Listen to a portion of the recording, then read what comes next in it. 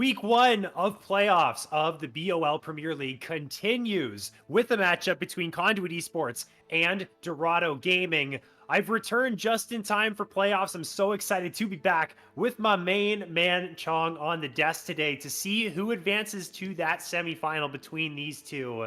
I couldn't be more excited, Chong. How are you feeling today? Man, I'm excited for this series. We had a great series yesterday between Elysium and the Spire. Elysium taking that one 3-1. But I mean, this one should be just as good. These teams are close in the standings. Conduit been on the rise, Dorado on a little bit of a slip. But I mean, in the content I wrote, both of these teams, they like to get early goal leads sometimes and then just kind of throw them away. So we should have some great games on our hands. I have a little bit of insider information. I believe that Dorado isn't playing with their normal 80 carry Tortuga, so I don't know who's going to be subbing in that spot. Well, that's definitely, well, it could, it's usually a bad thing when you have to sub out someone who is on your main set of players. So we'll see how they end up handling that. There's a lot of great matchups to look at, though, between these two teams. I'm looking mainly just off the start. The top side matchup is going to be fun. Trouble Killa and CZI, formerly known as Obi, two players who love to play the fighters. They like to get messy up there and just go absolutely all out. That's a matchup, Chong, I'm super excited to watch. Yeah, I mean, I think that matchup is going to be super pivotal. Trouble Killer playing the more likes of like Aatrox, Renekton, champions like this. While CZI, he's fallen back on champs like Cho'Gath, the AP variant that we've seen a lot in like the mid lane and like higher up ranks. But he could also pull out an Ornn occasionally, or he can play Jax and stuff like this. So it's definitely an interesting matchup to look at. The one I'm particularly looking at is this jungle matchup between Pine and Wak Warlock. I think these two are going to be pivotal for how the team executes. And I am very high on Pine. I think he's the best jungler we have here in Blue Otter Premier League. And the games he's played, he has absolutely popped off. Besides, last week, he had a little bit of a rough game on the Maokai one, but that was circumstances of the team maybe trolling him a little bit too hard. But besides that, he has been on fire since he started actually starting for this Conduit roster. So it's going to be a tough matchup here for Wak Warlock. As we know, at the start of the Blue Otter Premier League, he was a former top laner, role swapping into jungle. So it's definitely going to be one I'm going to be keeping my eye on. And in this 5-game Fearless, if it goes to 5 games, I'm curious what he's going to be able to pull out if it goes that deep in his champion pool.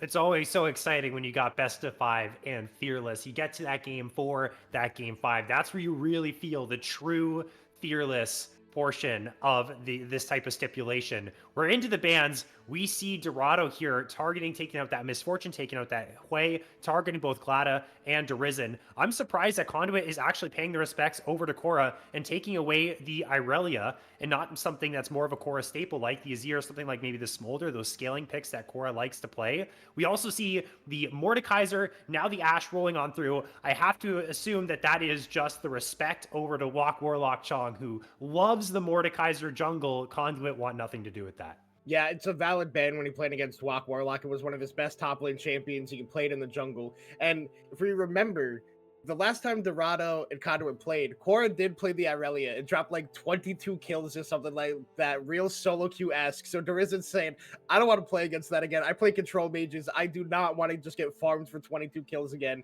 and rely on my team. But I mean, I think it's a smart ban by them. I think Derizen has the champion pool to match the scaling that Korra does like to go with the Smolder in his ear. But the one interesting thing that has already happened is Dorado has taken the Seraphine away, a champ that Glada has been playing the last couple weeks and actually been performing super well on them. He like absolutely popped off in the first game he played it. Second game a little bit more rough, but he was there to support the team. And he's going to be falling back on the Sivir, another champion like that. Sivir not like the DPS god that a lot of these 80 carries are, but the utility she provides with that on the hunt, giving the movement speed, and the wave clear she provides is really helpful. And then the Amumu taken away from Wak Warlock. This is also one of Pine's most played junglers overall in his comp career, so I really like seeing him get his like staple, normal ban away from him.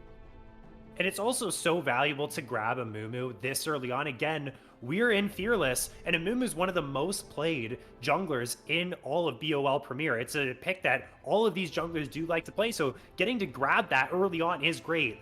I'm super surprised of what we're seeing right now, Chong. We're seeing a blind Darius that's going to come through from Trouble Killa. This is not your typical blind pick champion, so I'm really interested to see what CZI ends up responding to this. But the Sivir into the Seraphine, fantastic as well for Conduit. Get that scaling in. You're not going to be pressured too much. You have the spell shield to get away from things like Encore and Beat Drop. So the Sivir should have an easier time here. And it should end up being Korra taking this Corki into the mid lane, as she is more of that marksman style player. She can play those marksmen. She's played the Tristanas, the Ezreals. So I expect to see that go into the mid lane, but there is still that potential of maybe a Seraphine support coming on through, maybe a Corki bot lane. There's still a little bit of stuff to work with here for Dorado. Yeah, I was gonna say I do really like the way Dorado is drafting right now. They've drafted 3 flex picks. Despite the nerfs to Darius Jungle, you still can That's go it. You true. just have a slower clear speed. And with Wok Warlock being a former top laner, does play Darius, so could be a flex pick between him and Trouble Killer. So I like the way Dorado is approaching this draft, going, hey, we don't have to lock away lanes yet. Seraphine can go 3 places, Corki can go 2, Darius can go 2. Let's just get some strong picks right now and then figure out where it's going later. While Conduit is just going, we're drafting what's good for us, and we're drafting what we performed on. The Risen played this Mel last week and absolutely did pop off on it. He started the game with an early roam to the bot lane, picking up a triple kill for himself, kind of styling on them, and then just went on a rampage from them. His damage did fall off a little bit later. The rest of his team came in there, but I think he still dropped like 11 kills in that game. So really happy to see Darizen on this champion again. But champ he's been spamming in solo queue. He does love these control mages, so I think he can make it work again here. But looking at these other bans coming out, we got a Sylas ban, some good ultimates on the side of Conduit. You don't want to be given over to this Sylas. And then the Garen ban. CZI does play this. He likes to play it into like the Orange and other champs like this. But Garen also nerfed on this patch. You get less crit strikes on your E. I think it's reduced to like 50 or 25% now instead of what it used to be at like 75%. So Garen, not as strong as he used to be. Still a really strong champion if you can get it in the right matchup. Yeah, the Silas taking away Malphite now as well. So maybe targeting that mid lane, they still think that mid lane pick could come through for Condor. Maybe they think Silas top is something that Trouble Killer could end up pulling out, and maybe it is going to be that Darius Jungle despite those nerfs rolling through. Last ban before we get into the second round of picks here for Dorado. They've already taken away the Garen. It looks like they're going to target that top lane once again, knocking down the Poppy. They have things like Valkyrie, which could be blocked by the Steadfast Presence. So in the sense of mitigating the dashes, that's the reason why they might have taken that one away. We're going to see a Gnar hover here into the Darius, most likely. This should be a fine matchup. You have the range. When you're in Mega Gnar, you should be able to go toe-to-toe with Darius, especially nearby those walls. You can chain that CC. I think this is a good matchup for CZI, unless Dorado have something up their sleeve here. We'll see if that's the case on this 4-5. Yeah, if Dorado has a top lane pick, they want to be picking into this Gnar. This is the time to slam it and say, hey, we can beat this matchup in the top lane. Gnar is one of CZI's better champions. And my small stint of playing top lane, I had the honor of playing against his Gnar and learning out the hard way. If you solo kill him twice, he'll still carry on this champion. But with that, I also got a little bit more insider information for us here, Forrest. It's actually not Pine playing jungle for Conduit today. It's actually Okay. Nasian playing in jungle. 2-time BOL Platinum champion.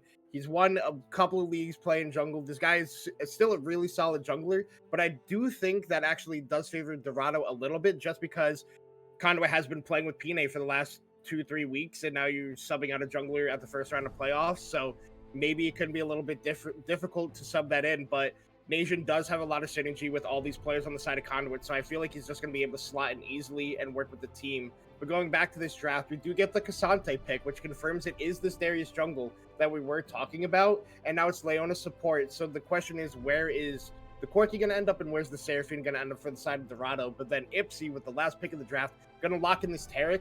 I love Taric. I love it into the draft that Dorado has playing. People sleep on Taric. I think he is one of the most OP supports right now if you're not playing Lulu and you're not playing Yumi. And there's so many melees as well on Dorado's side. Taric might struggle against something like the Seraphine, who has that extra range, but even Corki is a really low range marksman. So Taric is going to get right up in their face. They want to jump in with the Leona combo, the Encore on top of everything as well. And if it's a good timed Cosmic Radiance from Ipsy, then that could be super pivotal for these fights on Conduit side. It's a tricky champion to pull off. I always say when Taric is picked up, it's really hard to pull off this champion. One of the hardest ultimates in the whole game to use properly, just because the timing gets so difficult. But Ipsy has some reps on Taric. I have it in my notes that they've played it before. They do like this, and they're taking that angle here. Game number 1. definitely going to be very exciting. The front to back potential of Conduit's side is insane. I really like what they've got for themselves here. They've got good scaling. Derizen on those control mages, like you said, Derizen's so good at those picks. Gets the Mel, going to do a fantastic job there. They have the reliability of the Amumu. Solid topside matchup as well. So I think Conduit, they have a really nice strategy heading into this game here. On the other side, though, Dorado probably going to have to play a little bit more chaotic with this Darius in the jungle. Yeah, it's definitely going to be interesting how Dorado wants to target this. In extended fights, it could go either way. If Conduit gets a good jump on them with that Curse of the Sad Mummy into a Gnar on top of a Cosmic Radiance where he can't respond to anything, it makes it really hard for Dorado's team to come back in those team fights. But if it's an extended fight on the terms they want, this Seraphine will do a lot of work of preventing Mel and Sivir to get out the damage that they're really looking for. But I kind of do think this game is actually all about Ipsy in a weird way, because if he's not getting those clutch ultimates like you were talking about, it's going to be really difficult sometimes in these team fights with what Dorado has drafted. And everybody knows if Darius gets fed, he's just going to keep running you over the whole game. So if they're able to keep this Darius down, and they're able to get what they want on the side of Conduit, it should be a pretty easy game number one here for them with that team fighting comp that they have drafted for themselves. Getting that first win, very crucial here, giving you the momentum that you need in this series. It's playoff time. It's quarterfinals. Conduit, Dorado, game number one. After this very short break, we will be bringing you to the Rift to see how it all unfolds. Don't go anywhere.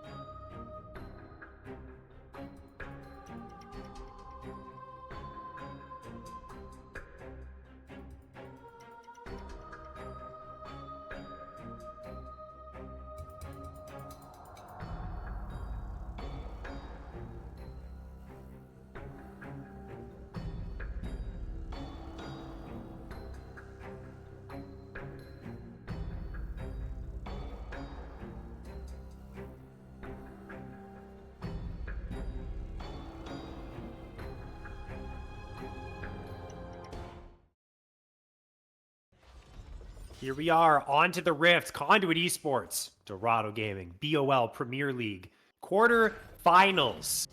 No double elimination lose, and you go home. Game 1 starts now. The debut of Nation on this Conduit roster here, in for Pine, who Chong and I thought was going to play with them, and we'll see how they do. And it actually looks like what we've done here for Dorado, Chong, is put Frozen Bullet up to the 80 carry role and have Sunray, who played for them previously the last couple of weeks, or at least one of the weeks in the last weeks, play that support role. So interesting roster shakeups for both of these teams.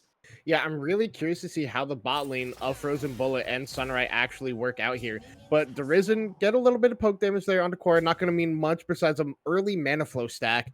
But I think my eyes are now going to be also glued to this bot lane just because of Frozen Bullet now in that 80 carry APC this game role and Sunrise support. I'm curious to see how that actually works out for them in this series. But now I think the jungle matchup is still something to be watching between Nation and Walk Warlock. But as you said, I think most people are interested in the battle of the top lane of CZI and Trouble Killer with what they provide to this team and how they really get early leads and really transfer that into being these late game carries and real threats in these team fights, which sometimes can be a struggle in top lane. It feels like you don't impact the game a whole lot, but these guys know how to do it and they're some of the best at making it get done.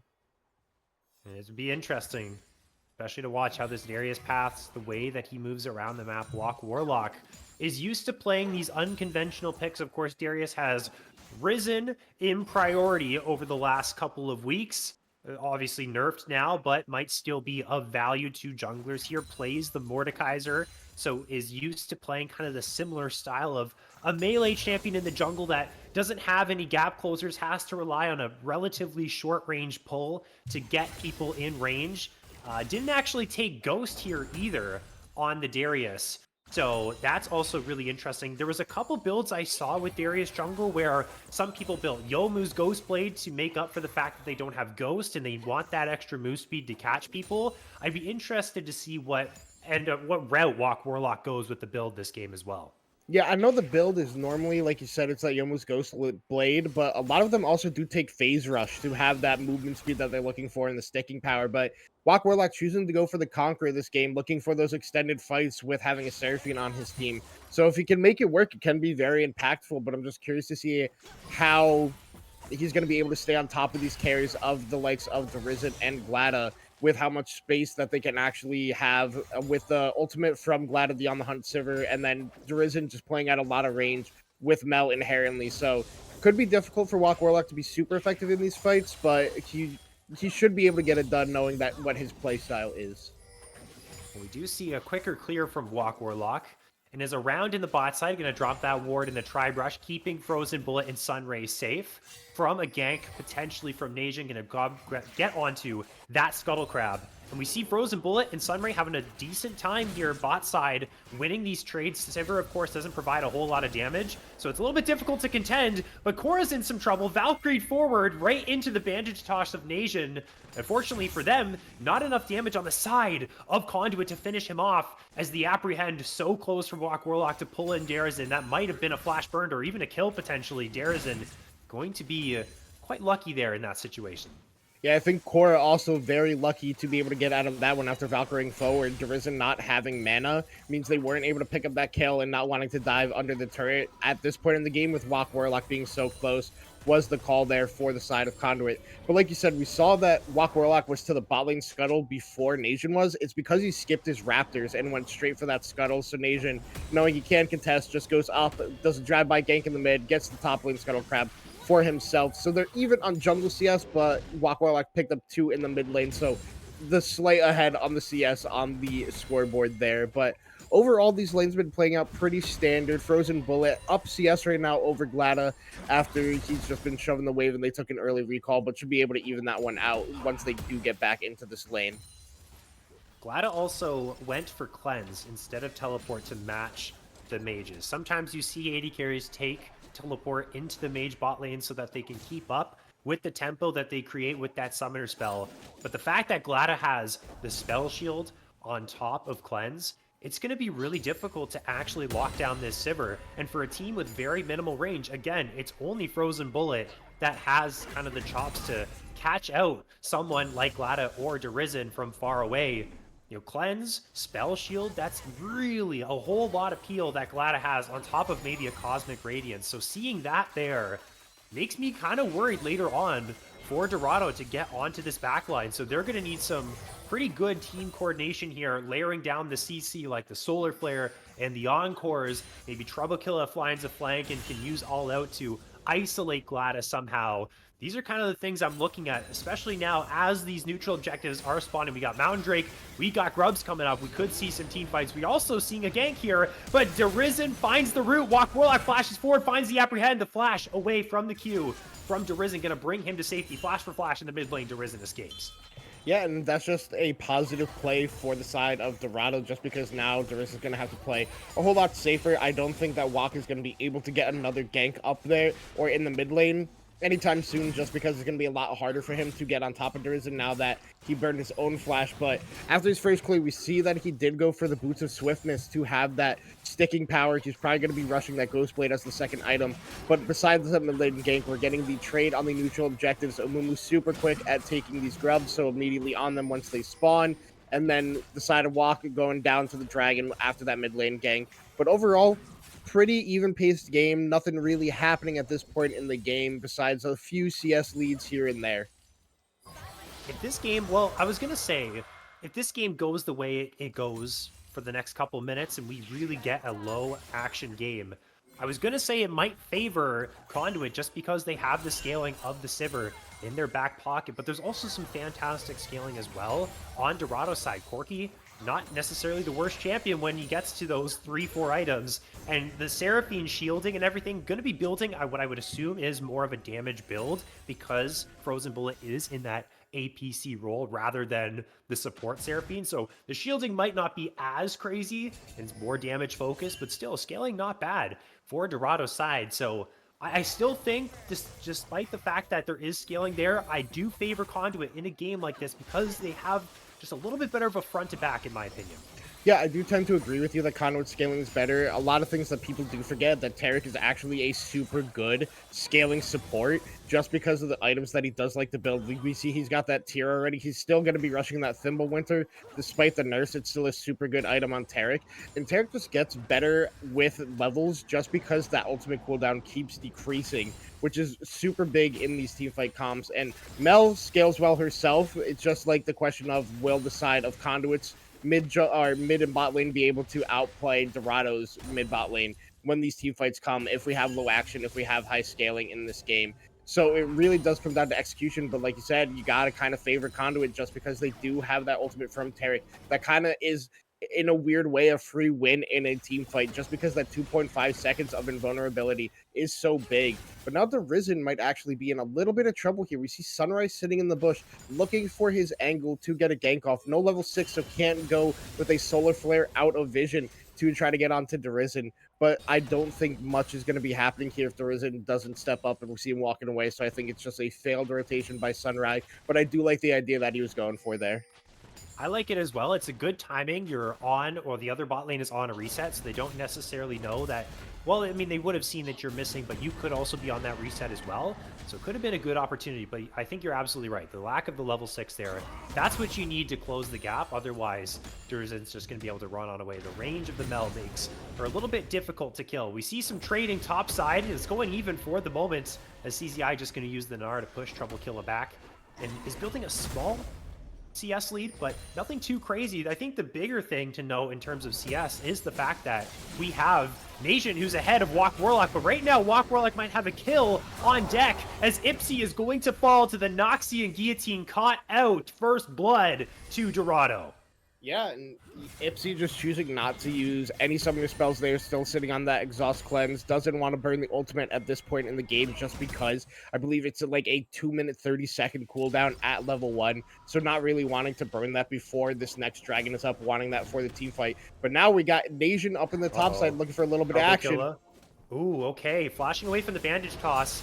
I feel like it would have been smarter for Nation to use Curse of the Sad Mummy first, so that you could then secure the bandage toss later on and then use that if Trouble Killer flashed away. Maybe they would have had the damage, maybe they didn't. But at the very least, they get the flash off of Trouble Killer. Can look for a regank later on these respawn grubs. Trouble Killer will be more vulnerable. Ipsy has rotated over, like you said, held the Cosmic Radiance for this play. They're looking for Sunray, and Sunray's just dodged away from every ability. That allows Walk Warlock to find the flank. Here we go. Cosmic Radiance being channeled, but Nation is gone, and it's Cora to pick up that kill. They are invulnerable for the moment. Derizen running on away. Ipsy will also be the sacrifice. Does have flash, but should not bring him to safety. The Zenith Blade connected onto Derizen. Cora wants to continue this play. The root does connect. Should have enough HP to walk this one out, but Dorado, 3 kills to 0. They'll get the grubs as well. That's exactly how they wanted that grub fight to play out.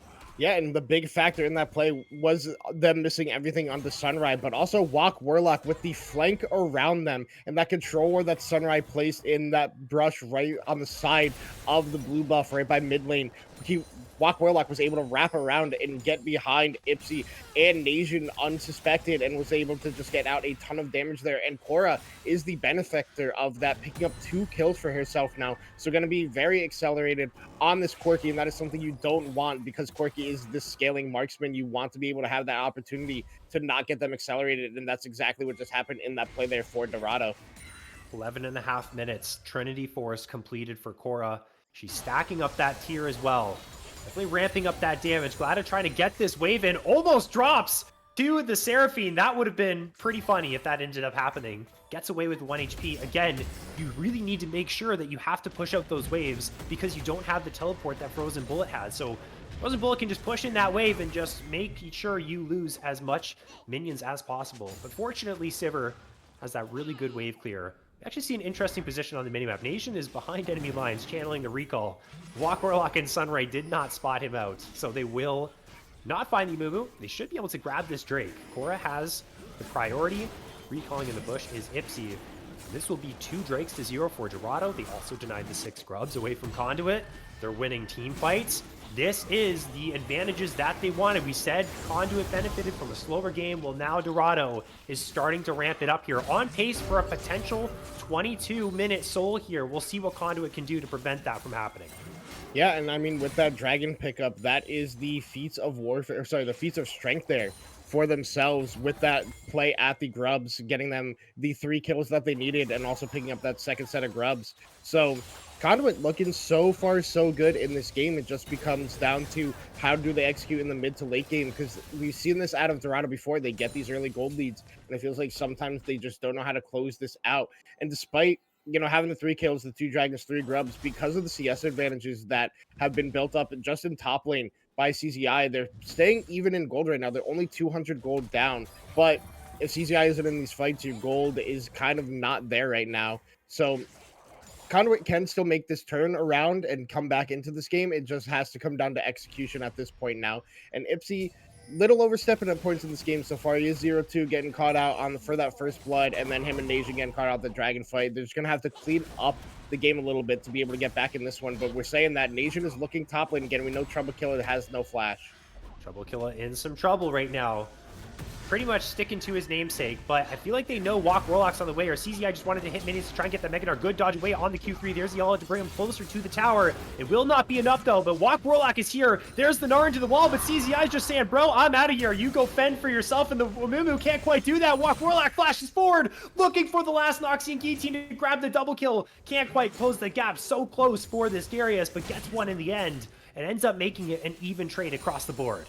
Yeah, so it was a nice initial gank there by Nation. He did miss the first bandage toss hit onto him. Oh, Frozen Bullet could be in a little bit of danger. Glad it not there on the follow-up, though, able to get away from that one. But yeah, Nation went for that gank at the top lane. He missed the first bandage toss. It hit a minion, so Trouble Killer was able to extend that fight and position himself so he could knock Nation away from CZI and disconnect them on that play with Walk Warlock coming up, and Walk was able to just turn that around for the team. And we were talking about Darius Jungle going Ghostblade. It looks like he's building towards potentially a Triforce, he could go Triforce, Stridebreaker from this point. He's got a Tiamat in his inventory, a Phage, and a Boot to Swiftness. So not really sure which item he's going for right now, but I assume it is going to be that Trinity Force because we see the dagger in inventory. So not going for the Ghostblade like we assumed. Well, there you go. Well, you know what? Our answers... Oh, it's Stridebreaker. Our answers have been... Yeah, we've been answered here. Stridebreaker is the answer there. Does Dagger actually build into Stridebreaker, or did he sell that? I think that's just maybe my lack of knowledge there. But yeah, I don't build Stridebreaker on support champions, so I'm not sure the exact build path of that. I saw Phage and I was like, it's Triforce. That's the Triforce item. But now he goes for the Stridebreaker, so gonna give him that sticking power that we were talking about, not having Ghost, not having Phase Rush. He's got the Boots of Swiftness, he's got Stridebreaker, but first turret on a poorly timed recall by the bot lane of Dorado was picked up by Ipsy and Glada, and Tarek isn't a slouch at turret taking because of his passive. When you pop an ability, you get that accelerated attack speed on 2 auto attacks, but it also resets the cooldown of all your abilities. So if you just hit a Q, 2 auto attacks, you Q again, and you just keep doing that forever, you're just able to shred these turrets, especially with 3 grubs on your side.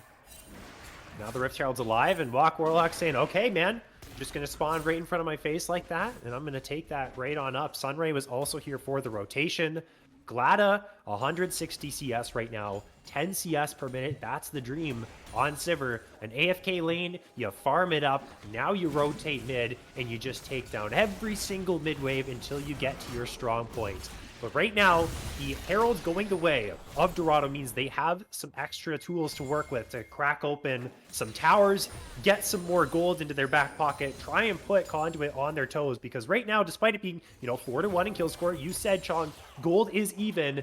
Conduit's still in a very comfortable spot in this game. They are not pressed for time at all. They're parking Glada in this mid lane, ready to wait for that Sivir power spike.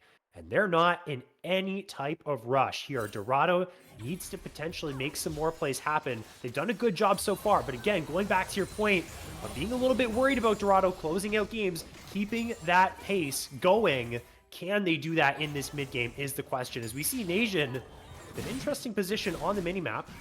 I don't know if you want that 1v1 unless someone can rotate over, and that's what Glada and Ipsy are doing. He actually just smites away the red buff. That's what they were doing. Oh my goodness, Walk Warlock.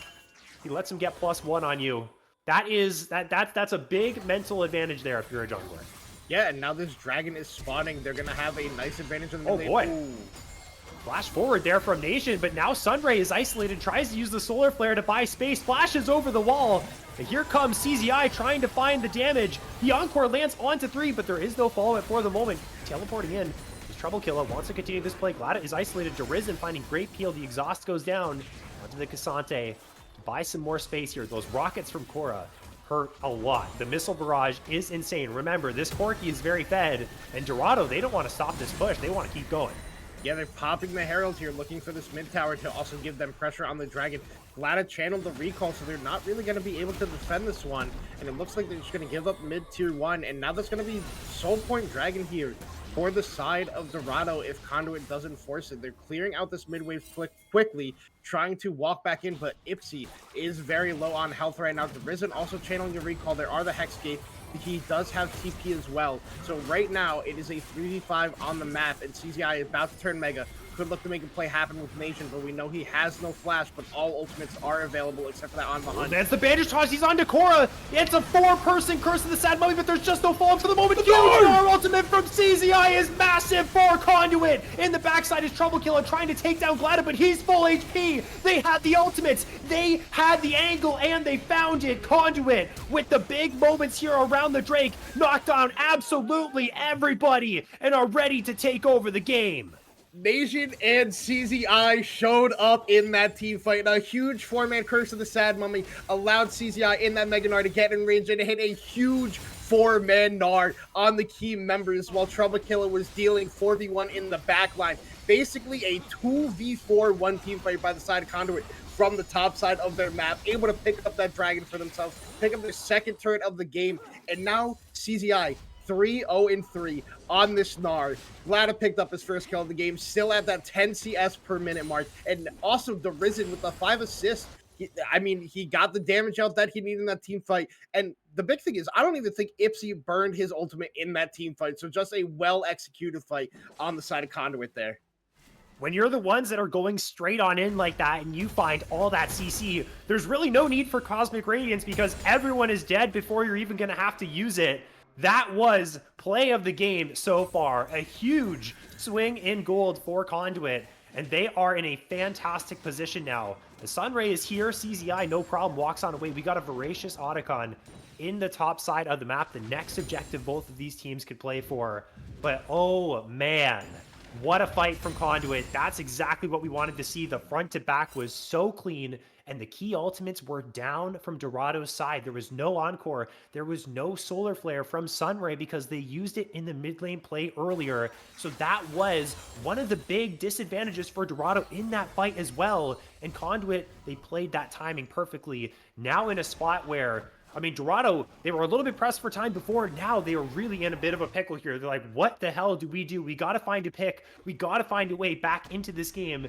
It might have to be around that Otacon. We'll see who ends up starting this out and if these teams even really care about this right now. Yeah, and I mean, speaking of Otacon, it feels like Riot Games just can't balance which one spawns in the game. Before, it felt like we were always getting the Ruinous Otacon with the respawns, and now it feels like all we get is Voracious anymore. So, I mean, I expect to see a lot of Voracious in the series just because of the way it is coded right now.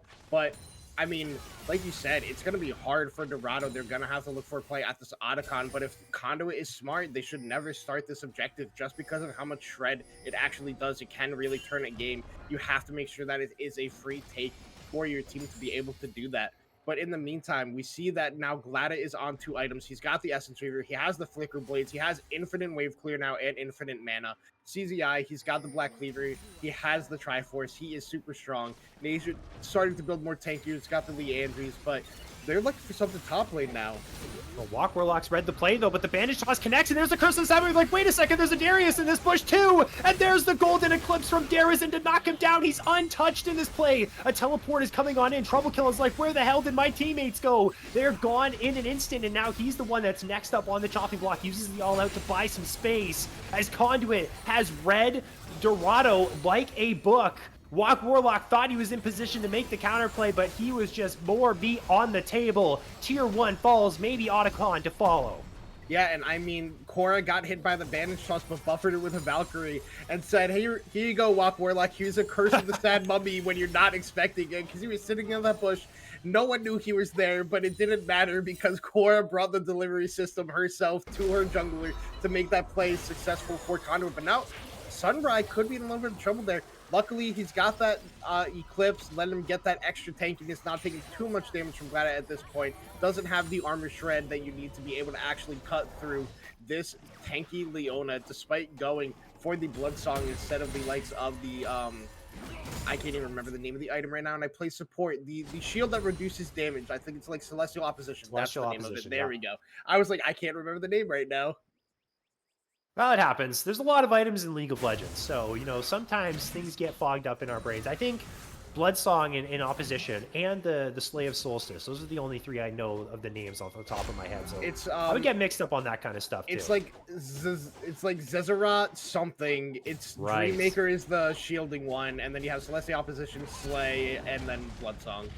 Trouble Kill is in some trouble. The Boulder does land. There's the Dazzle as well. The Pathmaker is nice to buffer the CC, but they are sticking to you like glue right now. Trouble Kill and nowhere to go and is going to drop, but look at the Otacon on the top side of the map is being taken right now by Dorado. They should be able to secure this. There is no one really in the area. Walk Warlock, Korra, Sunrai, all on this. There's teleports on CZI and Arisen. If they want to end up going for this, they're walking over to it right now, and Korra's actually getting murked by the Otacon right now. This is a whole battle. This is like a team fight. Glada might just pull up for Glada's 3 gonna kills. 1v3. This would be insane if this actually Oh, happens. no. He's just using the throw of the hunt to jump right on in. Glada flashes onto Korra. It's disaster here as Walk Warlock can't even finish off the Otacon either.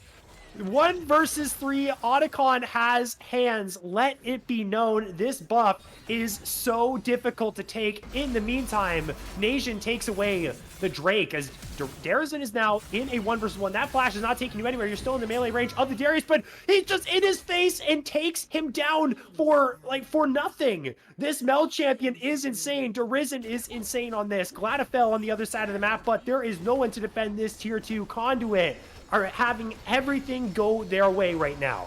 Yeah, and I mean, it looks like Dorado just didn't know how to fight that Otacon. That's the one that you need to stand closer to take less damage, but they're all juggling aggro on it, which means they're all getting increased passive stack of that Otacon trend, so they're just taking more and more damage individually at over time.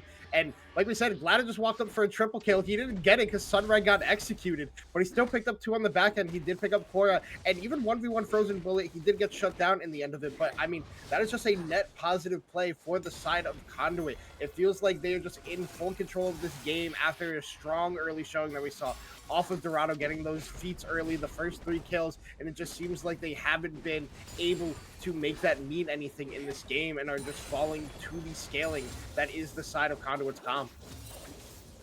Infinity Edge almost on deck for Glada. The Baron is alive. The Otacon actually wasn't taken. Despite it going down to 2000 HP, it's still on the board. So we're going to get that potential combination of old back to very early season 15, Voracious into Baron. That's on the cards for Conduit, whether they want to start with the Voracious Otacon or just start with the Baron. They're setting up the vision regardless.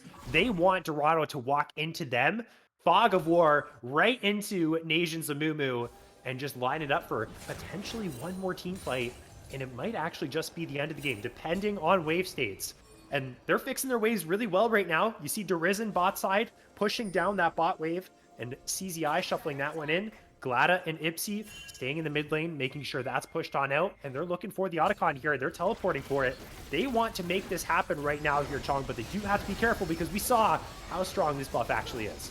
Yeah, it could be rough for them, but this is the power of having a Taric on your team because... Oh, never mind, we got a fight forward. They're just sending it right here. They do not wait. They don't waste any time. Nation lands both bandage tosses, continues to play. Everyone's flashing forward. Trouble Killer is trying to tank, but he's stunned up by the Gnar. He's doing a decent job of damage. Glada almost falls, but it's not going to be enough in the end. Conduit win a team fight. They make the snap engage happen. Now, the Otacon and the Baron are up for grabs. Yeah, and that should just be both of these major buffs over to the side of Conduit Gaming. But the bigger thing is now, there can't even be a return fight because you have Taric on your team. You can just put a W on 2 people or 1 person. Everybody just stands on top of each other. Yeah, spams Q every second at that rate when you're autoing a neutral objective, and you basically are full health by the time you finish taking the objective.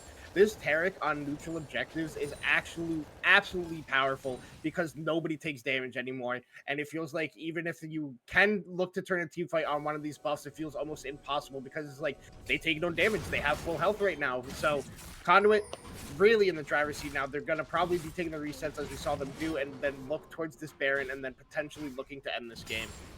I thought maybe they were going to go straight to the Baron, but I like what they did better, actually. You have the major power spikes for your carries, like the Infinity Edge now done on Glada. Why would you wait any longer when you can just go back by and then go towards that Baron? I would like to see them start it ASAP, though. Just do the exact same thing that you did around the Otacon here at the Baron. Look at that damage. Sunray, this is supposed to be a frontline champion, by the way, for Dorado. That's a level 9 Leona that just gets shredded immediately. It's a 3-level lead for Ipsy in the support role. That can't be something that you like if you're Dorado. They're channeling resets. You have Walk Warlock clearing his red buff right now. There is no chance at a contest. You can't necessarily blame Dorado because it's so hard to actually find a fight here.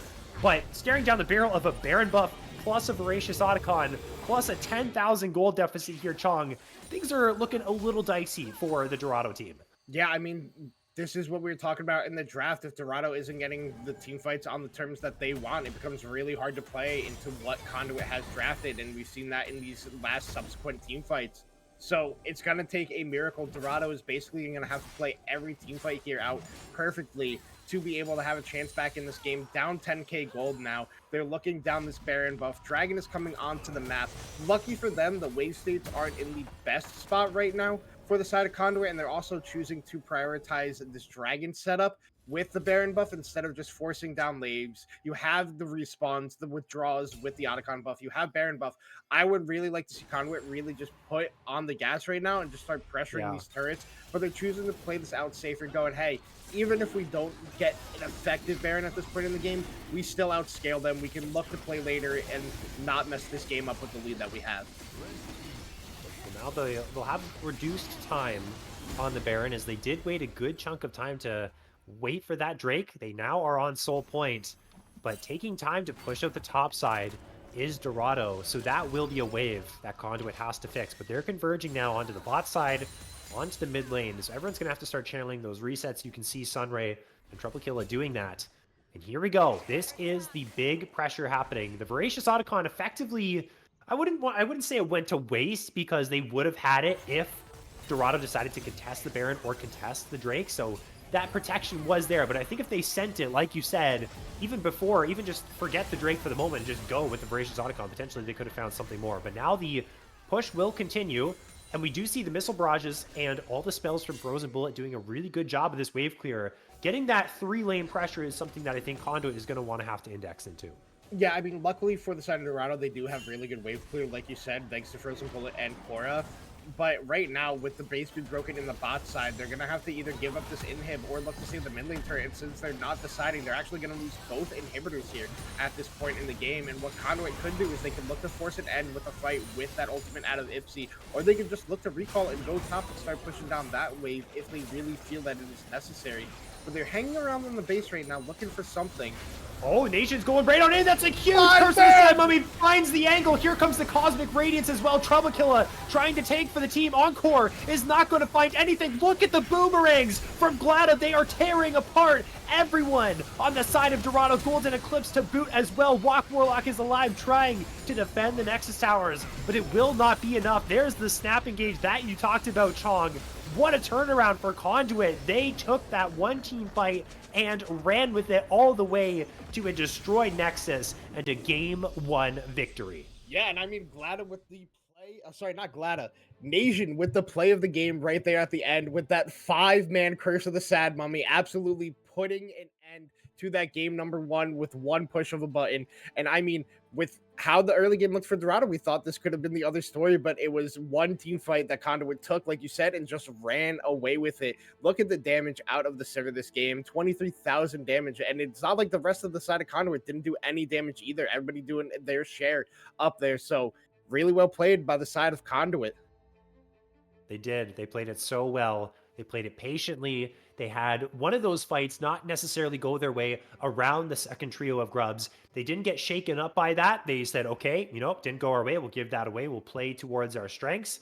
We'll regroup around the next objectives. That's exactly what they did. I want to point out, most damage from Glada on the side of Conduit that game. We talked so much about the Sivir being that backline carry, but Walk Warlock on the Darius. They picked this very early on, and it was Conduit who built a composition that made Darius's life very difficult. That range from Derizen and Glada was just a lot for the Darius to deal with, and only 5,000 damage dealt in the whole game reflects that struggle that it had. So not necessarily the greatest of picks into the composition that Conduit had, and some clear struggles there for the side of Dorado. They got the lead on Korra, but weren't really able to leverage that.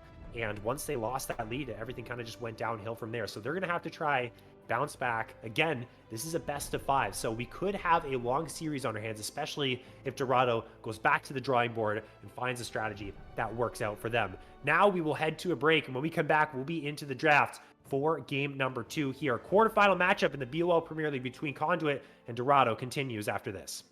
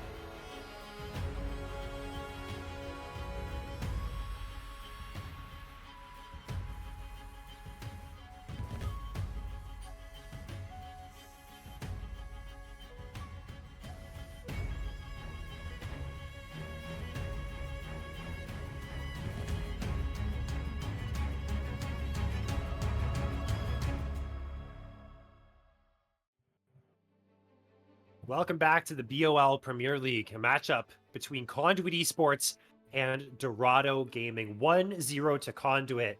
A really dominant game, a close early game, and one team fight flipped the script.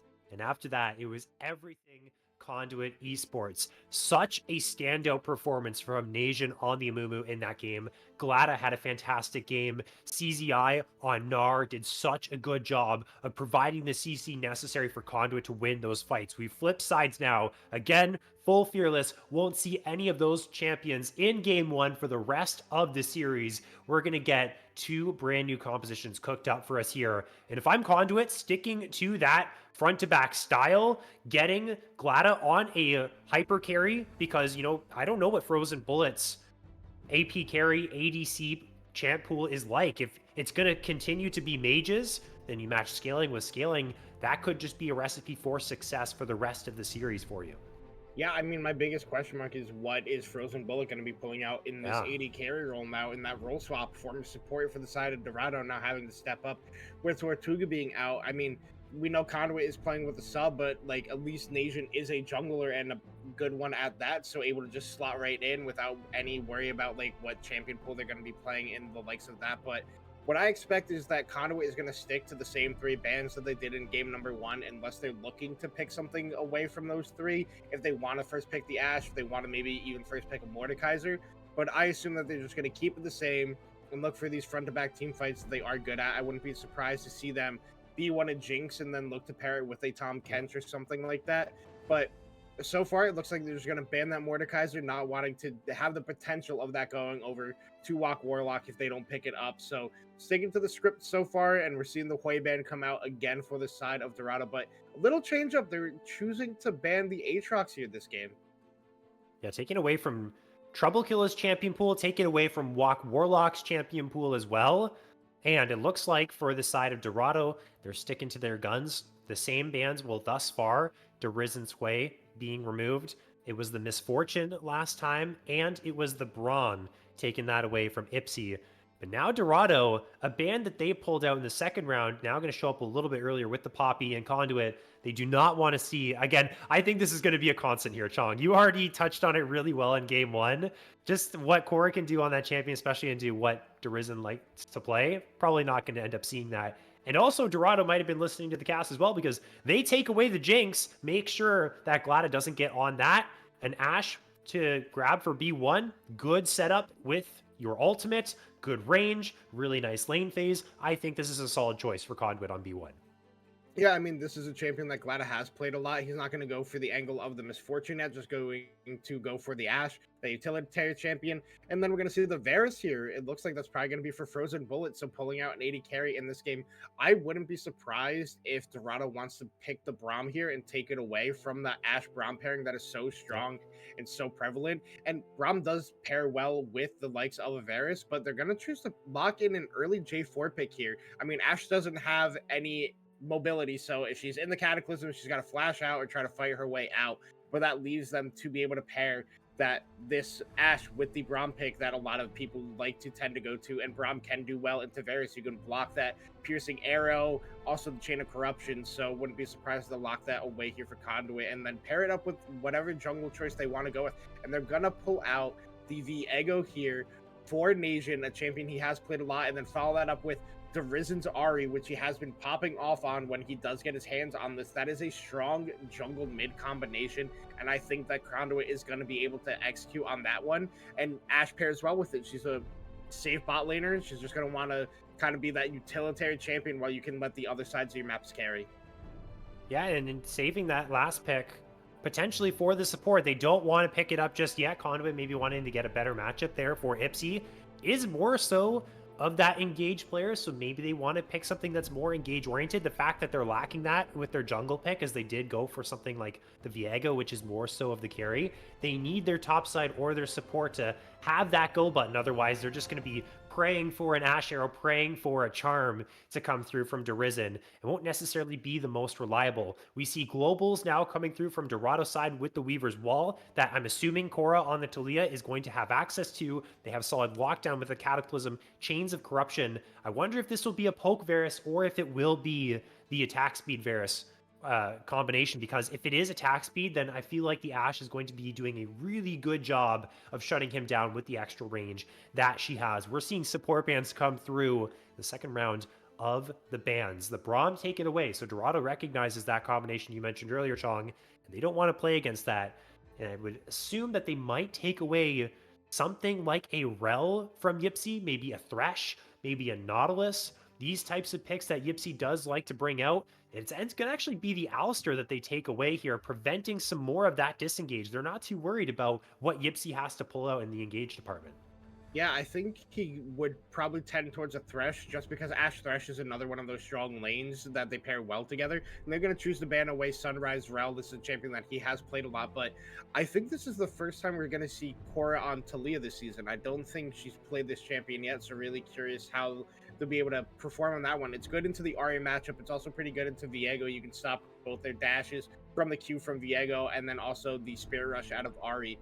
But I'm really curious to see where they go with the draft from here. I do think that the Lethality Varus variant could be very strong into what Conduit has drafted so far, as it is just 3 squishy members. But they're going to go with the Rakan, give them a solid snap engage option. Rakan really good at locking down multiple people at once in a team fight. But then I wouldn't be surprised to see Conduit draft even an Ornn in this game for CZI up in the top lane, because you do have Nation on one of these carry champions, and like you did say, you need an engage option, so I wouldn't be surprised to see engage drafted in both parts of Conduit, and like I predicted, we are seeing that Ornn, and I would like to see Thresh or maybe even a Nautilus here. I know it can be a little bit rough into Talia, but they're choosing to go with the Tahm Kench, so not the Jinx Tahm Kench, we're getting Ashe Tahm Kench in this game.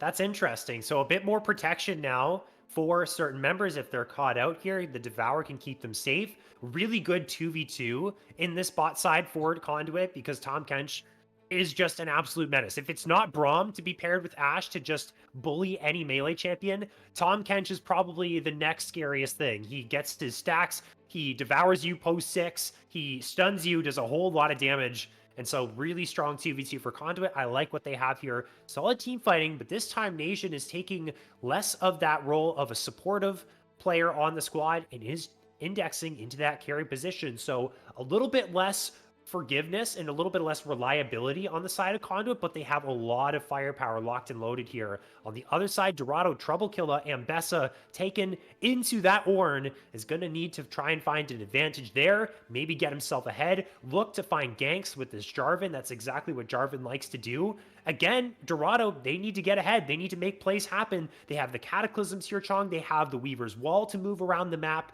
They need to make stuff happen. Otherwise, they might just get run over again here. So they're kind of sticking to the same game plan as game number 1. Yeah, I mean, Conduit just going for that straight up team fight comp again with what they have drafted, but the side of Dorado, they're kind of in a similar situation to where they were in the last game. They just don't have a Cassante. So they have no frontline in this game. They less than they had last game. They had Cassante Leona at least last time. This time it's going to be Rakan and Bessa and Jarvan face checking these bushes. And if they get hit by a charm, they're just going to get blown up. So it's going to be really difficult for the side of Dorado if they do end up getting behind in this game. But that doesn't mean that they are lacking in a lot of departments besides frontline. They do have great engage options. They do have a lot of damage in their own right with this Varus and Talia if they're handing these skill shot abilities. But I mean, we're going to be in a situation where if they do get behind again, I feel like it's just going to be Conduit controlling the pace of this game, dictating how it goes and kind of running them over. So it's really going to be on Walk Warlock this game, considering he's on this Jarvan, who is that early game ganking jungler. He can just take red raptors and just gank you at level 2. He can just take a red buff and just run straight mid lane if he wants to go for a gank level 2. So it's something that he's going to need to put a lot of priority on getting these successful ganks off. And even if you're burning a flash at level 1, that's a success because you can just come back in 30 seconds if you want to. They got no flash and you can get the gank off then. So it's really going to be interesting to see how Walk Warlock controls the pace of this early game. If I'm Walk Warlock, I'm looking at this Ambessa. I'm going to try and get Trouble Kill ahead on the Ambessa, can go crazy. Not a lot of tanky members here. Ambessa can do some real damage in this one. And the playmaking was very good from Conduit in the first game, but last time they had, again, a lot of reliable engage. It's a Mumu. It's pretty simple here. Gnar, you get Mega, you jump in, and you find the stuns here. Call of the Forge God's going to be a fantastic engage for them. But then, again, Nasian is going to be on this Viego. Derizen is on more of a playmaking pick in the Ahri, has the Spirit Rush to make plays, has better roaming potential. They have a lot of tools to make things happen and look for skirmishes. I think that's really where Conduit excels. They also have arrows that they can fly from the bot lane to look for picks that they can start off fights with and combine with the Ornn ultimate. So Conduit, this is going to be an interesting team composition for them to play to see if they can really just take it to Dorado proactively rather than reacting to some maybe poor neutral objective decisions that Dorado make. This is the interesting dynamic from last game to this game. Our compositions are locked in. We're into the spectator delay. Conduit up 1-0 in the series. Can Dorado avoid going down 2-0, facing elimination and knot us up here? We'll find out right after this.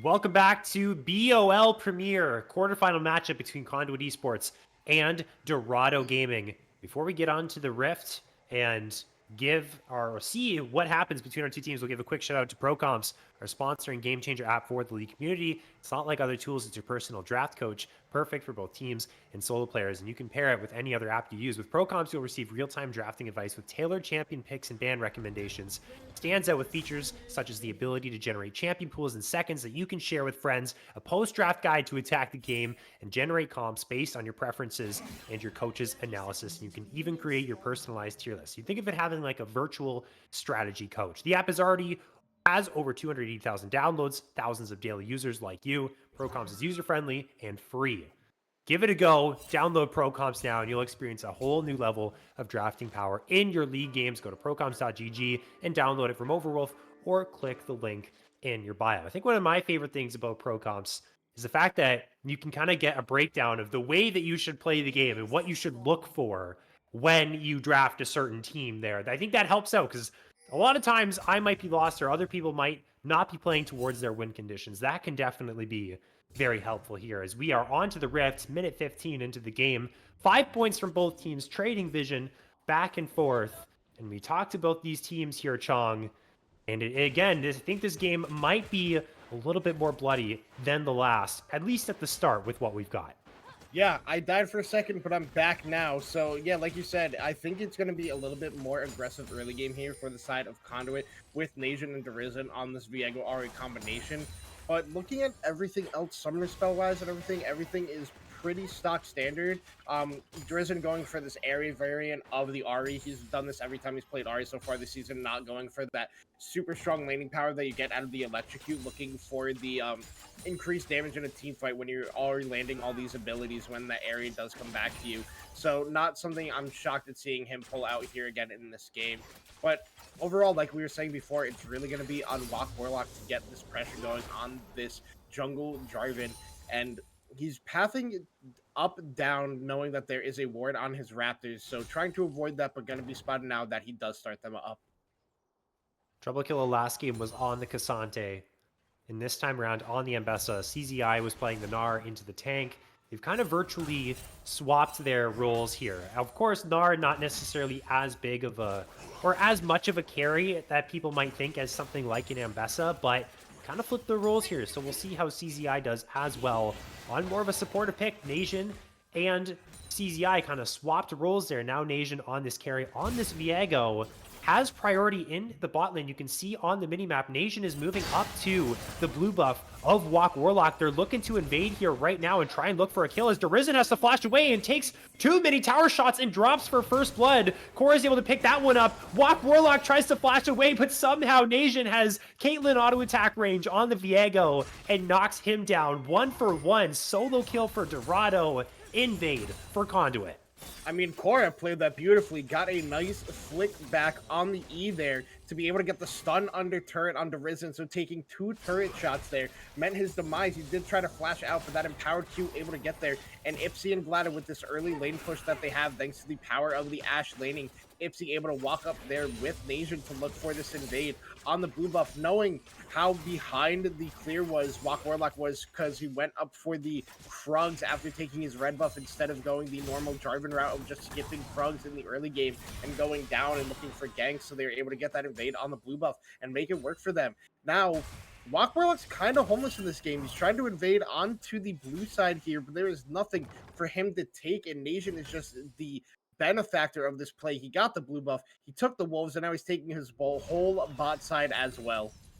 Poor guy. That's your worst nightmare as a jungler there. You see no camps. He's praying that something was up for him to take. There's nothing there. Has to just channel the recall. Trouble Killer as well has CZI pushed in, so there's really no gank opportunity there unless you're looking for a dive, which can be super dangerous. And we see this struggle reflected in the CS between both of these junglers. It's 2 camps ahead right now for Nation. Now gets the reset. Even though Wok Warlock got that reset earlier, there's going to be more camps up and available here for the Viego. They might look for another invade, but we'll see what happens. Glada is in a really unfortunate spot here. Bot side did get canceled on the reset, and now Frozen Bullet and Sunray can just continue to push this wave in.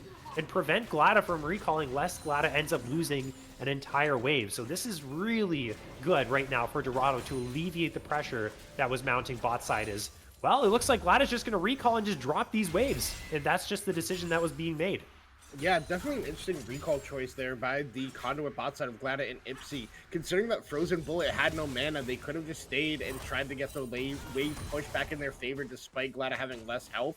They could have looked for it, but choosing to just play it safe, take the recall, drop a little bit of CS here, it's not going to be too detrimental to Glada because he's only done 4 CS, but now Cora getting some nice flickbacks onto Dorado in this lane and hitting those clutch Qs to get some nice chunk on him every time he's looking for these minions. So Cora playing a great job in this early lane so far, but Nation is in the mid lane. Spotted a little bit when he stepped out, realized that he said, nah, I'm just here for the flower and I'm going to leave. But now pings onto this dragon. It looks like Conduit is looking to prioritize this one as Walk Warlock finally getting some farm under his belt, stealing away the top side. Never mind, just going to leave the wolves and go right to the grubs. What are we talking about? He's not stealing anything right now. Yeah, it's definitely not as efficient as maybe you would want, but I guess he just feels that there could be pressure that could mount from Conduit. Maybe he thinks that they're going to go straight from Drake all the way to Grubs to try and contest that, so they just want to secure this, but they have priority topside. They brought everyone over here. There's actually Sunray that went up for this, is immediately channeling the recall. I like this because now Frozen Bullet is in danger of being dove, as now we see Nation did make their way from the Drake into the bot side jungle of Walk Warlock. So I'd like to see Walk move from Grubs down to this entire top side jungle of Nation that is now up and available. That's what he's going to do. It's a little bit potentially risky here unless, oh, actually we do see Nation was spotted on a ward there. So they do know that Viego is bot side, and this is just going to be the trades here. They're kind of a little bit of a split map, and I think for both teams kind of like this right now because they have each of the sides of the map that they want to play for locked down. I think this is better for Conduit, though, just because you have more dive potential with Glada and Ipsy in comparison to trying to dive in Ornn.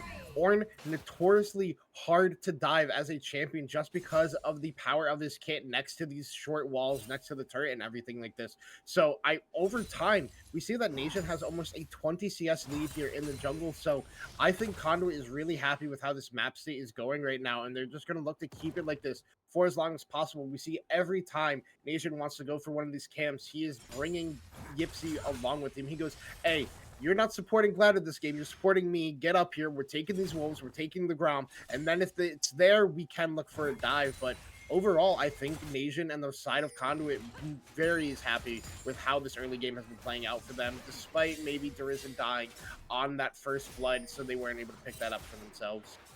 Sunray hovering around the mid lane, spotted by that control ward though, so Dorado knew the whole time of what was going on. Cora is now level 6, able to get these trades off onto Dorado, but the full value of the Talia is not really being felt until Cora can get on the map with the Weaver's Wall, look to get involved in top side, in bot side, different neutral objective plays. CZI could be in some trouble here, does have the flash, or actually maybe it's just coming off a cooldown here, I can't quite tell. No, is now going to use it, but the Cataclysm is going to follow, and Walk Warlock is going to grab the kill in a successful gank here, something that this J4 desperately needed to get back in touch here with the race of gold up against Nation.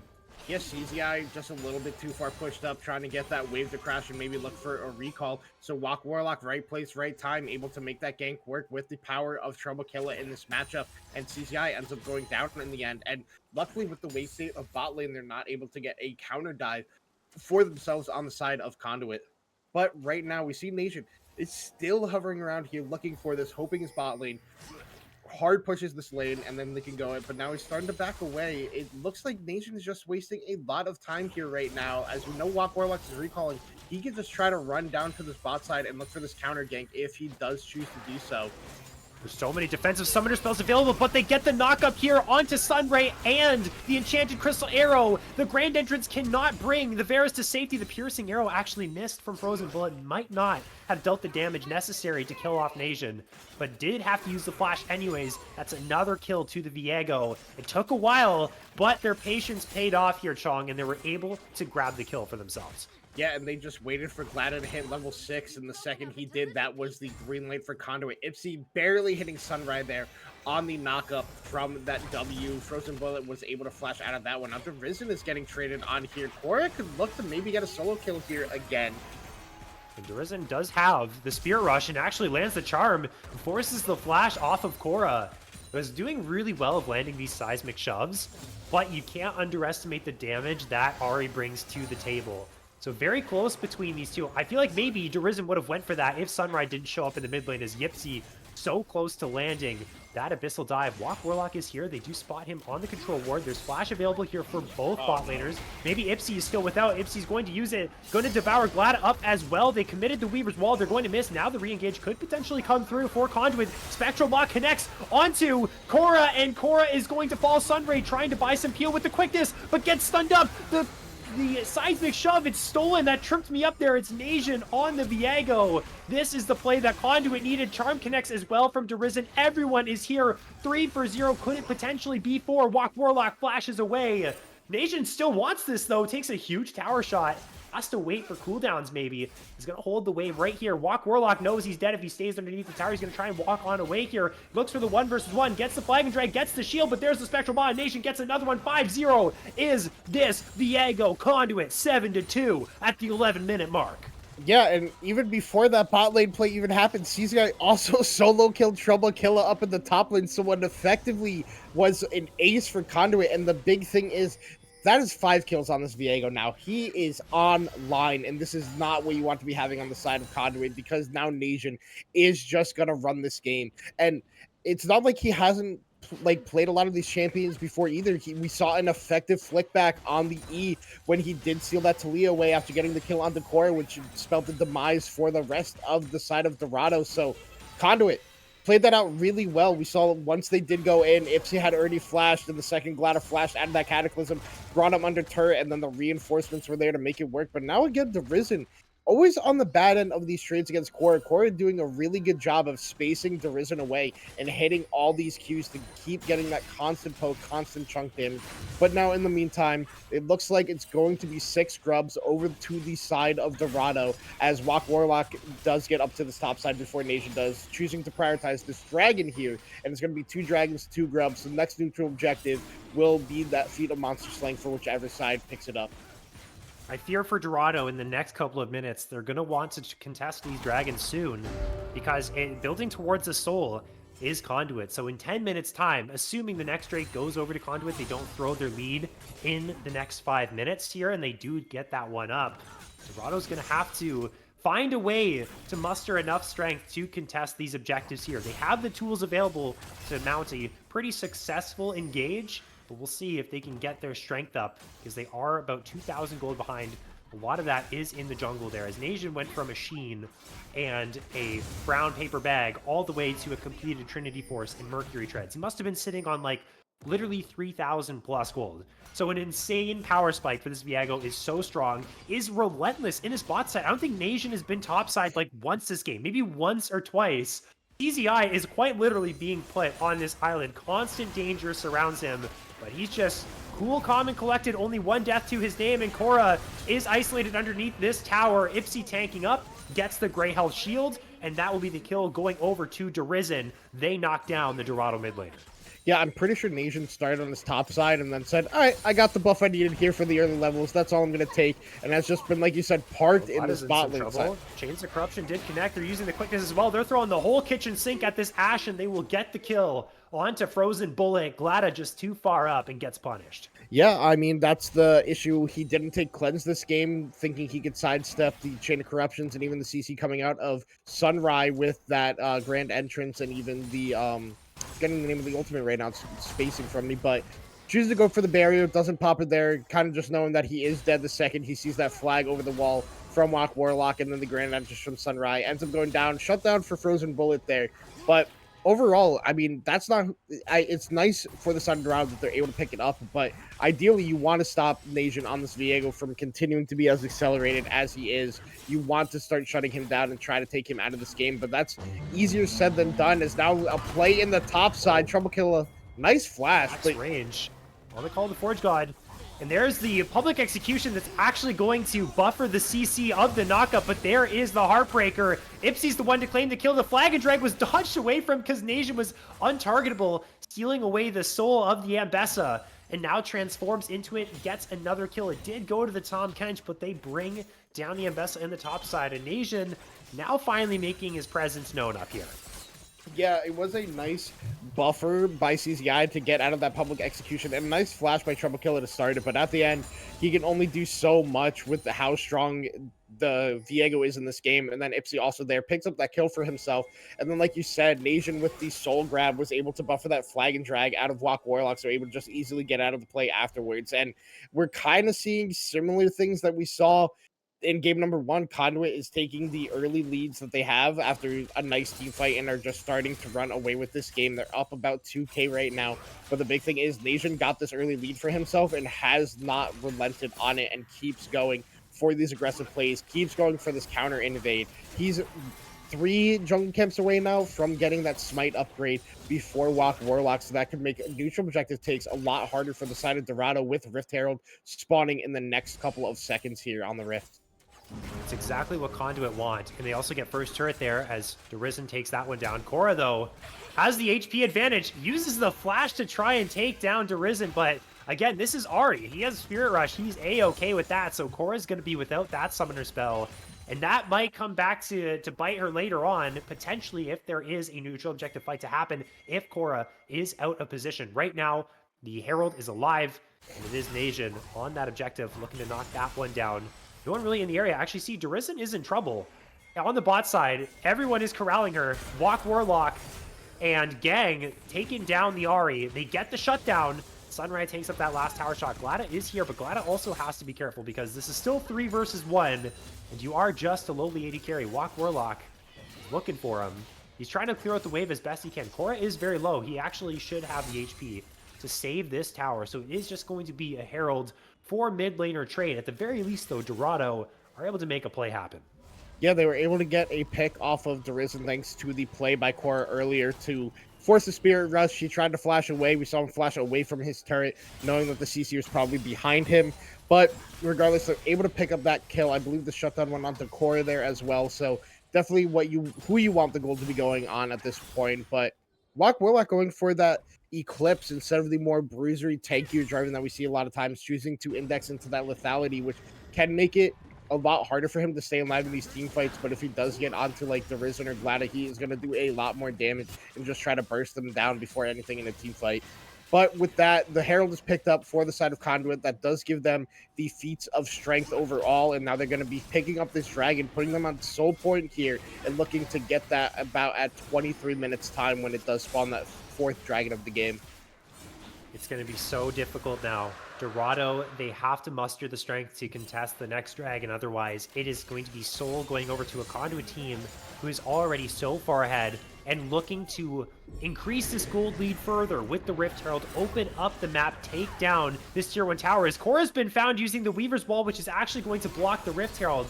Excellent usage of that ultimate to make sure that your tower stays alive and healthy, similar to the Bard interaction. So nicely done from Cora's side. And they keep that mid lane tower alive. It's a thorn in the side of Conduit. They want to try and invade. They want to try and get this push in the mid lane to make plays happen. But they're just going for it. Nation's jumping on him with the Heartbreaker, but gets caught up by the Chains of Corruption and went too far forward. The shutdown should come through, but no! Ipsy's able to save the Viego in the nick of time, and Nation will live with very low HP. So close to falling, so close for Dorado to grab the shutdown, but it just does not go through. Now potentially trouble here for Ipsy, but the Abyssal Dive will bring him to safety. Conduit, that bullet just grazed the side of their face. So close for Dorado, but not close enough. Yeah, yep, Ipsy really there to save Nation out of that one. A little too far forward, thinking they were going to get the pick off there, but all the CC came out from the side of Dorado to try to lock him down. And that also means that Ipsy and the rest of the team were able to get out of that one thanks to the Abyssal Dive channel. No CC to stop that one, unless Trouble Killer was going to waste the ultimate on that to stop that, but chooses to save it for the next fight that would happen. So Luckily, like you said, Conduit just escaping that one by the skin of their teeth, able to keep the shutdown on Viego and keep him accelerated as he is, looking to build that collector now as he does have that serrated Dirk in inventory. But now they're looking mid lane again. Glada and Ipsy could be in a little bit of trouble, but thanks to that control ward, able to just outplay it and walk away. So what I would hope from Nasian's side is that he realizes, okay, I'm not completely invincible, and if you do jump too far forward, especially, when you're building things like Collector, you're squishy on this Viego, and there is a good amount of damage on Dorado's side. If you go too far forward, you could get punished and shut down. There's a lot of things that could be dangerous. The stuns from Korra with the Unraveled Earth can stun you up when you're looking for a Spectral Maw, the CC from the Jarvan, from the Varus. And fortunately enough, Conduit did not lose that shutdown. They're okay for now. And maybe that's a warning to them to kind of say, okay, there's still times when we can go too far forward here. And also for Dorado, look out for those opportunities to shut down someone like Nation who goes too far. Even Derizen on this Ahri, despite all of those charges of Spirit Rush, could overextend. Could bring them back into this game. So definitely a very tense moment here, especially for the next 2 minutes. What can Dorado do to get the best position possible around this Drake that they can? Yeah, and now we're starting to hit that crucial point where Orin is getting ready to start handing out these ornaments. I assume he's going to be upgrading Nation first with how accelerated this Viego is, and that is the power of Orin. He's kind of just been ignored this whole game despite that one death, but overall, he's just been getting his XP, getting his farm, has a slight level advantage. I assume Trouble Killer going to be hitting that level 14 mark in a couple of seconds here as well, but this is the scary issue that you're in for Dorado because of this Viego being ahead. It lets the rest of the team just kind of play around the map freely, get this XP, get these scaling options going, and then look for these big team fights later with Nation being that driving force of the team, being the one to look for these carry plays and outplay the rest of Dorado. But like we saw before, if he goes too far, it could spell demise for him if Ipsy does not have that Devour. So really curious to see how these team fights end up playing out. And Dorado doing a good job getting touchdowns where they need, picking up farm. They're only down 1k gold now, a little bit. It used to be 2k, so trying to slowly get back in this game as Korra is looking to take this turret. Derizen having a really tough time, it looks like, in this matchup most of the times when he comes down here. Can't really step forward and use that RE pressure in this matchup.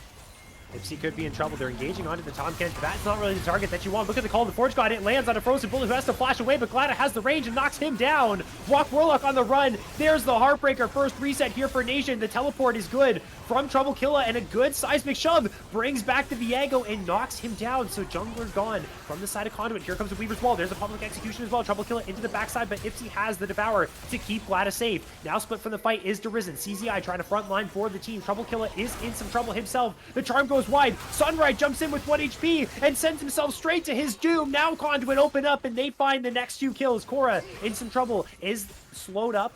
Does not have any CC, does Conduit to bring him down. The charm just goes wide, but there is the searing charge, the flash away from Korra. Seismic shove goes wide. They're hitting the tower. Glada very low. The wave is cleared. So many low HP bars. It's as close as it gets, but Conduit is on top. Yeah, but the big thing is that Viego did get shut down in that team fight. Korra played it well, able to get that one. And Korra is so close to picking up all these kills with the low health bars. It's hard as Talia to kind of get these final hits sometimes just because you're so reliant on these ability rotations and the burn damage that you're getting from the Anges. But a nice jungler's tower aggro and a nice management of resources by the side of Conduit to be able to outplay all this. It felt like Korra just could never get in range to get these crucial shutdowns that would have accelerated her so much, but Dorado did their job. They got the shutdown on Nation. Yes, they lost a little bit more than they would have liked to, but you're happy to get that shutdown and get some gold back on the carries now. But Frozen Bullet could be in a little bit of trouble, and now Glada's the one in trouble. Glada has to flash away. Cataclysm is avoided. Uses Barrier and Flash, but those are 2 key ultimates down now from Dorado's side. Glada's at half HP. Could channel recall if they want to, but Nation's just on the Drake, and I don't even know if Dorado knows about this right now. but they have to make sure that the Viego is not isolated from the rest of the team. The Drake is still very healthy. We see Poke trading back and forth. CZI taking a whole lot of damage there from Korra, who uses the Unravel to try and prevent any dashes from coming on through. Risen trying to find the Poke. Here comes the Call of the Forge God. Walk Warlock is inside of the pit, but has no teammates with him, and he is going to fall. But one is traded at the very least here for Dorado, but the Drake is going down. This should be Soul here for Conduit. Now they can fight with that Ocean Soul. Flashing forward is Nation. He's in the back line. He finds the Heartbreaker, and the hearts he's taking are Dorado's. Korra is on the run. Conduit win the fight. Conduit get the Soul. Conduit look like they are in the driver's seat to take game 2. Yeah, I mean, that was really good by the side of Conduit just to be able to space out the side of Dorado, not really letting them get in. Wok tried his best to get in there, smite it away, but since Nation was the only one on it, it goes down relatively slow. So he gets in, he just goes down to his demise, and that is the Soul picked up at 24 minutes. It's going to be Otacon picked up here for the side of Dorado. I'm sorry, the side of Conduit. They're going to look to transition this into a Baron, and then another game victory for themselves with the lead that they have. I mean, Dorado has been doing a pretty good job at looking for these counter plays, but it just feels like they just don't have the damage or the ability to be able to pick up these crucial final hits that would turn these team fights around and potentially the game around for themselves. So, I mean, it's rough right now if you are the side of Dorado. You're asking, what exactly do we have to do to get ourselves back in this game? And it's kind of a situation where everything needs to be executed out perfectly from the side of Dorado. It feels like they're disconnected on a lot of these plays in comparison to Conduit, who has just been on the same page from minute number 1 in this game number 2. I absolutely agree. Communications just seem more smooth for Conduit's side. They know what they're doing around these neutral objectives. Dorado, they sent everything at Glada, but Glada had both summoners. They should have known that it was as easy as a flash to get away from all that they had to throw, or sync up the time when Glada was rooted up by the Chains of Corruption better to get the Cataclysm down when she was actually rooted up. So a miscommunication there, mistiming from Dorado, it ends up hurting them. It compromises their position on the Drake, and now they have to deal with Ocean Soul, extra experience from the Ruinous Otacon. Baron as well, that Conduit could leverage and try and force Dorado into a fight that they really don't want to take. They are fighting vigilantly for this tier 1 tower. Conduit is throwing out Poke left, right, and center, looking for an engage opportunity. They just want to brute force this. Nation is always hovering on this flank. Eventually, something's going to give. Eventually, someone like Walk Warlock is going to look right into the bush and lose half their HP, and the pressure is just mounting. CZI might just use the Call of the Forge God right here, right now. Here it comes, between towers, knocks up 2. There's the Enchanted Crystal Arrow over the top. Sunray is into the backline, stuns up a couple members with the quickness, but they already have lost their mid laner, and the siege continues for Conduit. Yeah, and the Risen not relenting on this play again. We saw him just spear rush forward, barely missed the charm onto Sunrise, looking for more on that play. But like you said, Conduit just brute forced it, and Dorado getting a little antsy face check. Walker gets too low to be able to really be a factor in this fight, and then CZ on the roam over. Got a nice Call to Forge, got in a really good buffer on the R2 once Sunrise did go in. All right, nothing going to come out of that play. Conduit just still relentless on this pressure without Baron pushing forward. Nation picking up a top tier 1 turret for himself, too. We see pings for the 2-2. Conduit going to live in this red side, look to break mid 2-2 and top 2-2, and potentially even bot 2-2 at the same time as CZI is down there. This is the risky situation right now. Conduit does need to be careful, but never mind. The Risen, despite the pressure he was feeling in this early game, is putting out damage now. Look at how much he did the Frozen Bolt there. A nice charm on that buffer once Sunrise tried to get that grand entrance. So Conduit feeling confident right now, picking up all these tier 2 turrets for themselves.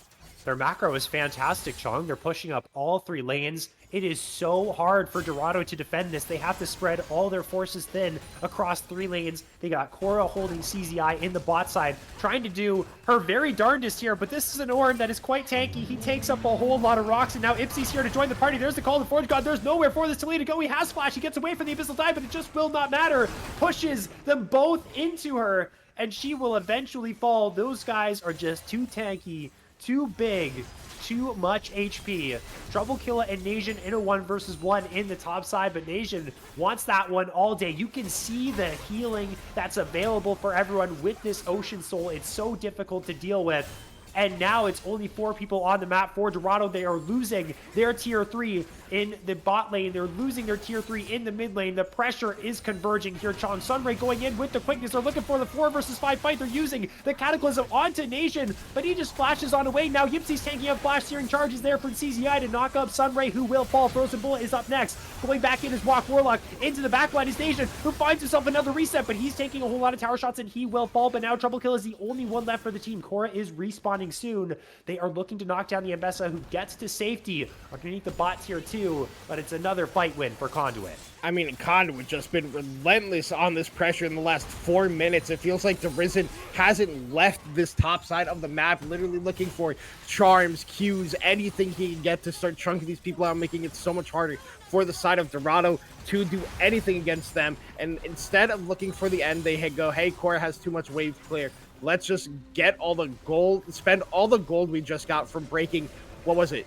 7 turrets in succession like that or something crazy. So gonna look to recall, look to go for the Baron, or yeah, I think at this point you have to go for the Elder Dragon. If you give that over, that is the window for Dorado to get back in this game. A Baron isn't gonna do it, but an Elder Dragon could. It could be the factor that wins on team fights.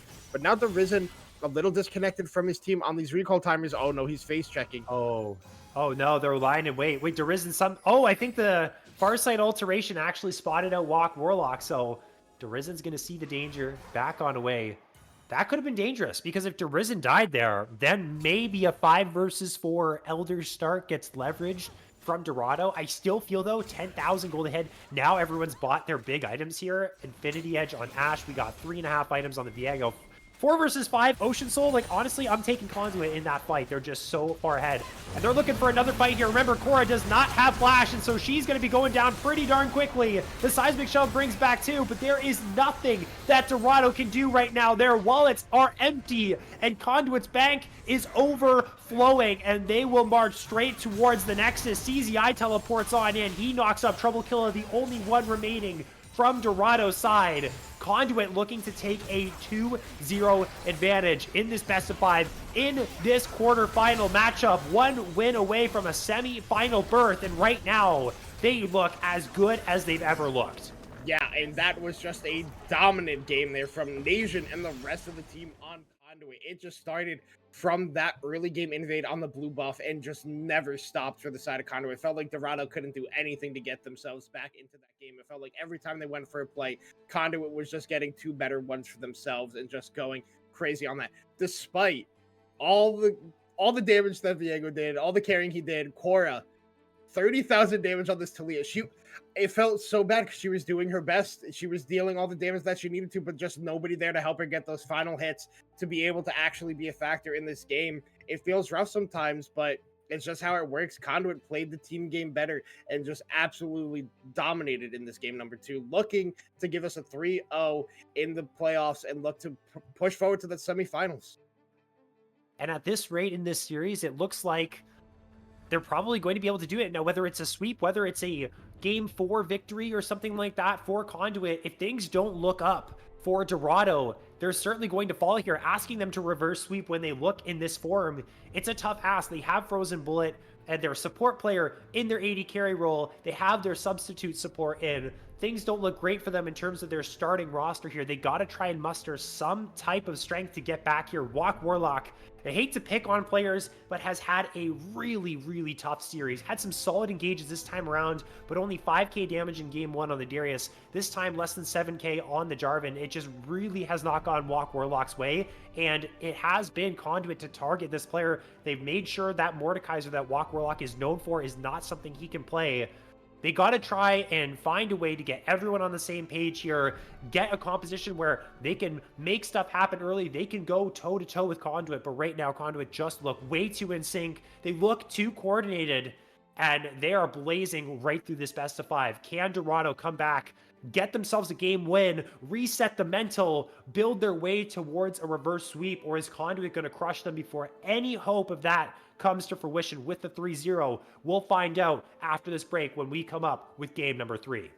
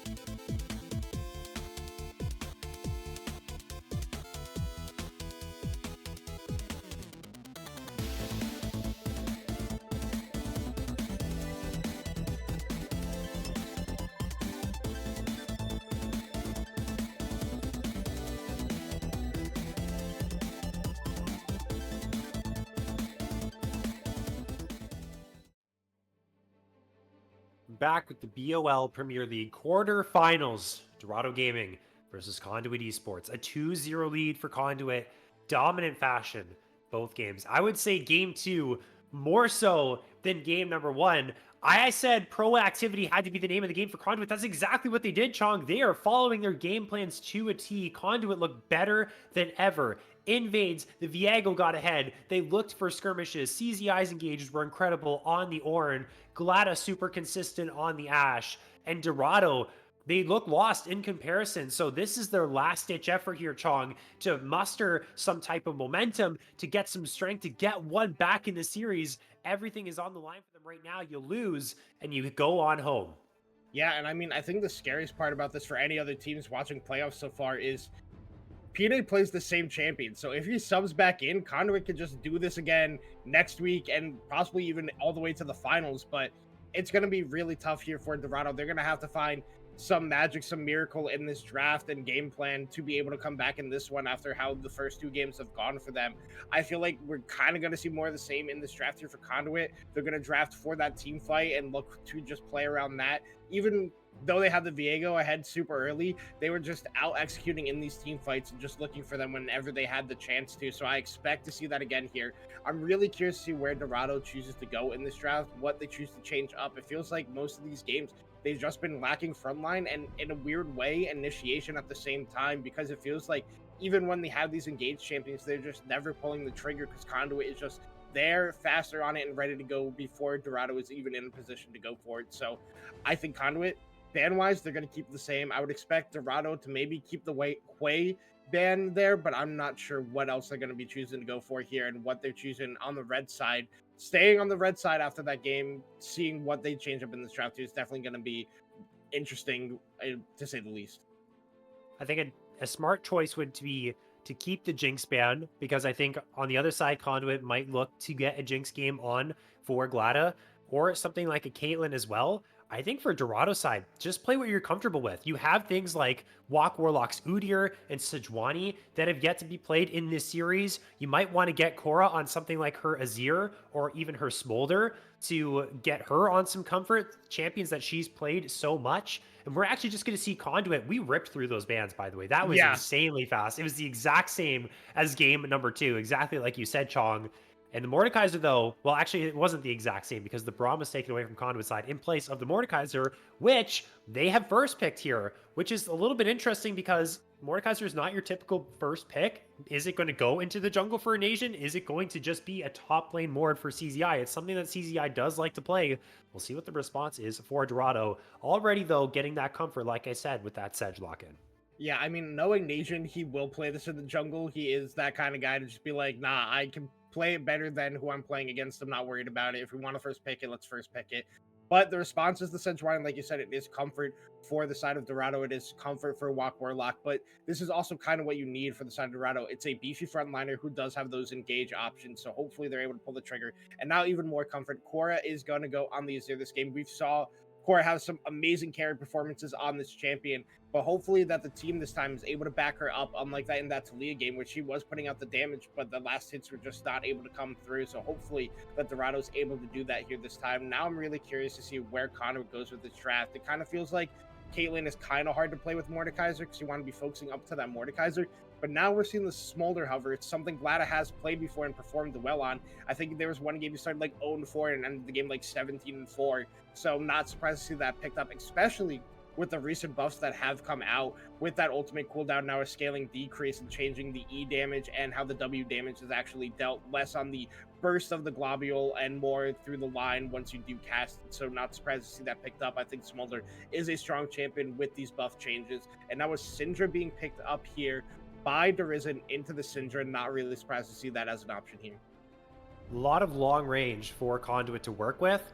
On top of the Mordekaiser, to round out this composition, they just need a go button. They need someone to start a fight off for them and engage. It can't just be that scatter the weak to go on in, but they have the scaling matched with what Dorado has built for themselves with the Azir. They have a Sedge lock-in, so I would assume they're going to pair that with something for Trouble Killa that is melee. There's still Renekton that's on the board. I think that could pair nicely with the Sejuani, and they do end up going for that. So So far, they've got a really nice composition built for themselves. I said comfort. They've got that locked down. They got nice synergy with their top and jungle. They've got good scaling. Things are looking up for Dorado in this draft. I think if you mitigate as much engaged potential as possible from Conduit's side in these next two bans, looking at the champion pool of Ipsy, then you might be in a really good spot to actually have a composition that can take you a game here. Yeah, and I mean, you can still go the Wukong on for Nation here on the Conduit side. They're banning away the Vi, not letting him have that engage option. But like you said, Dorado does have that scaling. It is only the Azir so far, but I don't think Azir outscales both Smolder and Syndra as they infinitely passive stack. So it can be really difficult if this game does go super late, like we were talking about in that first game with the comps that were drafted. The later it goes for Conduit in this game, the better it is overall, because that Smolder execute threshold is just going to keep going up and up, but they're choosing to ban away the Tristana. It is a good matchup into Smolder because Smolder can't really do much in response. If Tristana hits the E, W's on top of you, bursts you down, there's not really a lot of counterplay to that. But looking to go for another engage option ban out of the Dorado camp is going to be that Nautilus, not letting Ipsy get his hands on that one. But also, like you said, top lane synergy here for the side of Dorado. Renekton Sejuani, it's one of those classic pairings, not as volatile as the Renekton Nidalee, but still a super good one. Whenever you draft the Sejuani, you want to try to get as much melee on your team as possible to stack up that passive quickly and actually start using it effectively in team fights and be able to lock down these initial key targets. We'll see. I honestly think Mordekaiser, if this does go topside, and they do believe it will, at least from Dorado's side, because they have been banning away the Vi. They think Nation's going to pull something like that out. I think Mordekaiser versus Renekton, I think that's a fine matchup for Mord. He has the range advantage with his Q. The only times Renekton can really close the gap is with the double slice and dice. It's going to be the Kog'Maw that kind of matches the scaling of the Smolder in the sense that Kog'Maw is at a very strong power level later on, but is more of that DPS threat rather than a poke threat.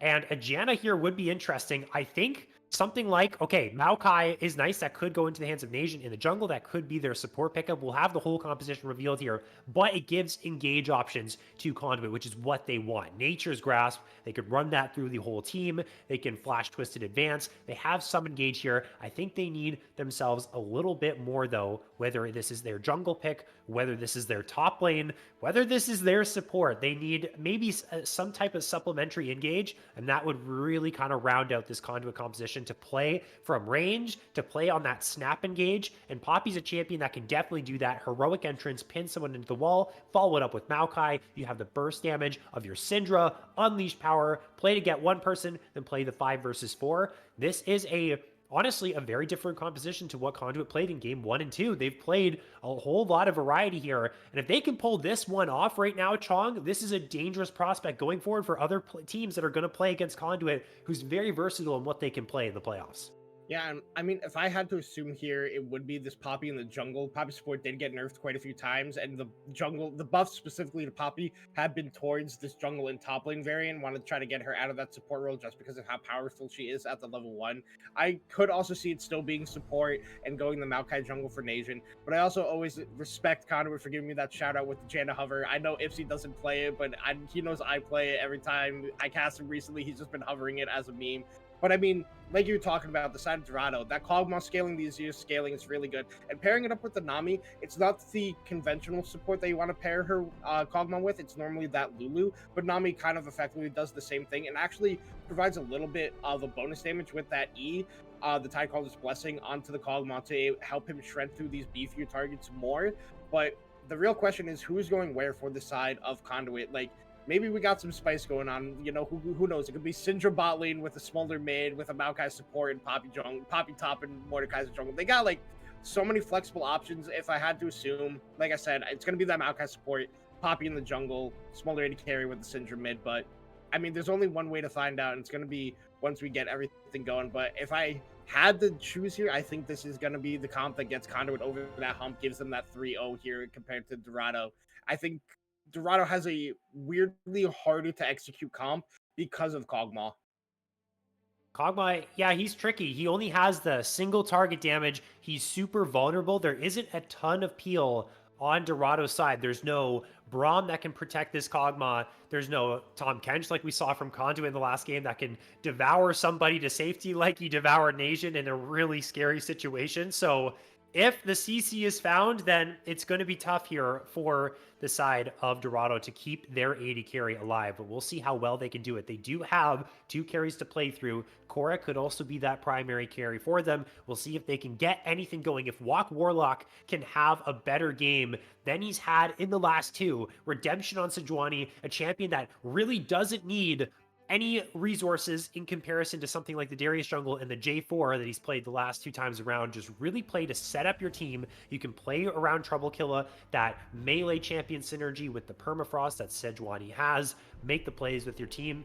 Just play to go. You just go for broke. You got nothing to lose. Just play loose. Play to, like, you know, there's nothing on the line because you really don't have anything else to lose at this point. Let's see if Dorado can bring it back for a game number 4, or if Conduit closes it out 3-0. We got our teams into the spec delay. We will go to a break, and when we come back, potentially the conclusion of this series, or Dorado comes back with some fight for them. Tune in right after this.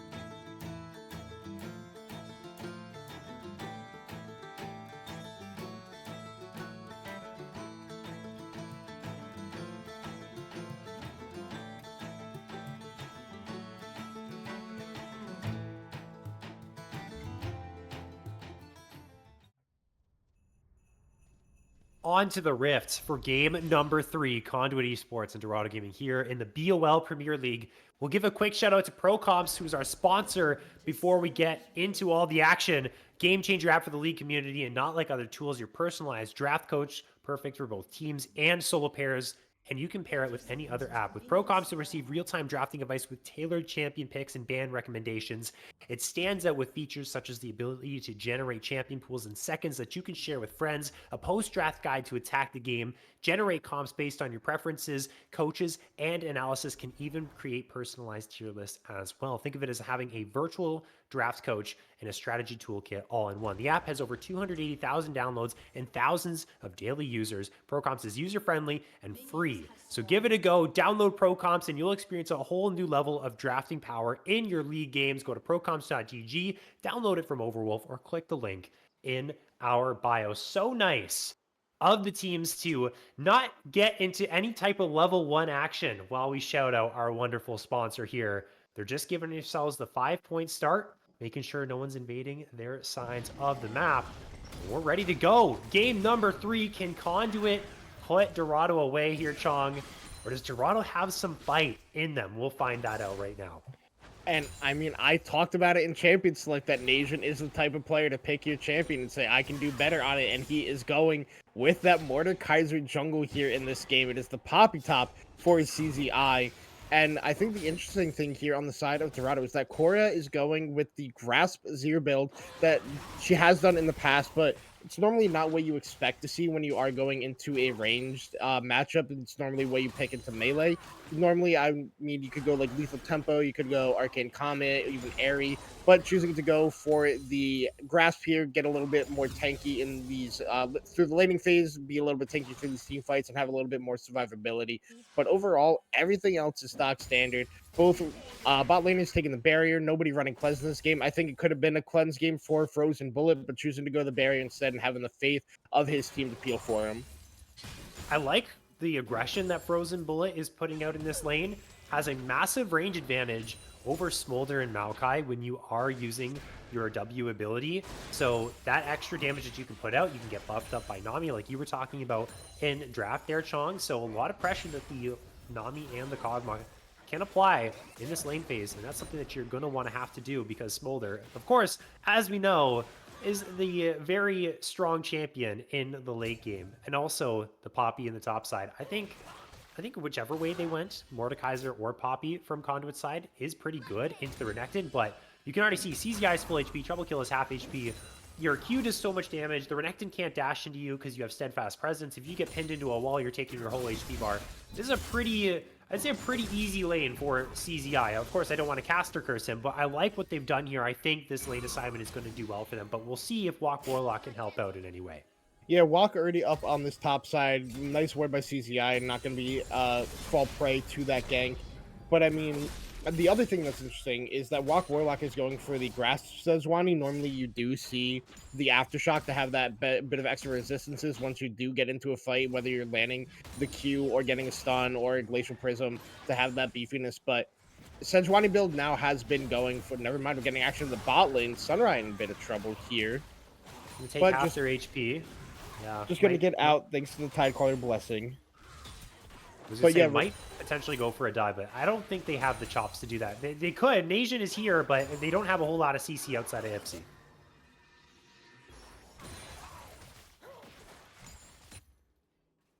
Chong might be muted. We'll do a little probe here. We might have lost Chong for good. Sometimes Chong has his mic muted. Sometimes we end up losing him. But for now, until Chong gets back, I'll carry the ship for the moment. I'll steer it on my own without my my partner in crime here as well. Frozen Bullet and Sunray. I mean, they do get away from that 2 versus 2. And it's Nation waiting in the wings. Still this time, actually pushing out Walk Warlock in the jungle. It's the same type of thing that we saw in game number 2. It is just them bullying Walk Warlock inside his own jungle. But actually, the bullying might be done from the side of Dorado as Nation's in trouble. Has to flash away from the bubble. And now they're forcing Yipsy away as well. Has flash, should be able to get away. The permafrost does end up connecting as he's just going to snap flash onto Sunray. That's definitely not something that Nami was expecting. Flashing forward is Glada. Potential first blood over here to the Smolder, but it's out of range of the auto attack. One more, there it is. And what looks like a good play for Dorado ends up working out in Conduit's favor. My goodness, they turned that around. Yeah, that is huge that Glada actually is the one to pick up that first blood there. And nice response by Yipsy. Just going, hey, they can't do this. We're just going to flash forward and get the fight going in our favor. And despite what you said, looked like a good play for Dorado, looking like they were going to get the collapse on. Cora doesn't fully follow up, having to pick up that wave thanks to Derizen just sitting there and shoving it. Turns out to be Conduit favored. They get the first blood. They're going to pick up the first dragon here for themselves. And it's kind of a similar situation to the game number 1, where Nation is really good at taking these neutral objectives, similar to the Amumu, thanks to that Mordekaiser passive. So they're going to probably recall and just sprint up here to the Grubs with Ipsy in tandem, leaving Smolder to just sit down here and basically get to free farm in this lane. But I don't think Dorado wants to do that. We see on the minimap their bot lane is roaming up. A nice word by Derizen, not going to let Walk Warlock gank him. Walk not level 6 yet, so doesn't have that guaranteed engage in a way when you do use that Q forward. But now Derizen in trouble. Oh, Derizen's in trouble, has to use the flash. Cora wanted to get that swoop, wanted to get that Shurima shuffle, but Derizen gets the flash off before that can happen. Good look, and Syndra without flash, that is a... you're just dead in the water. If you're out of position, you have nothing to keep anyone at bay aside from a Scatter the Weak, but no mobility to get away. But Walk Warlock channeled the recall. It was Conduit that got Drake number 1. They're going to get the Grubs as well. Right now, based on the way the map is looking, potential contest if Walk Warlock makes their way down here. CZI is pushed in, but Trouble Kill is channeling the recall. One has already went over to Nation. They might be able to contest on this third Grub. Yipsy is here. This is potentially going to be a fight. Maybe Nation is just okay with this. He's actually just going to get the smite. Never mind, he wins the smite fight. They get it all right now. Conduit happy as can be here at 7 minutes.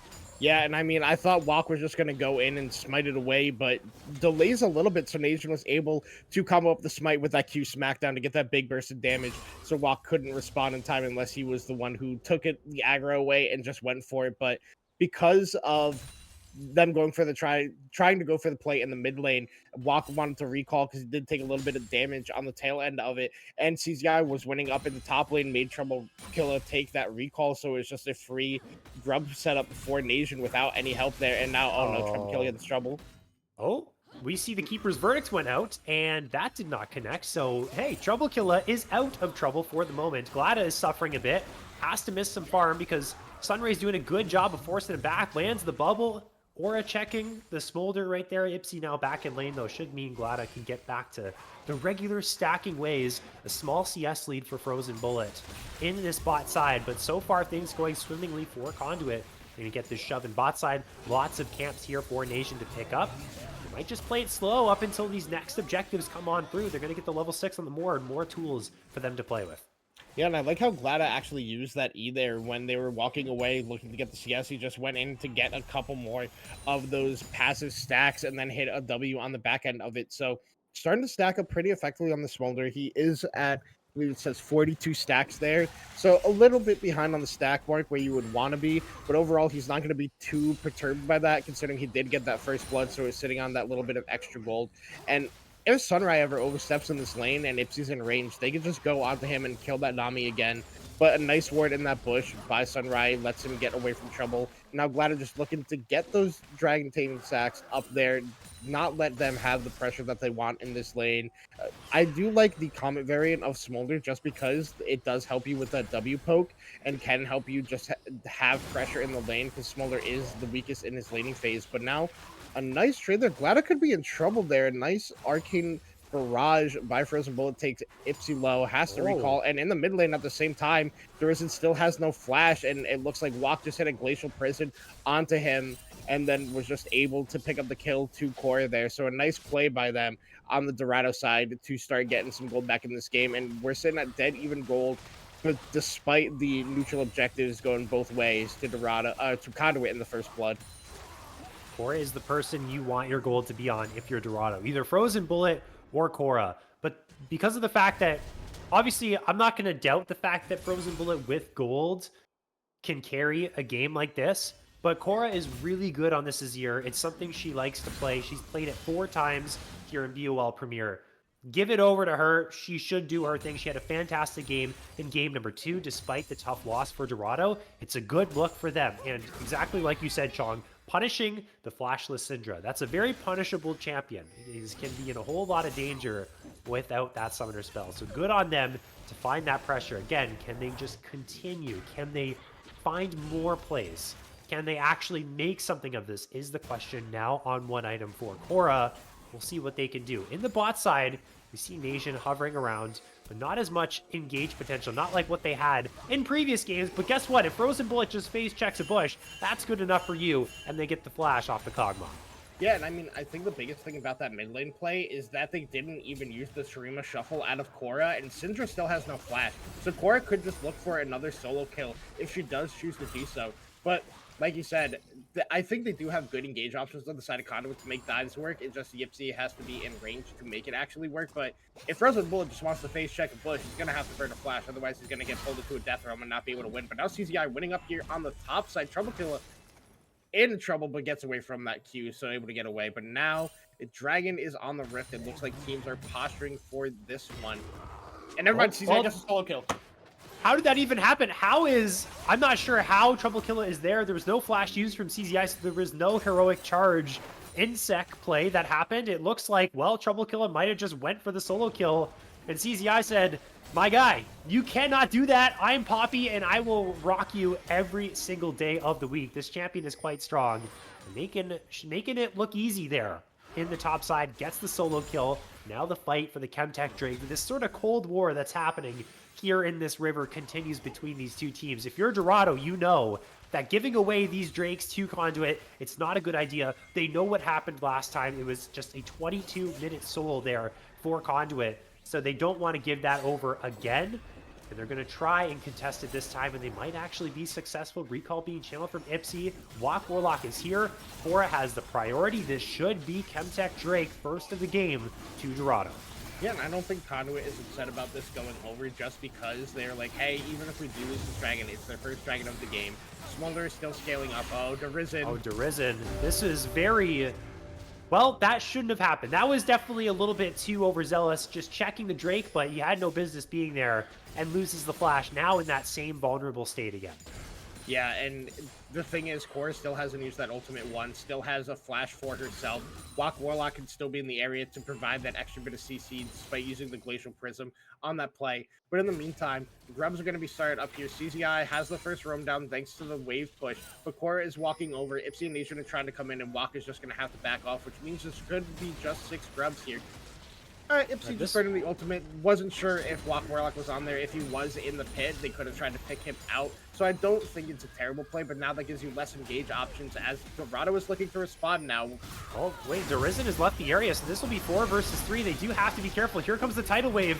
Someone is going to be put into the death realm. It will be the Sejuani. Look at Cora. Look at Cora. That's a 2-person shuffle, but not a whole lot of follow-up. Now it's Sunray that's isolated, flashes away, but flashes right into Yipsy, who drops the Ignite down. Walk Warlock is able to survive against Nation in the death realm. It's going to be a 1-for-1 here, as it is Cora to knock down one. CZA wants to continue to play, but is there enough damage here from the side of Conduit? They're taking down Cora, who is very low, waiting on some cooldowns. The last auto attack will not do enough. This looks like the fight win here for Dorado. This is exactly what they needed. CZI on the run, but the Permafrost does connect, and Walk Warlock will bring him down. 5 grubs to Conduit, fight win to Dorado. They have themselves a half 1,000 gold lead, 500 gold in the bank. They get that grub, and they win the fight.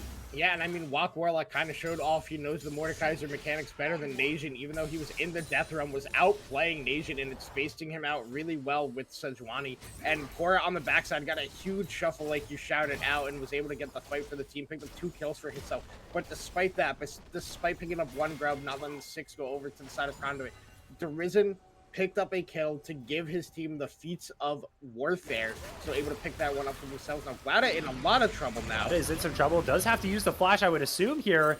Or maybe not. Just gets the healing from the mom and walks it on out. Is going to be without a whole lot of HP, though, as the first tower almost goes down. Can the minions do it? The minions potentially no. The first tower not yet falling, but that certainly will be the first tower for Cora. In one more wave, once Derisen backs on up, is Frozen Bullet looking for that last living artillery to finish off Glada here. They're really doing a good job in this 2 versus 2. Is Sunray and Frozen Bullet forcing away Glada.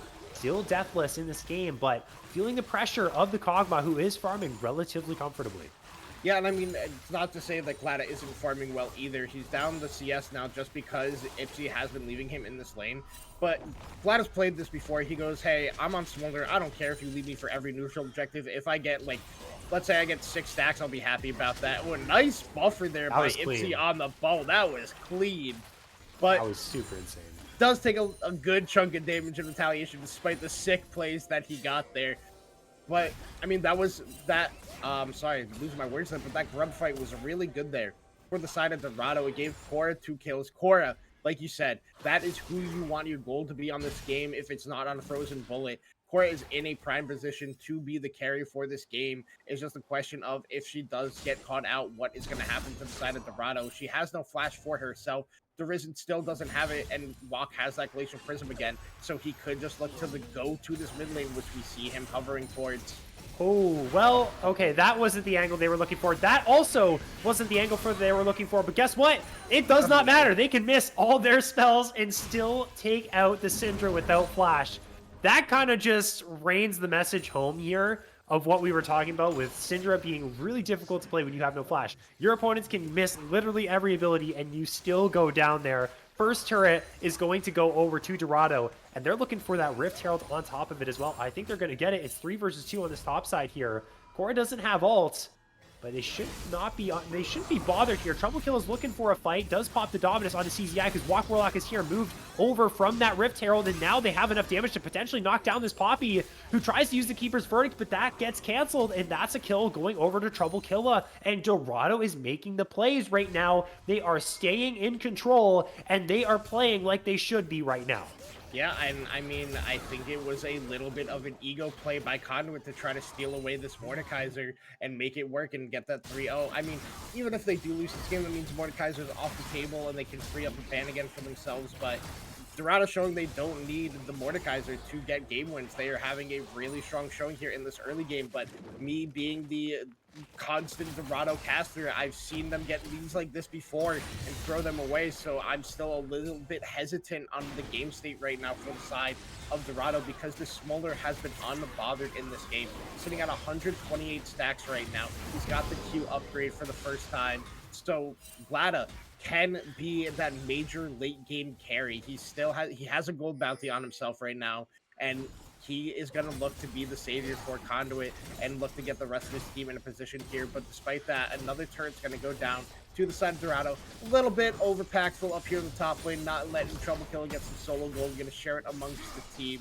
But a response one in the bot lane for Conduit, letting Glada and Ipsy get that as they are looking to pressure. Never mind, CCI is going on Cora. Cora won't be able to dash away for the moment, but there's not a ton of damage on this Poppy for the moment. Cora does have to be careful. Should be able to just use the shifting sands over the wall. CZI tried to block it with the flash. Really wanted that kill. Can't quite find it. Arisen, though, out of the Hex Gate. Oh, my goodness.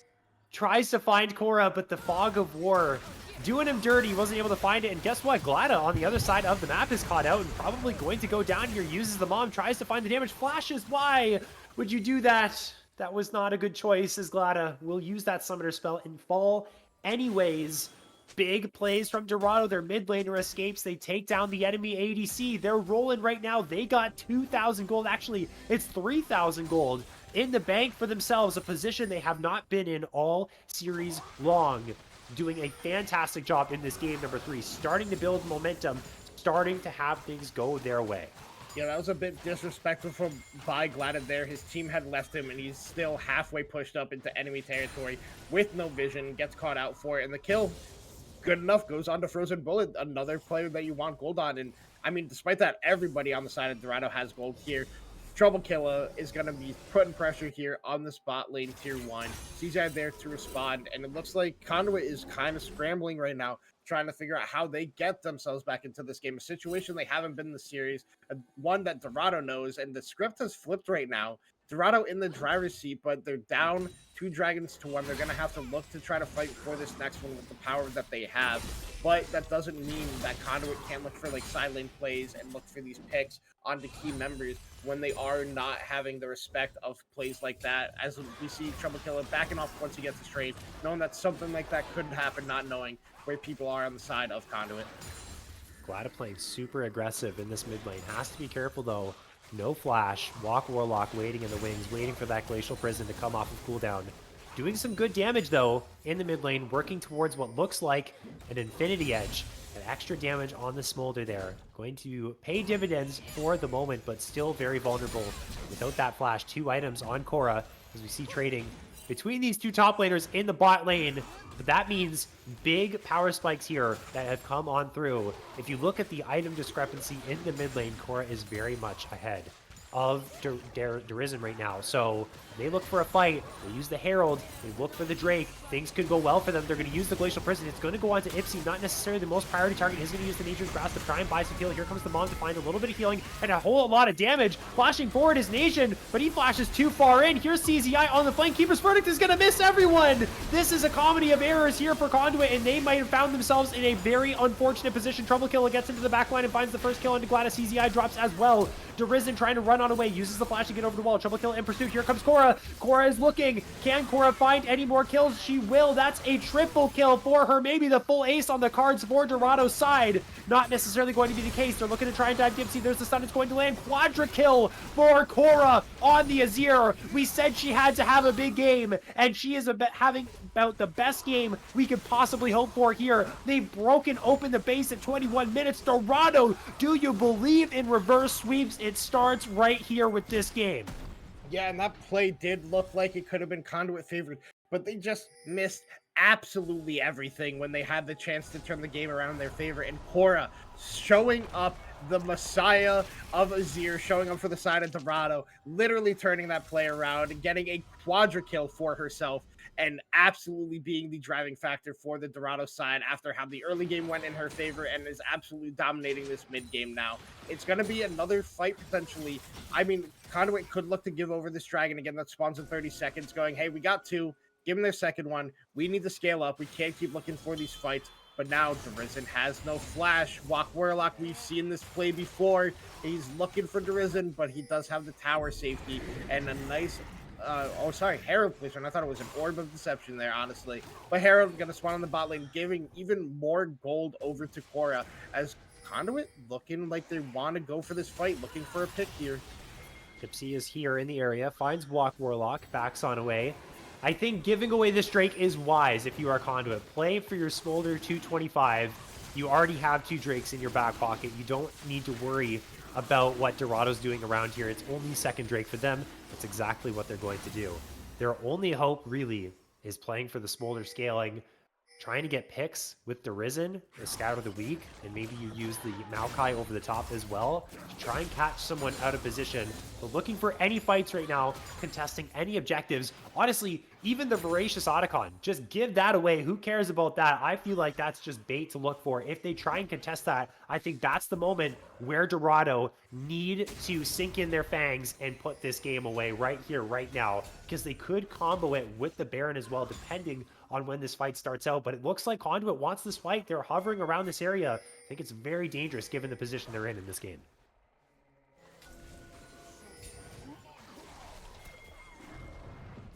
We might have lost Chong again. I don't know. I'll keep it going until we get him back. I'm back. But, oh, you're back. Okay, good. It's happened twice now. Don't know what's going on with my Wi-Fi today. Normally it just happens once, happened 3 times. Hopefully it's not a permanent issue. But I heard what you were saying about the Voracious Otacon. Just give that one over. But I feel like that could be a turning point for this Conduit comp, because they can fight very well in these choke points, especially if Glada is at that execute point. But never mind, they're going on Nation. Fight. Here comes the stream of Shuffle, flashed away from by Glada. Nation is safe for the moment in the Death Realm. Walk Warlock trying to escape. Can Nation trade it back? One more Q might do the trick. The burn is not going to be enough. Double kill for Trouble Killer. Walk Warlock gets the healing and survives. And it is a 2-for-0 on Dorado's side. The Honey Fruit will heal up the Sejuani. They could look for the Otacon. They could look for the resets. But another fight goes their way. And now Glada, without Flash, is going to be in a lot more danger for the following fights. Yeah, Glada going to be in trouble there. He did get a nice flash away. Just had to play so far back, not able to help the team out. But, I mean, despite them losing that fight, you could see that they have the potential to start winning these fights. Nation did do a significant amount of damage, not just enough to pick up Warlock thanks to the build he's gone. But in the meantime, Derizen picked up that bot lane tier 2 turret for himself, so getting a little bit of extra gold, trying their best to get any gold that they can to get back in this game. They don't know that Sunrise sitting in this bush, but just clearing out vision around this Otacon, not wanting to give that one over for free, because like I said, that could be a turning point if they find them in that chokehold with Yipsy's ultimate and then follow it up with Glada peeling out so much damage. I'm curious what his stack tracker is at this point. If our producer could click on the Glada picture so I can see that. But he's got to be close to that execute threshold to be able to be there. He's there. He's there. So, like I'm saying, we know how bait Otacon could be. We saw in game number 1 that Dorado basically died to it solely. If Glad is there for the cleanup, that would be massive for the side of Conduit at this point in the game. You do have to be very careful. Dorado, of course, does not want to give anything over to Conduit's side, especially here when they can't make any more mistakes. They're looking for Nation. The Glacial Prison is not quite in range. And he's feeling pretty happy after that one as well. Sunrays just walked straight into a pole, but fortunately will be all right. Not enough follow-up to knock down the Nami there.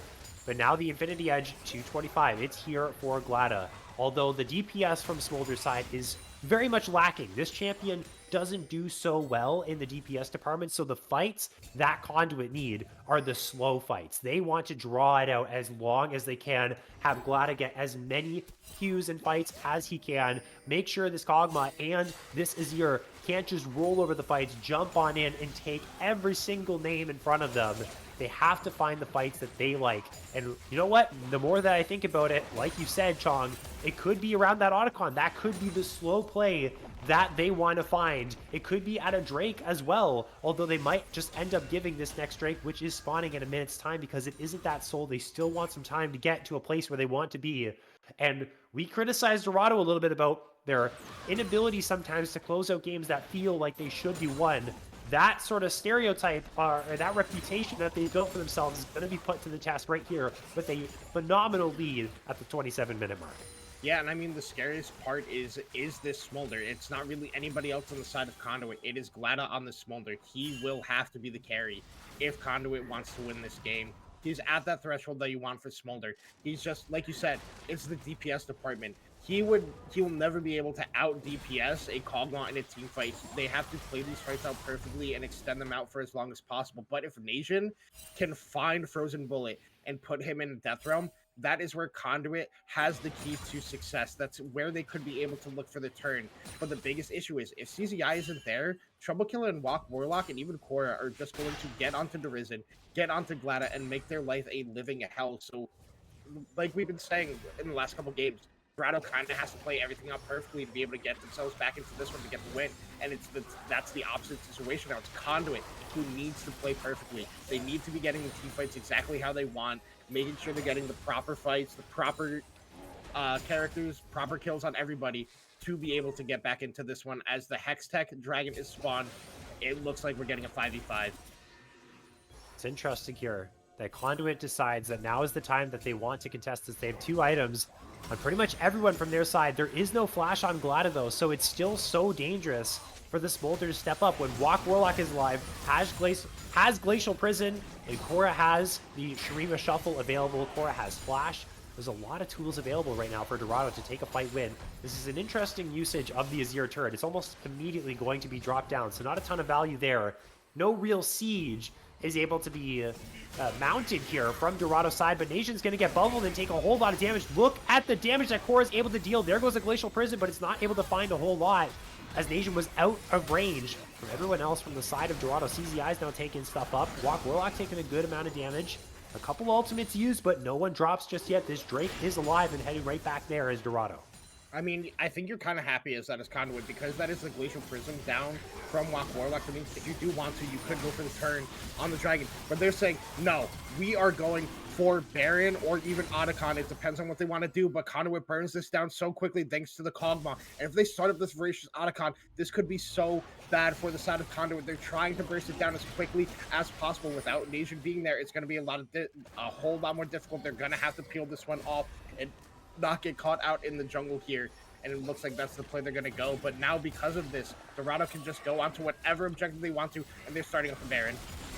This is such a dangerous situation for Conduit. They definitely didn't make the right choice there by going on to Godicon, but at the very least they did peel off. Look at the damage. This is late game Azir, ladies and gentlemen. This is how quickly you burn down a Baron with a Kog'Maw and an Azir. Now looking for the fight is Conduit. They really want this. That's a 3-person pullback. There is a Scatter the Weak on top of Trouble Kill as well, but the Croc is so damn tanky. Trying to flash out. Finally, one person going to fall. Frozen Bullet goes into the Death Realm, but Corey gets into the back and it pushes back too. But there goes the Unleashed Power. The shutdown goes the way of Derizen. Now Walk Warlock is under fire. Glada is still full HP, but Walk Warlock takes one down. Frozen Bullet as well is still alive. This Kog'Maw still able to free hit, but playing the space is Glada. Maybe one more shot for the execute. He flashes forward, but he doesn't quite have the damage. The Kog'Maw finds one, but the kickback finds two, and that's two more kills going Glada's way. Walk Warlock, the only survivor on Dorado's side with the Baron. Pandemonium in the river, getting to our boiling point here in game 3.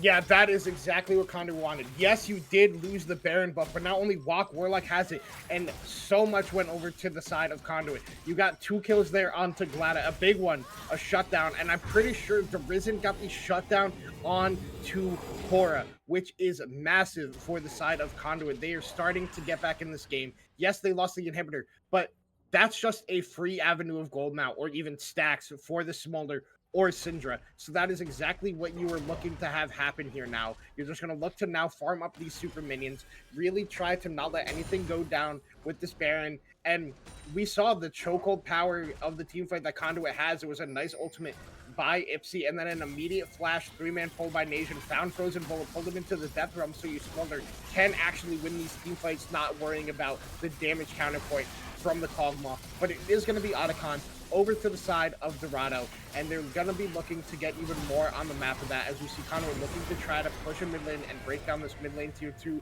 tier 1 turret, but Corey going to TP to respond and not let that one fall down.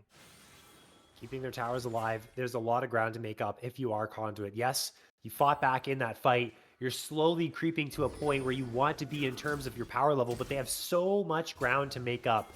At least as far as the map goes, there's still 2 tier 1 towers alive for the side of Dorado. Now they're pushing up with this Voracious Otacon. They can make really aggressive plays, really overzealous plays, and not get punished too heavily. So that's something that Conduit definitely have to watch out for. Derizen here by himself at this tower. He knows if I step too far forward, it's just one ability there from the Sejuani, and it's lights out for me. They're jumping on the Glada too, who has no flash. Glada steps too far forward. Glada might just drop here, and he's going to. That's the Smolder gone, and there is the strongest member of Conduit down, stepping too far forward. The snap engage from Dorado is clean, and now they have a 5 versus 4 for the next 40 seconds. Glada, what are we doing? Why are we even stepping up there looking for W poke? That is a crucial mistake there by Glada, just looking to get even more greedy, get even more stacks that he does not need at this point. He should have just backed up to the team and gone for the clear, because now the wave is here. They still have this Baron buff. Like you said, they have this Otacon, so they can be aggressive and look for these silly kind of plays. Walk Warlock is going to go down into the withdrawal, which is big. Like you said, CZI got bubbled up, and now they're going to keep looking to push in here and look for even more on this game. Okay, well, it is an inhibitor down. I think that was happening inevitably. So I think Conduit is okay with that. They end up knocking down Walk Warlock. They get a little bit of gold back. It's only 200. And the false life available, so Walk Warlock is back on the map. They're looking for Soul in a minute's time. Glada was not able to finish the 3rd item. Went into the Last Whisper and then the Zeal here, looking towards what I'm going to assume is that rapid fire cannon. So can't quite get on that 3rd item. Might have enough gold for it now, just walking back towards the base. It should be able to purchase what I believe is an RFC or an LDR. It is the RFC completed. So 3 items on the Smolder. This is the moment here where you have to mount your defense if you are Conduit, lest you give away the Hextech Soul. Not something I think they're willing to do. And with control over the river, Dorado is making it as difficult as possible, putting as many control wards down as they can, making it super difficult for Conduit to safely walk into the jungle and try and contest this. Yeah, and I mean, I'm sorry for taking your job there at the inhibitor fight there for a second, Forrest, but feel like there was no time to actually give it over to you. But you're going to have your time to shine once this dragon spawns, because like you said, Conduit not want to giving this one over. You don't want to give over the Hextech Soul. Glada, luckily, is okay there, but now we got the fight going. Here we go. Tidal Wave is used. Not a lot that was actually gotten. And here's the Keeper's Verdict, and that's the Nami gone. They land the root onto Walk Warlock. Is super tanky, though. This is the Sejuani. This would be a nice target to knock down, considering the fact that we're here at this Soul. And that is going to be the shutdown going over to Deriz, though Trouble Killer is creating a lot of havoc in the back line of the fight. But he's going to fall. Korra finds a big shuffle, but that's the kill going over to Glada. It's a 4 versus 2. Frozen Bullet and Sunrai, the only ones left, but CZI finds the CC. Do you believe in comebacks? Do you believe in miracles? Because Conduit certainly do. They've won the fight. The Death Realm is the Mordekaiser versus the Nami, and I know exactly how that one ends. 3 kills, or 2 kills over to the side of Dorado, well 5, the full ace to Conduit. They pull a rabbit out of the hat, they win the fight, and they keep their game alive. And that was a crucial Keeper's Verdict there by CCI. Yes, it wasn't onto a Kog'Maw or an Azir, but it was onto the Nami, who is the survivability for the side of Dorado. He keeps the Azir and the Kog'Maw alive so long in these fights and helps them deal out even more damage. And we saw that what can happen with this Smolder. He got so much damage down at the start of that fight, despite Trouble Killer in his face. He just said, nah, I'm trying to get this kill on the Sejuani. I need our team to get this dragon. And he got so much DPS down, even almost picked up Trouble Killer before he went down himself. But the Risen picked up a triple kill there for himself. Now the big thing is, Korra can't be your focus target anymore. She does have that Zonia's in inventory, has that bit more safety, can look for these crazy stream of shuffles that the Zonia plays, and now Baron is on the map. We got more fighting on the table. Walk Warlock. They only have their tanks here. This is really dangerous if you are Conduit. Yeah, Yipsy just has to use the flash. CZI gets a Keeper's Verdict onto 1, but here comes the engage. Could this be the fight once again for the side of Conduit? Korra gets the pushback right there. They're trying to find Walk Warlock. Yipsy's taking the front line. Frozen Bullet is free, hitting in the backside. Trouble Killer gonna try and get to the backside, but that is the Sejuani down. Now they're onto the AD carry as well, who flashes away. He's 1 HP, but he's staying alive. Not any longer, though. Trouble Killer is 5 versus 1 backline. There is no follow-up. Flashing forward. Oh my god, he's killing everyone! What the hell have we just witnessed? That's 4 kills that just went over to Dorado. Oh my gosh, you've never seen a bigger crocodile in your entire life, not in the Florida Everglades, never before. 4 kills down. I have never seen a better play than that in my life. Now 2 versus 1 nation, the only one left. Trouble Killer might have just won the game for Dorado on that play. Picks up a quadra kill, and now Korra is going for the base. They have the demolished. Nation is going to have to try his damage. Nation has to do something to try and defend this. And guess what? He doesn't have enough damage here. Korra is doing so much on the Azir. He's trying to do it, but he can't. What looked like a Conduit comeback, all of a sudden, Trouble Killer with the craziest play you've ever seen in your life turns it around. We're going game number 4. Oh my god, what a turnaround there at the end for the side of Dorado. It looked like Conduit was mounting the comeback. The miracle was going to happen. And Dorado, Trouble Killer with a crucial quadra kill at that Baron fight to win his team the game. Absolutely amazing play out of that crocodile, man. That was insane. I cannot believe what I witnessed. I thought for sure, without a doubt in my mind, that Conduit had made the comeback and had done it. But I guess the Croc is just OP. Sometimes that happens. I've seen similar plays like that before, but never to that magnitude where Renekton, big call the Meeks, his Fury is stacked up and he does a whole lot of damage, but somehow, some way, when all things are said and done, I'm going back and looking at that play again and again because that was incredible. That is the biggest play I've seen in my time casting BOL premieres so far. Of the 8 weeks in that we are, that was the hero play for Trouble Killer, and Dorado is on the board. If somehow, some way they can win another game, take us to 5, even, I'm speculating here, but even go as far as to winning the series from this point, that's the play that started the comeback here for Dorado. That was absolutely insane. But again, aside from that play here, Chong, we do have to talk about the fact that Dorado, that game was slipping. They had a hard time closing it out. They were making key mistakes. They were getting outfought by Conduit, but they had the really strong early game. They got the lead that they wanted, but they do have to make sure that they clean up their game in the later portions. They do have to work on their team fighting if they do want to take the next game and then potentially a game after that, as they have 2 more shots to go. But They got the win. They got what they needed. They have some time to breathe, and everyone else has some time to breathe, us especially here on the desk, because oh my goodness, that was an insane finish to that one. We're going to a break. When we come back, we got game 4 on the horizon between Conduit Esports and Dorado Gaming.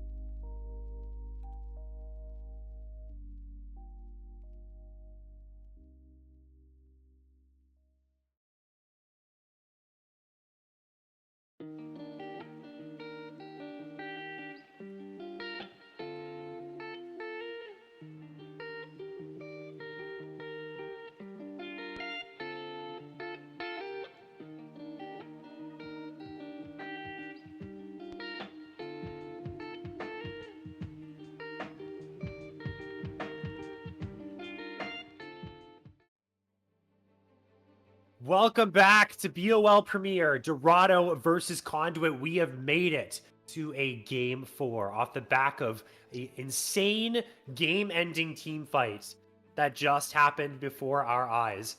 Still coming down from the high of what we were able to witness, but we got to focus on what's ahead, and what's ahead is game number 4, a side swap. Conduit now taking that loss, getting side select. They choose to go towards the red side. You can see all the Fearless bands beside and below each team's logo. These are all the champions that cannot be played in the next game, and potentially the 5th game as well if Dorado is able to pull off a win here. So a lot of the champion pools are being strained right now, and it's going to be interesting to see what we get from both of these teams now that we're really getting into the deep areas of a Fearless draft. Yeah, and the big thing to talk about here is that now that we are in game number 4, each team is only going to be having 3 bans. So, really curious to see how a draft actually plays out from that angle, because now red side is actually so much more powerful, just because you, in a weird, I mean, blue side is kind of even with red side now, because it's just kind of, you don't get 2 counter picks in a weird way and can ban away stuff. It's just got to be like, hey, these are the 3 bands, and we got to pick a champ and hope that we can have the best matchup possible despite what they have on the table. But so far, bans are the same. The big thing is there is no more Mordekaiser, even though Conduit did lose on it. That means Wok Warlock can't bust that one out in the jungle. So now the ranks of like Wukong for either Nation or Wok Warlock could be coming up here. I'm really curious to see how deep down this champion pool goes for Wok Warlock, considering they've only played 3-game series all season long. I'm really curious to see what he is going for in the jungle here. But overall, we're going back to similar bands that we had in game number 1 for the side of Dorado. No Hue, no Misfortune. Aatrox not letting Trouble Killer get another champion that he can go absolutely ballistic on in team fights like he did in that last one. Korra probably won't touch in Aurelia unless we get to game number 5, because Conduit is not wanting a 20-bomb Aurelia on their hands again to try to come back in that game. So everything so far has been pretty standard to what we've seen so far in these games. I wonder if we're going to see a Jinx ban come through from Dorado's side. If not, I think Conduit might be definitely going to gobble that one up. Derizen's Victor is something that is also available. I feel like might go for that one. Dorado's actually going to ban the Ziggs. Maybe they end up taking the Jinx for themselves. I'm not sure if Frozen Bullet is a Jinx player, but you know, Jinx is about as simple as it gets when it comes to an 80 carry. So they've been banning it all series long. I feel like they might just take it here, lest Conduit take it for themselves, something that Glada is very comfortable on. So we'll see what they end up first picking right now. They could also index into a Trouble Killer set as well, which hasn't been picked up. A Wok Warlock Udyr has been played a whole lot of times. We talk about Wok Warlock's champion pool. I could potentially see that being picked up here on B1. Yeah, I'm also really curious to see Gladys champion pool, a former jungler role swapping to 80 carry. Most of the champions he's played this season are already gone besides the Misfortune. I'm curious to see if he now indexes into that Caitlyn that he does like to play a lot. I know he can still play the likes of Jin, so really curious to see where they go with this Conduit draft. And I mean, all these other players, they have really strong, solid champion pools, so they can dig deeper down. It's just the role swapped players is where you start to have these questions of what can they play. And Tristana is a champion that I do know that Glad can play, and Tristana is really good into Jinx. It's similar to like if you're playing Tristana into Smolder. If you get onto Jinx, she can never out trade you in those small skirmishes. So you just throw your E, rocket jump onto her, have it pop, hop back out, and then she's half health, and then you just do it again once it's back up. So really curious to see if Glad can actually use this aggressive of a champion to its full effectiveness and be able to get the win through that. And we're getting the Ivern. We're getting the Nation legendary Ivern pick. I am very excited for this. We were talking in between the games. I'm like, all right, it's time. Bust out the Ivern, and he's going for it. So really excited to see this one. He's a super solid Ivern player. I'm really curious to see how they go with the rest of the draft and pair it with it. And Ivern has been a champion that has been power creeping up and up and up in the pro meta in just League of Legends in general. This champion is really strong, and it pairs really nicely with Marksman champions. So I think this is a really nice 1-2 draft so far for the side of Conduit. I think for sure we can say that Glada is the one taking this Tristana to the bot side. Derizen is not really that Marksman player, just a tried and true mage player. So we'll see what Derizen ends up picking up for themselves in the mid lane. We're going to see the Volibear come on through. That could go into the hands of Trouble Killer. It could also be Walk Warlock's take into the jungle. So they have that flex option there. I assume they want to try and get the best support matchup possible for themselves because, like you said, the Tristana is so good into the Jinx that if you have a bad support matchup on top of that, that bot lane's not going to go well. I like what Dorado's doing here, though. They didn't ban away the Jinx. They took away the Ziggs, and they took the Jinx away from Glada. They're doing the exact same thing with Derizen's Victor. I think that's almost certainly what Derizen would have picked up here on 3 if that pick had not have come through. The question is, can Dorado pilot these champions as well as their counterparts on Conduit? Yeah, I mean, Cora has played the Victor so far this, I think twice this season, so has some experience on this one, and we're getting the Derizen brand. I am excited to see this one. I used to joke with the owner of Conduit saying you have to make a Conduit rebranded team with 5 players that all play brands so you can permaflex it to whatever role you want. And Derizen is one of the players on Conduit that does play this, so not surprised to see him bring this one out here. And Brand, if he can get an effective team fight, that passive along with the ultimate go absolutely insane in this. And now we're going to get the Ipsy Rel as well, another really good champion. It's contested between both of these supports. Sunrai and Ipsy both really do like playing this champion. But like you were saying, I think this Volibear is actually going to be for Walk Warlock in the jungle just because of, former top laner, give him a comfort champion that he can play in the jungle effectively, while Trouble Killer has more champions that he can dig into when needed. Like you said, he still has the set available if he does want to go for that one. But now the Braum that has been banned away all series long is finally going to be picked up here for the side of Dorado. Yes, it is. And we'll see what, well, it's going to go into that rel. So a lot of engage, good peel and disengage here. I think it's a solid choice for the side of Dorado. Now, the question is, what will the top side pick be? For CZI on Conduit, the Jax is still available, and you can block the auto attacks from the Volibear, from the Jinx. You can block the concussive blows from the Braum. We'll see what the choice is. It is going to be Trouble Kill a set. I don't think Jax is very good into set, though, so I don't know if we'll see that from CZI, which kind of leaves me to question here, what do we see from CZI side? Because the top laner champion pool has really been pinched. Mordekaiser's been played in the jungle, so that takes away from both of them. Ambessa's gone, Renekton's gone. Are you serious? There's no way we actually see this. It's being switched now. Hovering the Janna for you, Chong. We'll see what the response is for CZI. It's actually just going to be the Jax. Anyways, CZI just does not care. I think this is a fantastic matchup, and maybe Dorado knew that this was the only pick left for CZI to really go for it. Let's pick the set and let's have a good time.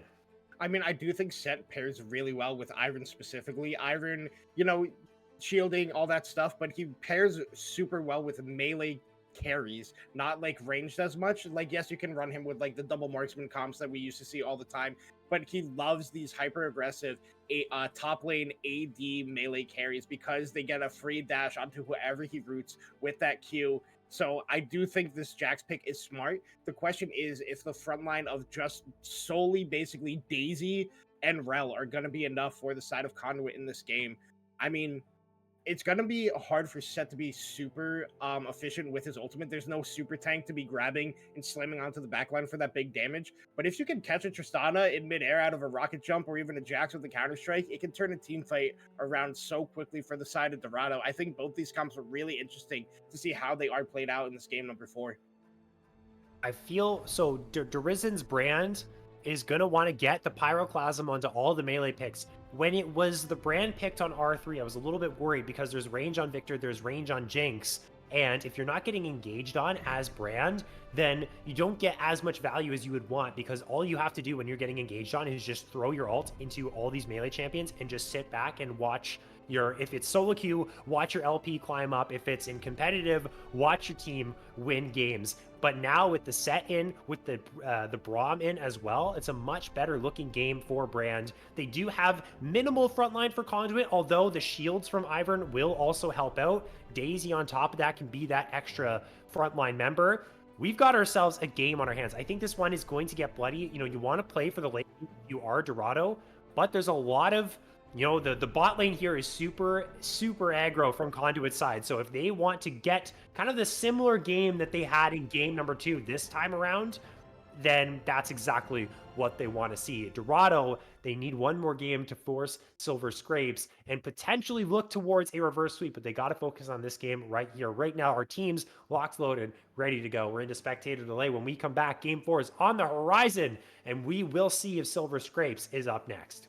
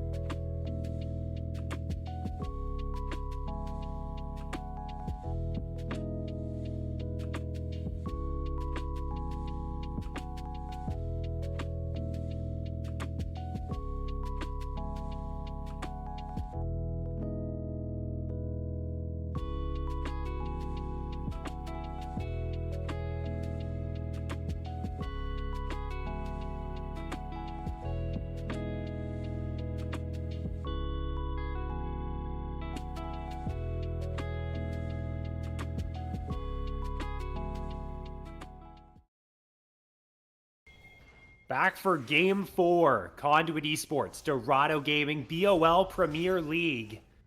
And it is do or die still for Dorado, but they were in the same situation last game, and they clutched up. We'll see if they can do the same here once again. We got some interesting picks. We got a set in the top lane. We got Tristana bot. We got Brand mid. We got Ivern as well. This is Fearless Draft. This is game number 4. Champion pools are being pinched. We wouldn't have it any other way here. Ferris and Chong here still covering the action for all of you. We're ready to get into this one. And again, still kind of devoid of that level 1 action. We haven't really seen any invades thus far in this series. Both teams taking that conservative route. Yeah, I mean, the only thing that we saw really was like a few couple early wards, but overall, like you said, no real early game action. The real thing to watch in this game is Nation's pathing on this Ivern. He's going to get contested here early on his clear, so it's going to be a little bit awkward if he does get invaded here because Ivern needs to set up that passive to be able to actually farm jungle camps. But luckily, starts with a root caller, hits it, they don't get an invade. They just know where he's starting is all. But overall, I think that's going to be fine. It's pretty standard. Everybody knows what the weird Ivern clear path is, so nothing really out of the blue there.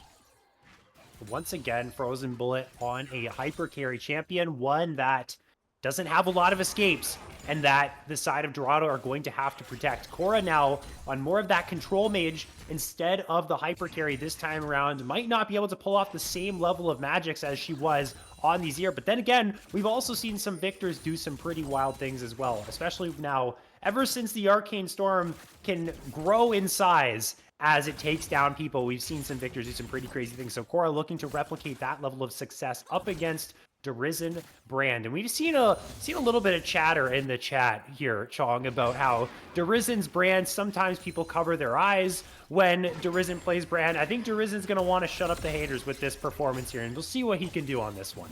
I mean, he's getting some early pressure here. Already has Cora down at that half HP mark. But what I'm really curious about is when Glada and Ipsy choose to get aggressive in this bottom lane. It can be difficult into Braum. He kind of is the king of melee matchups. You can't really Oh, no. And we got to pause. But regardless, like I was saying, Braum is like the king of melee matchups. You can't really beat him. The only melee champion that beats Braum is Tom Kench, and that's not even an option to be played anymore. So I expect that for the most part in this bottom lane, Ipsy and Glada aren't going to be doing much if Sunrai on this Braum is around them. Yeah, for sure. And it should be good enough protection for Jinx. We'll see if they can maybe get any ganks off, any counter ganks. The level 6 becomes really strong for Ivern, so they could look for some plays to be made once that spike comes on through. But Tristana in her own right does scale quite well. So even if the game is quiet, we do see games all the time at every single level where Tristana does like to take over. And having those extra buffs of the Ivern, they do have some fantastic scaling of their own. I'm really interested in this topside matchup. I said a little bit earlier, though, that I thought Set had the edge in this one, but now that I think about it a little bit more, the Counter-Strike is quite good for the Jaxes. We're getting flashed on here if we're Derizen, trading flash for flash once again. This is a play that Walk Warlock has not been afraid to do all series long. Trade flash for flash with Derizen so that later on in this 5-minute window that they have, they can look for another gank, which might result in a kill. Yeah, I mean, the benefit that Derizen can do is try to stun Walk Warlock out of the engage with the Brand passive. If you hit the Q on somebody who is burning from your passive, they just get stunned up, so would be able to kite out of that one. But, I mean, Walk Warlock, like you said, not afraid to go for those plays. This is kind of what I expected in the early lane. Up here in the top lane is that, for the most part, Trouble Killer can have the benefit of fighting up against the Jax early. But the big thing is, Trouble Killer already burned his pot. CZI only burned a biscuit, still sitting on his own pot of himself, and has more innate lifesteal now that he does have. Oh, Cora's stunned up. They shouldn't have the damage to kill here, and Walk Warlock is also here to usher out mid laner out of danger. Cora takes a good chunk of damage, though, and has to be a lot more careful. Derizen, without having used teleport yet, still with a really good HP advantage. Cora going to have to get that recall off. Teleport back for some HP, but for the moment needs to try and fight for these minions. But the pressure that Derizen is applying is going to be there. But Walk Warlock is still waiting in the area, and again, Derizen with no flash and no mana has to be careful. His jungler is pathing away from him as well. Nation is not here. Derizen's going to see this. Walk Warlock does not have flash, shouldn't be able to run him down. The Cloud is not going to land in Derizen.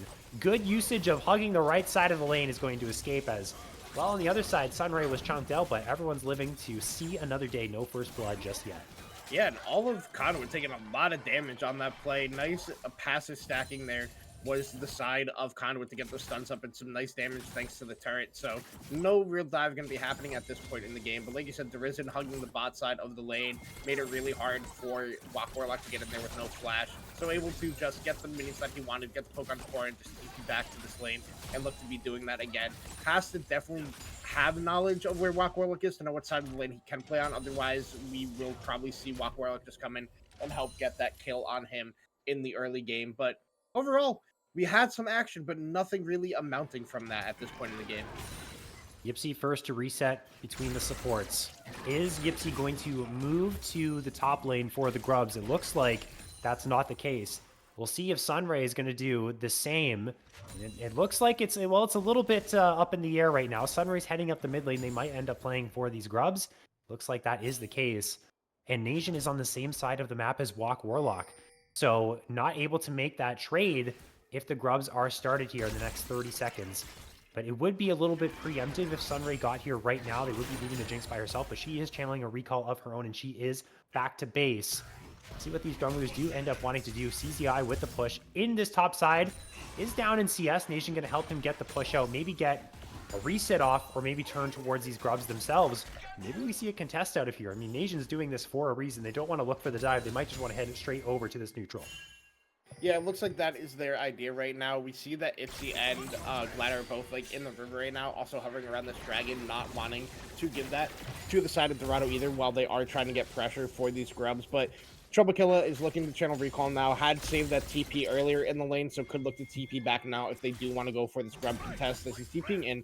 Sunrise is still sitting in this mid lane, and Ipsy is also here, so it looks like something could happen around these grubs. But we see a ping from the Dorado side onto the Dragon, looking like they're just going to trade neutral objectives here. Brand is one of the best champions at taking the grubs here. You look how fast they go down with that passive. It is absolutely insane. So Derizen walking on over, making it a little bit easier, going to grab some mana with the honey fruit as well. And that's going to be an objective trade. So the grubs going over, more split pushing power for the Jax, more tower taking power for the Tristana. I think this is a trade that Conduit's going to be very happy about. And it did look like Dorado was in the area for the grubs. They might have wanted to take that, but then realized, okay, we don't quite have the setup. Let's go and end up trading for the Drake. So they're going to have to look to try and stack those on up, maybe contest the next trio in a couple minutes time. But for the moment, a pretty slow game. Again, tensions might be a little bit high here. Conduit realizing that they're not completely immortal in this series. They dropped one game over to Dorado. They have to give them that same level of respect that they might have given them in game number one. We talked about the Mordekaiser pick, how that might have been a little bit of a... So maybe not so much of an ego pick, but they were getting very comfortable. And now sitting at this game number 4 state, intentions are high. Conduit is going to have to muster a way to get a lead in this game. Maybe look for the scaling that they're looking for. Try and knock down Frozen Bullet on this Jinx, who has had a pretty comfortable time in this lane so far. I think part of that is a lot because of the presence of Sunray down here.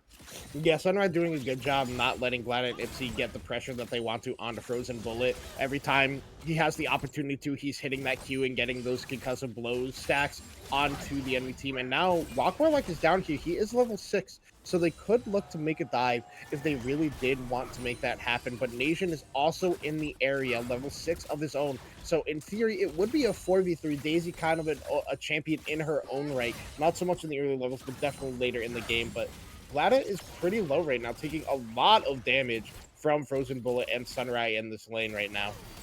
Is outranged, and the engage potential isn't quite there as well. Sunray gets Ignite put down to him, has the bomb going as well as Ipsy flashes in with the Magnet Storm, but Glad has been flashed on by Warlock. The Buster Shot going to bring him to safety. He's going to use the Stormbringer to bring himself right back on in, but Warlock is taking a whole lot of tower shots, so close to falling. The knockup from Daisy, she's doing a whole lot here. First blood goes to the Ivern, jumping on in is Glad, but there's so much health here from Frozen Bullet. That's not really the chase that you want, because Jinx is going to get a whole lot of kills. 2 there to the Jinx, 1 over to the Brahma, solo kill for Core in the mid lane as well. Dorado blow the game wide open. Yeah, and I think Conduit overplayed it there in the bot lane. They got the first blood and they kept going in, but the HP discrepancy was there. Frozen Bullet was basically untouched that whole time and just got the free fire after everything went down. So Conduit overplaying there, and now this Jinx is already on Yuntals at 9 minutes in this game. Didn't get the triple kill, only got a double. Sunrise stealing away that third one, but you are happy as Dorado for that one, especially because Corey got that solo kill in the mid lane and is up a good portion of CS right now over Drizzin's brand because he has been roaming more for these plays for his team. Look at Trouble Kill at topside. 77 farm to 49. Has been having a grand old time up here and is contributing to the 2,000 gold lead at 9.5 minutes. That Dorado has. That is absolutely massive for this stage of the game. Now, Korra could be in some trouble, does not have flash. Sunray is here on the flank, but Korra might be dropping down here. The question is, do they have the damage, though? They don't have a whole lot. We are going to get a freeze frame right here and kind of get ourselves a little bit of a shot as to what might come. I don't think Conduit has the damage to knock down Korra here in this situation. I think this is going to be a whole wipe for Dorado. There's no flashes on anyone other than Nasian. And, you know, Brand has to wait for those cooldowns here, Chong. And so once they've expended all of that, even though Korra's in a bad spot, I feel like they're going to be knocked down here, cut down two sizes. Korra just walks this one out. Now Darazin is in trouble, and he's going to get stunned up by the concussive blows. The shields are going to be good. Try and keep him alive for a little bit longer, but the laser is in. Sunray gets the kill credit, and it will be a +1 for Dorado. Yeah, the biggest thing there, if Drizin had that ultimate off of cooldown, they might have been able to go that. Oh, Trouble Kill is here. Nasian in trouble, but gets the flash away from that one. But like I was saying, maybe if Drizin had the ultimate there, they would have been able to pick up that kill on Korra and potentially turn the fight around because it would have bounced back onto Drizin. But with that being on cooldown, Dorado just able to make that play work and a nice roam down by Trouble Killer. You see, she's gonna take that recall off that time. There isn't TPing to bot lane as Glada is in the mid lane. A little bit of a reassignment at this point in the game right now, just based off timers, but Dorado has another early game lead here for themselves, and they're going to look to do what they did last game and maintain that and be able to get the win off that one, while Conduit has to find their way back into this game at this point. It's looking really dire already. It's only 11 minutes into the game, but if you take a look at the scoreboards here, it's 88 farm to 63. Top lane is going insanely well for Dorado. Mid lane is going insanely well for Dorado. Bot lane is going insanely well for Dorado. Every single lane is winning right now. There's not a whole lot of kind of silver lining right now for Conduit because everywhere is falling behind. They need to make a play happen. They need to pray that Dorado makes a big mistake. They didn't even get 6 grubs either. This is just a free grub take for Walk Warlock, and there's really nothing stopping him from walking on down to this next Drake spawn and looking to grab 2 Drakes here for Dorado when they have this gold lead. They have this item advantage on their AD carry and what is soon to be their mid laner on top of it as well. So things are looking dire. We'll see what Conduit can do. Can they stop the bleeding? But even if they do that, there's so much scaling here for Dorado's side. So things are looking dire. We'll see what Dorado can do. They're not taking their foot off the gas. They're going right towards this Drake. Yeah, and Glada getting chunked out there again. And a nice little freeze frame of Glada mid-air. Not sure what Riot is doing to us here. But I mean, like you were saying, Dorado has such a chokehold on this game right now. Like, yes, Nation is at his first item, but he's still significantly behind compared to where Frozen Bullet is at first item at 9, almost 10 minutes in the game. Sunrise already on that locket, making the teamfight power of Dorado even stronger. I mean, Conduit does scale relatively well. You have the Jax, you have the Tristana.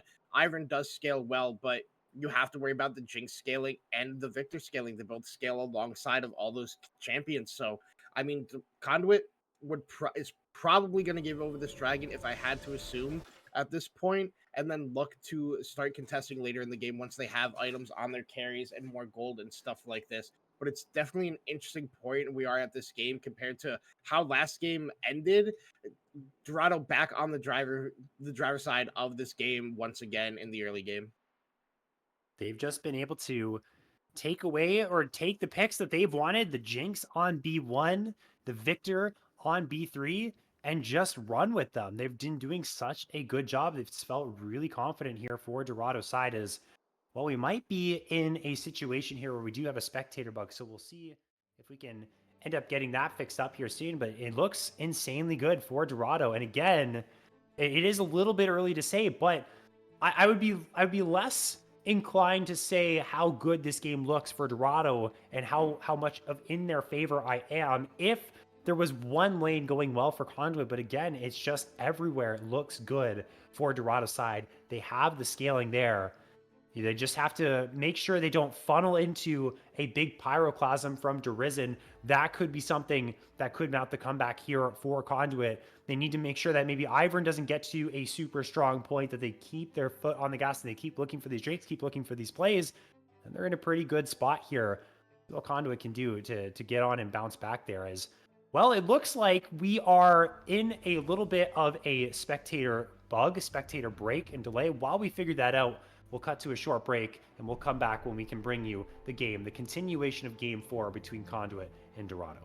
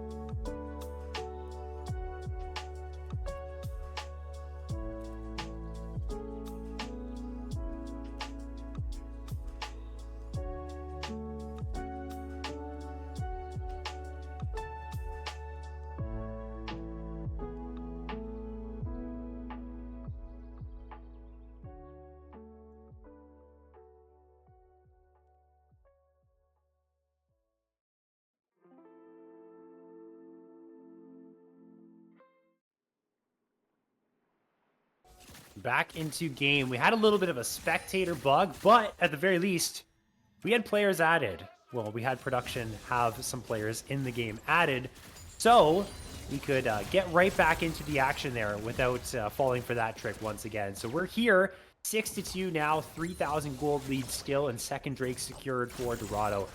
About what you would expect from what went down is there's a Super Mega Death Rocket, and Glada is quite low.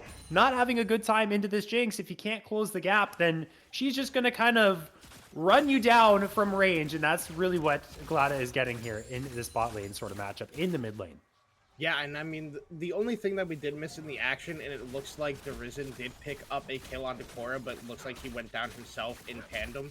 But now, Black Warlock looking onto Derizen again. Finds the stun, but there is 3 people here from the side of Conduit. But look at Frozen Bullet, just free hitting the rockets, raining true in the backside. That's 1 kill going over. He's laying into Yipsy on this Rel. Cora's teleporting in, throws down the Arcane Storm. Daisy's in the mix as well, but should just fall. It's a 1-for-0. Favor of Dorado, making the plays happen, catching out Derizen inside of his own jungle, and that will be +1 over to them. Now they can move over towards this Rift Herald, which has freshly spawned, and try and crack open more of the Conduit base. Yeah, and I mean, they tried their best to keep Derizen alive there, but the damage is too high right now at this point in the game for Dorado, thanks to all that early kills and gold they have picking up for themselves. Like you said, Frozen Bullet was just free hitting that whole time that passive play happened, so they got the passive stacks from the Pow Pow, and then also the Lethal Tempo had proc, so the amount of damage that Frozen Bullet was putting out there was immense. So, like we said, this is starting to look really rough here for Conduit. They're going to have to find some way to get back into this one.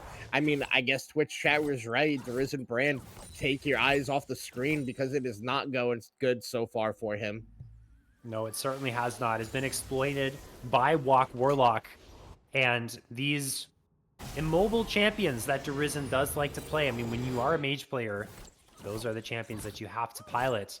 And has been a very easy time for Walk Warlock to exploit that, burning flashes, finding him in the jungle, although Brand is Brand. So with a couple more items, maybe able to still deal the damage that he needs to deal, although the build is interesting. The rush on the Rylai is not actually going for the Leandries, and now just starting to build the tier here at 17 minutes is definitely another interesting choice as well. It's going to be a long, long time before that actually gets stacked up to the Seraph's Embrace.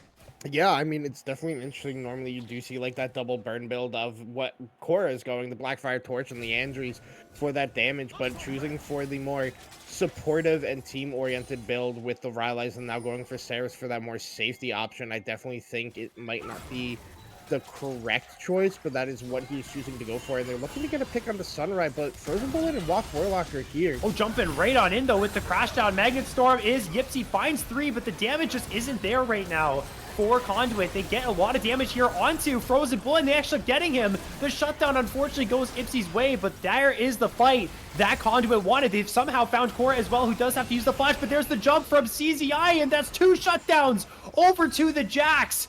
And what looks like a nothing pick onto the Braum ends up being a whole team fight win to Conduit. They might just be back. Yeah, I mean, and out of nowhere, Ipsy finding the engage for his team, and CZI with the roam up able to be on the cleanup there. Yes, like you said, the one shutdown on the Frozen Bullet did go over to Ipsy. The Risen probably had the kill in the bag, but regardless, you're happy to still get that shutdown. And now CZI, he's got 2 kills on this Jax. In the early game, he was having a lot of trouble in that top lane matchup in the Trouble Killer, but I assume once Jax starts to get these items, he would be able to start winning those duels. I feel like it's set in the early game, Jax in the late game, but right now, it looks like, oh, speaking of which, we're going to find out right now. Level 12. CZI definitely wins this. He just went, well, we're flashing from that? I don't know if we're flashing from that. That's really not that dangerous. Trouble Killer doesn't have a flash of his own. He's just going to go down here. He does have friends on the way. Can they avenge him? The ultimate there from the set is going to bring him away from his friends. The CZI now on the run. The Braum is on the way as well. He's using the Counter-Strike. He's super strong. He's level 13. The Super Mega Death Rocket crashes down. We have a teleport coming in as well. CZI is trying to live as Derizen is here and is able to trade one back. But who else is here? It's Frozen Bullet. And his bullet is going to be frozen because it freezes Derizen right in his place with the concussive blows. He tries to flash away. The zap does not connect. There is no Death Rocket anymore to finish that kill off. Now Ipsy probably looking for some more here. Glada jumping on over the wall as well. Sunrise is locked up. More kills going the way of Conduit. It is a disaster here for Dorado as Sunrise goes down. Now the resets here for Glad as well. He's going to jump over to Frozen Bullet, who does have flash and uses it to get away from the trigger seed. And Conduit, once again, we see the immediate effect here, Chong, of those 2 kills that the Jax got. Yeah, and out of nowhere, Conduit back in this game. Yes, they are still down 2,000 gold, but the kills are starting to come online. And we're talking, maybe Derizen does actually do damage with this build. Out of nowhere, he was just exploding people. He blew up Walk Warlock the second he went in for that one. Yes, he did go down in the... Oh, no, he lived, sorry. He got out of that play thanks to the Super Mega Death Rocket being used earlier to try to pick up that kill onto CZI. So, really good turnaround is the side of Conduit out of nowhere. CZI is sitting on 3 kills now and has that Nasian Ivern in the back pocket for when they start looking for these team fights as a full 5-man unit. It is starting to look like Conduit has an avenue back into this game after what was a small spectator issue that we had, but getting back right in time for the action. Absolutely. We saw what really matters most in this game, which was the big team fights that swing the momentum a little bit more in Conduit's favor, but still, they are down 1.5k gold. The damage potential is still very much here for Dorado, and it's not like this game is now fully fledged in Conduit's favor. They still have to play the fights right. They still have to find key targets like Korra and Frozen Bullet. They have to catch them out, look for flanks, all that good stuff. Otherwise, the Jinx and the Victor will tear you apart. This Volibear as well does a lot of damage, but isn't a super effective frontline. I feel like Dorado might have frontline problems in this game a little bit just because it is that Rod of Ages, that Flicker Blade Volibear. It is only a stride breaker on the set, so they're not as tanky as they may seem. It's going to have a lot of pressure on Sunray to be that front line for Frozen Bullet and Korra to deal the damage. Yeah, and this Herald is here in the mid lane looking to it was probably close to expiring, so Walk Warlock just had to pop it, but it looks like it's still going to get a charge regardless. Not the empowered one, but Conduit not wanting to step up with not having the numbers there is going to have to let that one charge into their tier 2 turret in the mid lane. But what we're looking at is this next dragon spawning in a minute 50 seconds, despite Frozen Bullet having that nice early game advantage for them.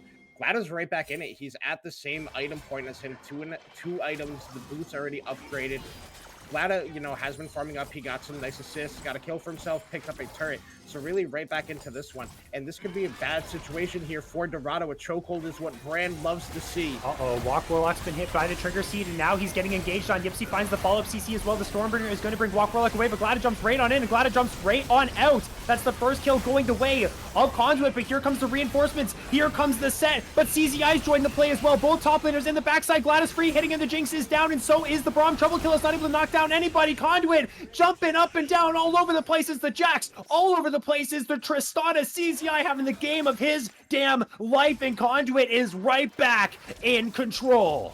CZI said, all right, guys, I got this game. We might have mucked up the last one, but we ain't doing it this one. And like I said, Nasian's Iron. We saw Set try to go in on him, but was not able to pick up this kill. Nasian is a fantastic Iron player, and if you pair that up with a CZI Jax, it is a recipe made for success, and it looks like Conduit is going to break open the base here at 23 minutes in the game. Never mind, the wave clear is too strong from the side of Dorado. They're going to have to back up, look to take their resets, and look for this dragon fight in 30 seconds if they want to go for it. They have no TP on CZI now. The Risen still does have his TP, but the big thing is Core TP'd in there. Trouble Killer has TP of his own, but GLaDOS could be in a lot of trouble now. I don't think he has the rocket jump.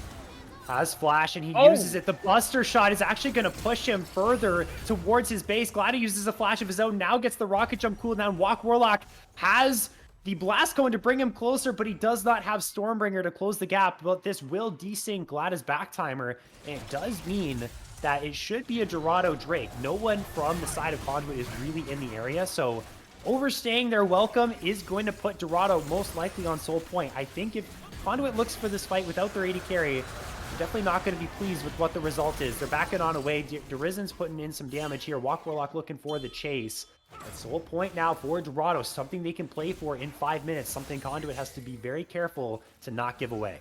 Yeah, definitely a little bit of overstay on that mid lane push. They thought they could get it, but the wave clear was too strong. They should have backed up when they realized that and get the resets in. But because of that, the Soul Point Dragon does go over the side of Dorado, but the gold advantage is in favor of Conduit, even if it is minute at this point. But hey, they got themselves back down from 5K to be up 600 gold. I think you'd take that at this point. Ooh, excuse me.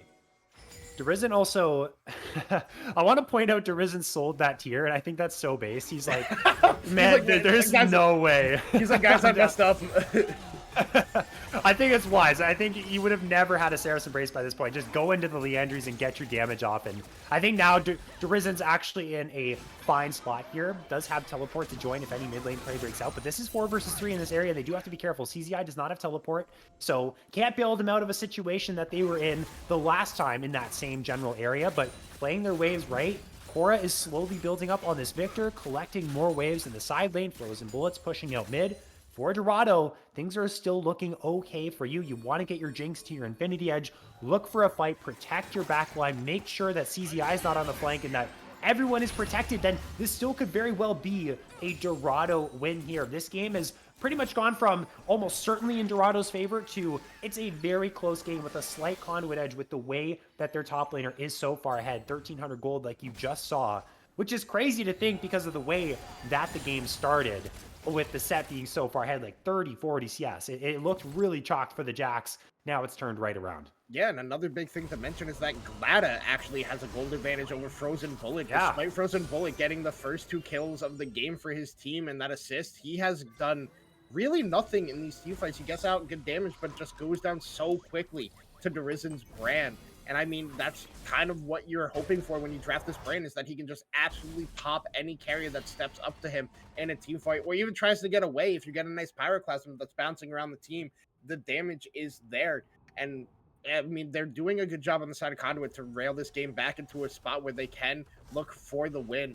I mean, also the big thing is Dorado has to keep vision on this Baron because you have a brand and you have an Ivern. You take this so healthily. Even Tristana, you take it healthily and you take it quickly, especially if CZI's there. So they could look to try to force something like that if the situation is right. But now Dorado having a hard time clearing that control ward behind the pit. I don't think they know the tech of if you zoom in, you can auto the ward behind Baron, and then you just zoom out once you're locked in on auto attacking it. But it looks like they finally figured it out, are able to clear it away. I might be wrong. I think that ward is still in the back of Baron pit, but regardless, Rock Warlock taking a lot of damage here. They could look to turn onto Ipsy, but Glad. Oh, Ipsy's going in. That's 3 people locked up in the engage. That's massive. Glad is going to jump on away. Ipsy's kind of isolated right now. There's not a lot of follow-up damage from the side of Conduit, but it's going to be Walk Warlock that drops first. CZI's onto the back line. Frozen Bullet is gone, and now Korra and Sunray may just be next. Ipsy on this rel has been masterful, and now are going to find another kill. That is 3 dead. Trouble Killer could not get involved in the play. Glad is looking to take down Korra. Can't quite close the gap. It's just going to be Baron on the menu, and there's nothing that Dorado can do to stop it. Yeah, Ipsy's engage on Rel was picture perfect there. And then you follow that up with CZI getting that TP in and absolutely deleting the back line. I mean, Conduit played that out where effectively I thought Yipsy was the one being caught, but he laid the trap perfectly. He was the cheese in the mouse trap, and Dorado falls victim to it. And Conduit in the driver's seat now. They have the Baron buff. They're up 4,000 gold. They have such a huge carry in CZI's Jax. Glada on the Tristana.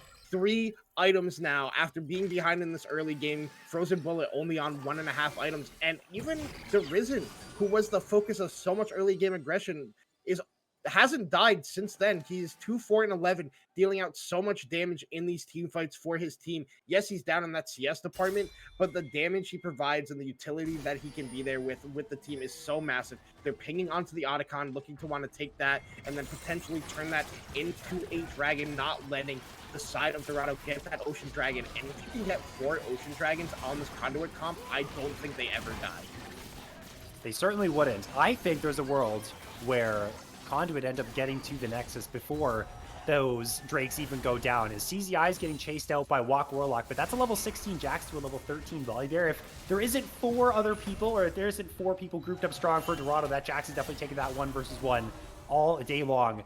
It is a tier 2, so it's a good chunk of gold going Dorado's way, but the Drake plus the Ruinous Otacon is definitely going to mean a whole lot more to Conduit's side. And they might just be able to walk down towards this bot lane as well, knock down the tier 1, and look for maybe even a tier 2. You can see teleport from Derisen is going on in. Glada has to be a little bit careful, does have CZI in the area just pushing out this wave. But they're going to grab the Otacon, should be able to grab the Ocean Drake on top of it as well. And now the gold lead firmly in Conduit's favor. 3,000 gold here. Still a lot of standing gold on the map for them to take. And they're really rolling right now. The Infinity Edge power spike is there, like you mentioned, Chong. And this is the time for them, if they're able to find it, look for any fights that you can right before Frozen Bullet and Korra both get onto their 3-item power spikes with that Death Cap and that Infinity Edge. Yeah, and I mean, the side of Conduit has also been playing this map so well. We have 2 level advantage leads in 4 different roles. CZI, 2 levels on Trouble Killer.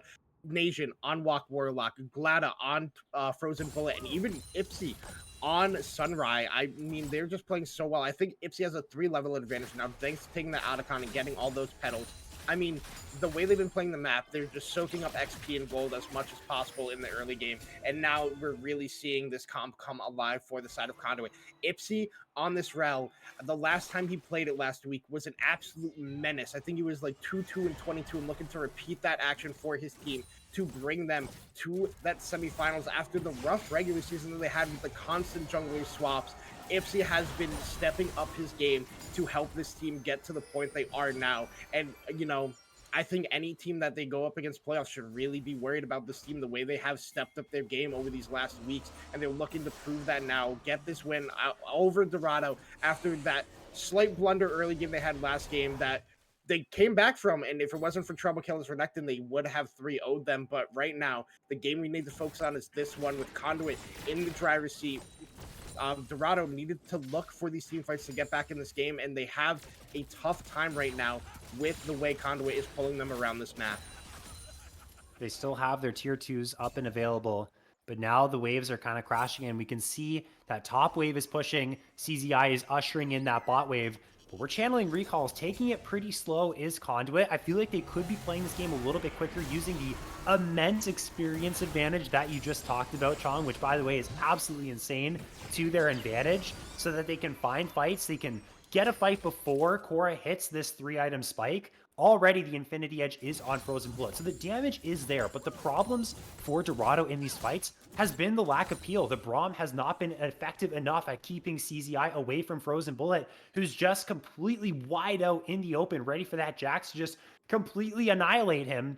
And they need to find a way to track everyone down. Where is the Jax? Where is the Rel? Let's not bunch up so we get engaged on. They have to absorb and engage and then look for a reset on Jinx to be able to re-engage effectively here. It's just been so difficult for them to actually find that play. And that's what they're going to have to think about here as, wow, okay, Nation is just maybe thought he was done for. Maybe you thought there was a lot of people waiting inside that brush, and I'm toast if I don't just flash away here. So at the very least, Dorado's going to be able to get that one for virtually free. Yeah, I think that was a valid option out of Nation there. Oh no, they don't know Trouble Kill is here. Walk Warlock on the flank. Walk Warlock's on the flank. Lotta, oh my gosh, gets stunned up. But fortunately able to buffer that rocket jump in time. Trouble Killer just didn't move from that bush in that whole passage of play. He was like, no, you guys got this.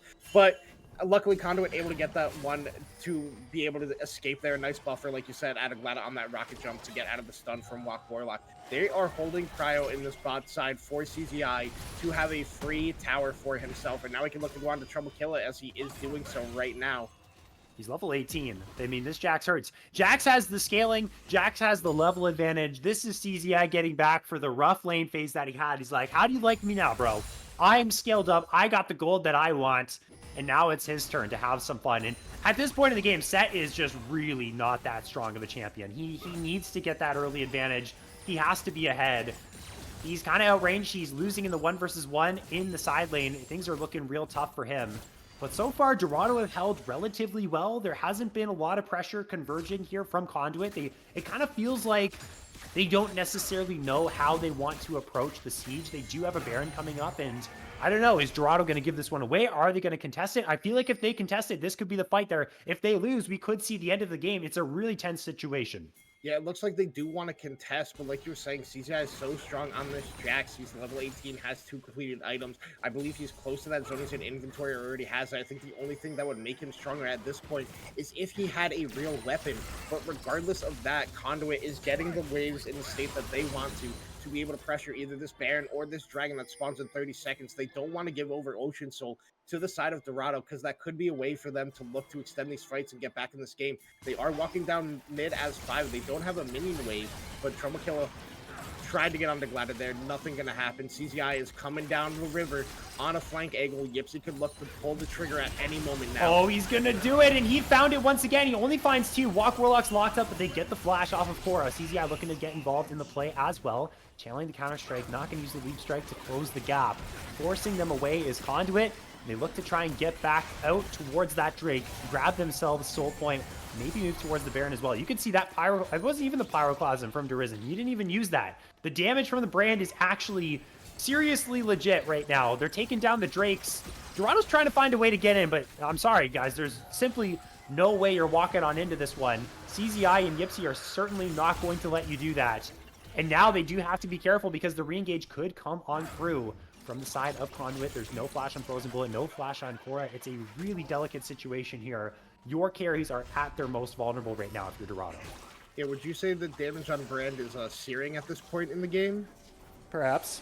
Perhaps I may, Chong. Yeah, I gotta bring back my dad jokes. I gotta be here for the fans. That's what they loved last season when I was casted. But regardless of that, like you said, Conduit, could now look after picking up that Dragon, look to start pressuring this Baron again and look to close it out that way. But right now, I think they've been playing this map phenomenally because it feels like every time they want to go for a play, the waves are in a spot where Dorado has to either drop so much XP and gold or just have to 5 contest and force a fight. But Conduit never giving them the opportunity. Ipsy has been relentless on this rel, pulling the trigger whenever. We saw him do it in the mid lane, and it looked so good, but luckily they were able to flash and kite out of it, and CZI was not able to get in range to be this insane Jax that we have seen in all these team fights so far in this game.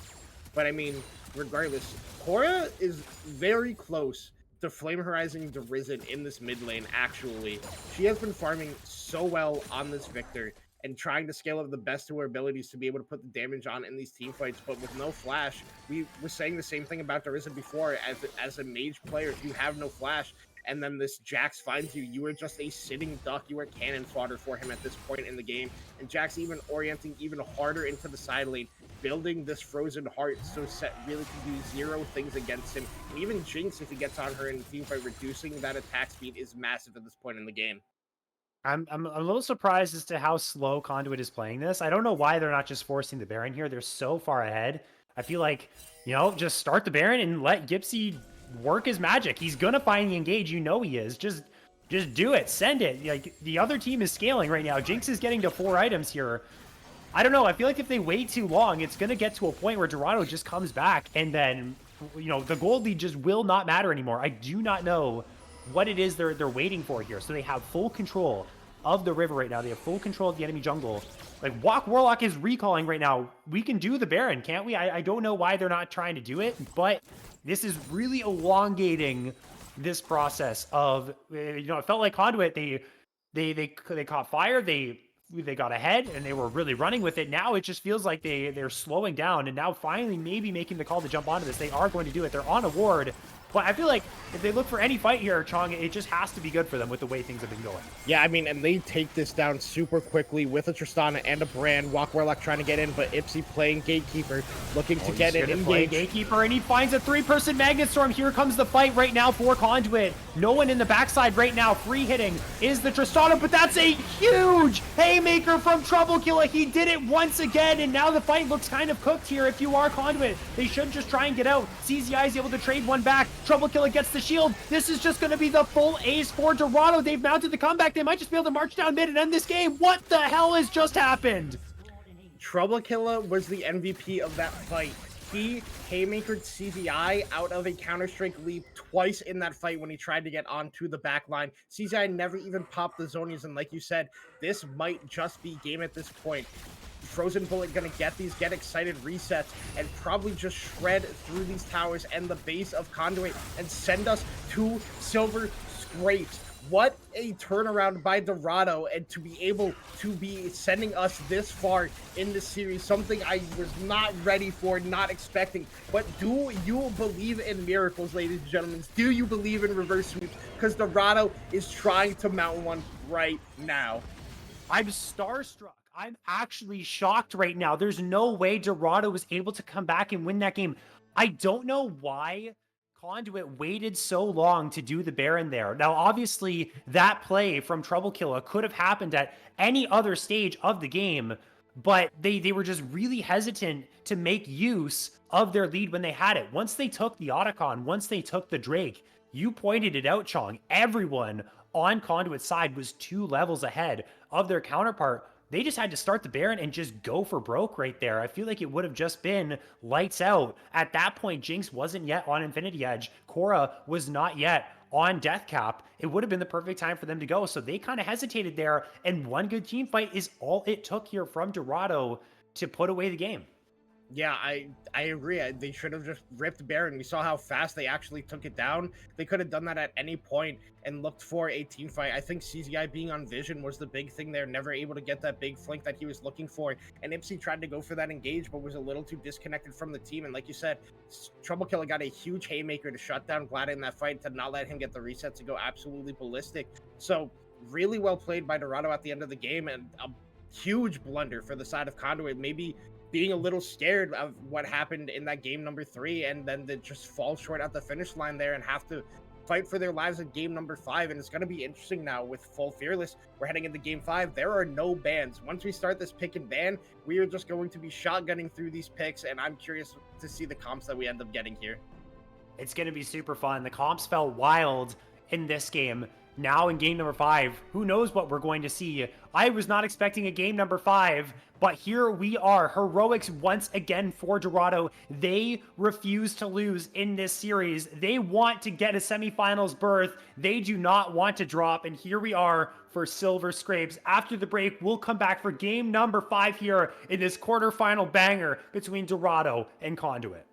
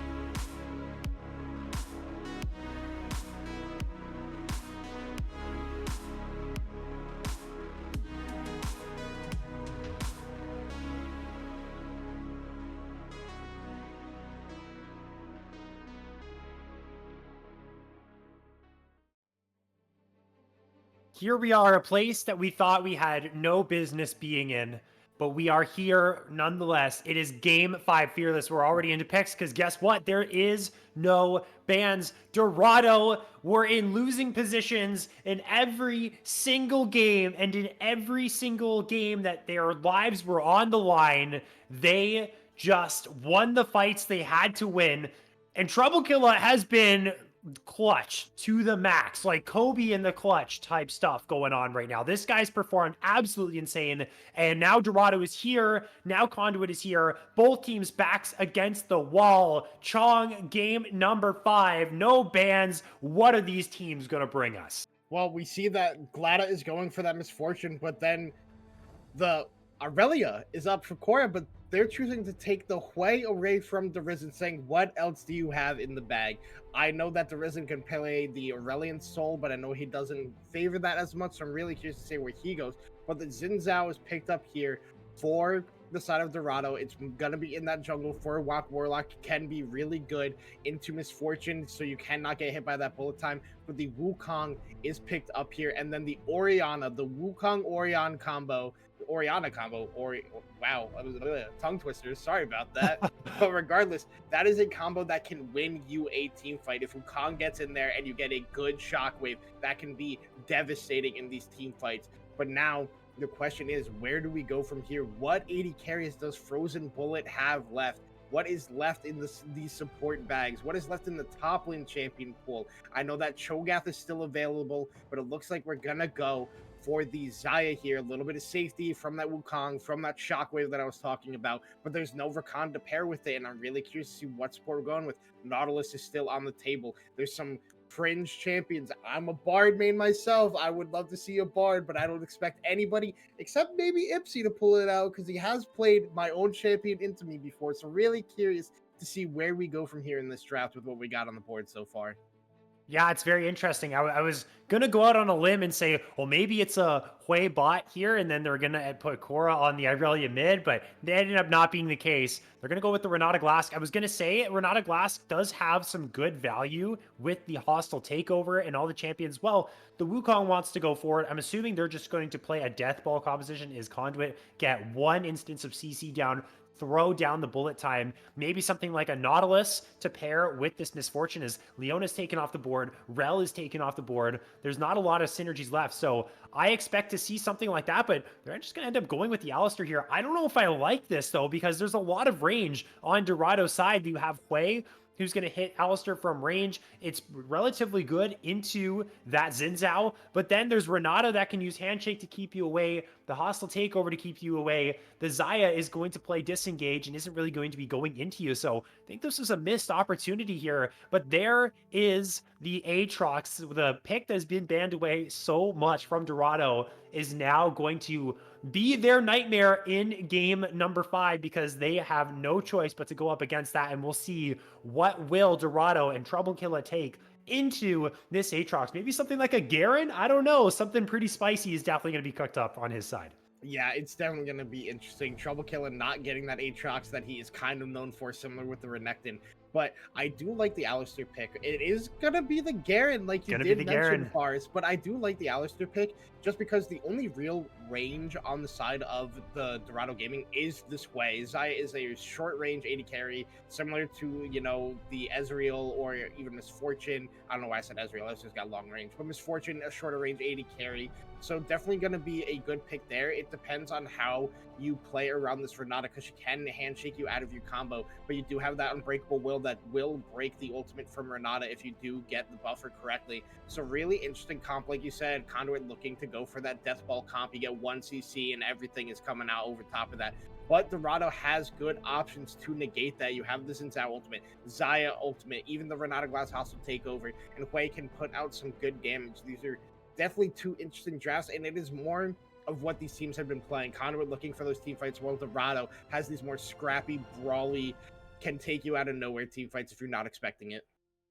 You need to see the Garen and the Zinzao make stuff happen early on. I wonder if Trouble Killa is just going to bust out the Ignite and look to just murder this Aatrox, link up with Walk Warlock to go crazy, look for invades of sorts, maybe lead the Xayah to her own devices up against the Alistar. It shouldn't be that hard of a lane here for Dorado's bot side for Frozen Bullet to just be able to survive and get a couple items. We'll see what they end up going for here. The mid jungle synergy on the side of Conduit is going to be big. The Wukong is going to have to be that taxi for the BOL to be the Shockwave. It could also be the Alistar as well that they could combine that. But in the mid game, the Wukong, the Orianna going to try and make plays happen here. They're playing for the bullet time. They're playing for the wombo combos. If the Aatrox gets put behind, then they might lack a little bit of that X factor here. So I'm really excited to see if Dorado, with this topside duo, can actually shut down this Aatrox and start to pop off and go crazy.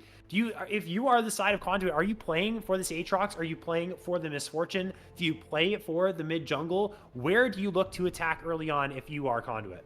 So I would put my faith in CZI in this top lane matchup. He's been playing really good this whole entire series, even besides that Poppy game. We won't talk about the Poppy game. It was definitely his worst game of the series so far, but regardless, he's been playing phenomenal. You got to leave him to his own devices. Trust in your top laner, trust that he can do it, and you got to look to get the Risen ahead, and you got to look to get Glada ahead on these two champions, because Misfortune, if she gets put behind, she just falls off of a cliff. She isn't these late game hyperscaling 80 carries.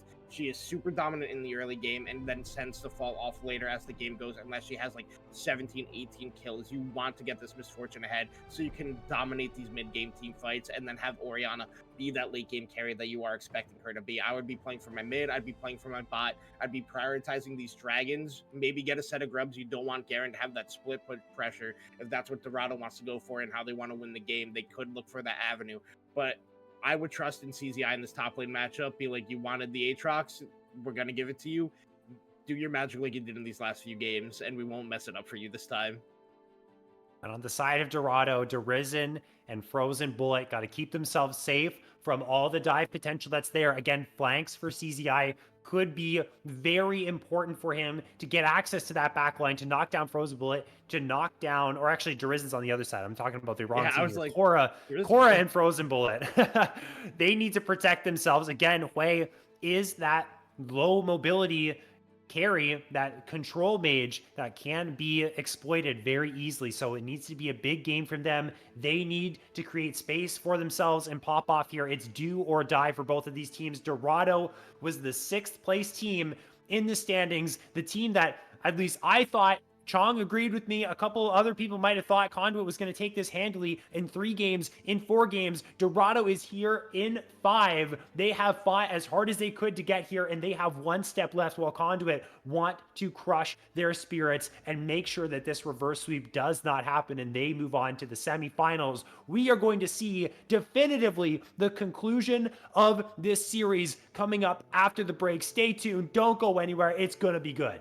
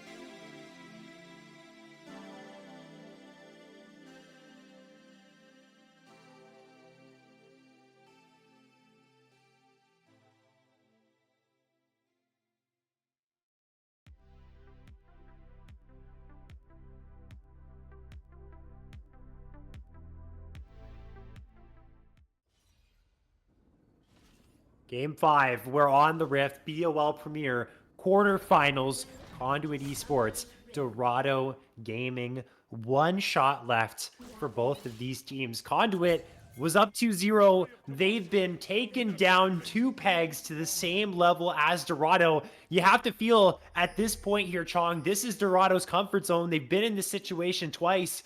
They have been performing when they need to the most.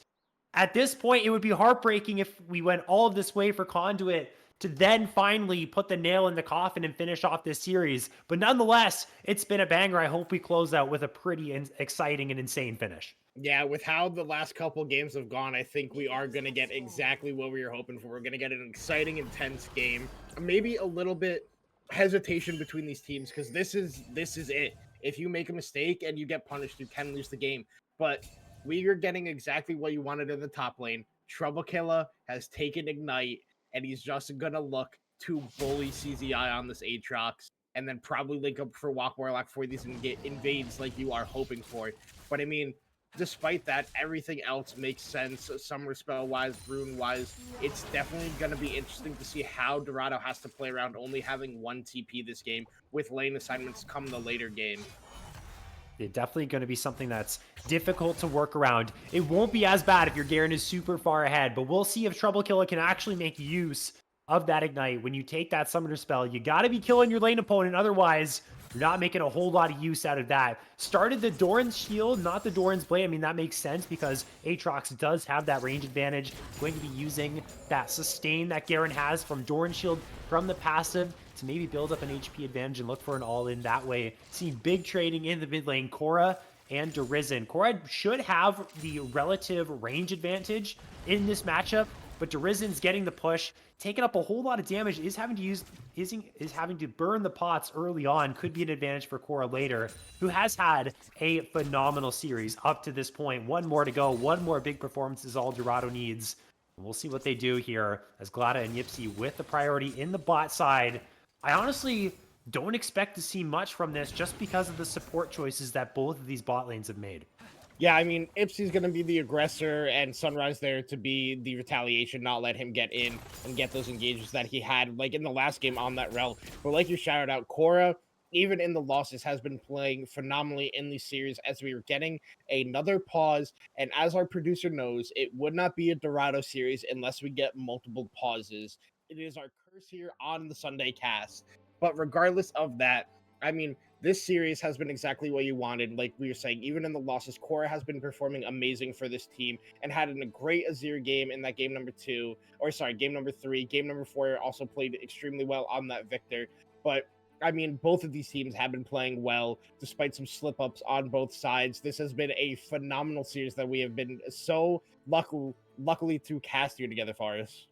Yeah, we thought it was going to be a 3-0 DoorDash. And honestly, we thought game 3 was going to end up in a Conduit win. Dorado, they've done a fantastic job to make this as exciting as it is. And honestly, this is their chance now to really bring it home. And all they need is one more big performance.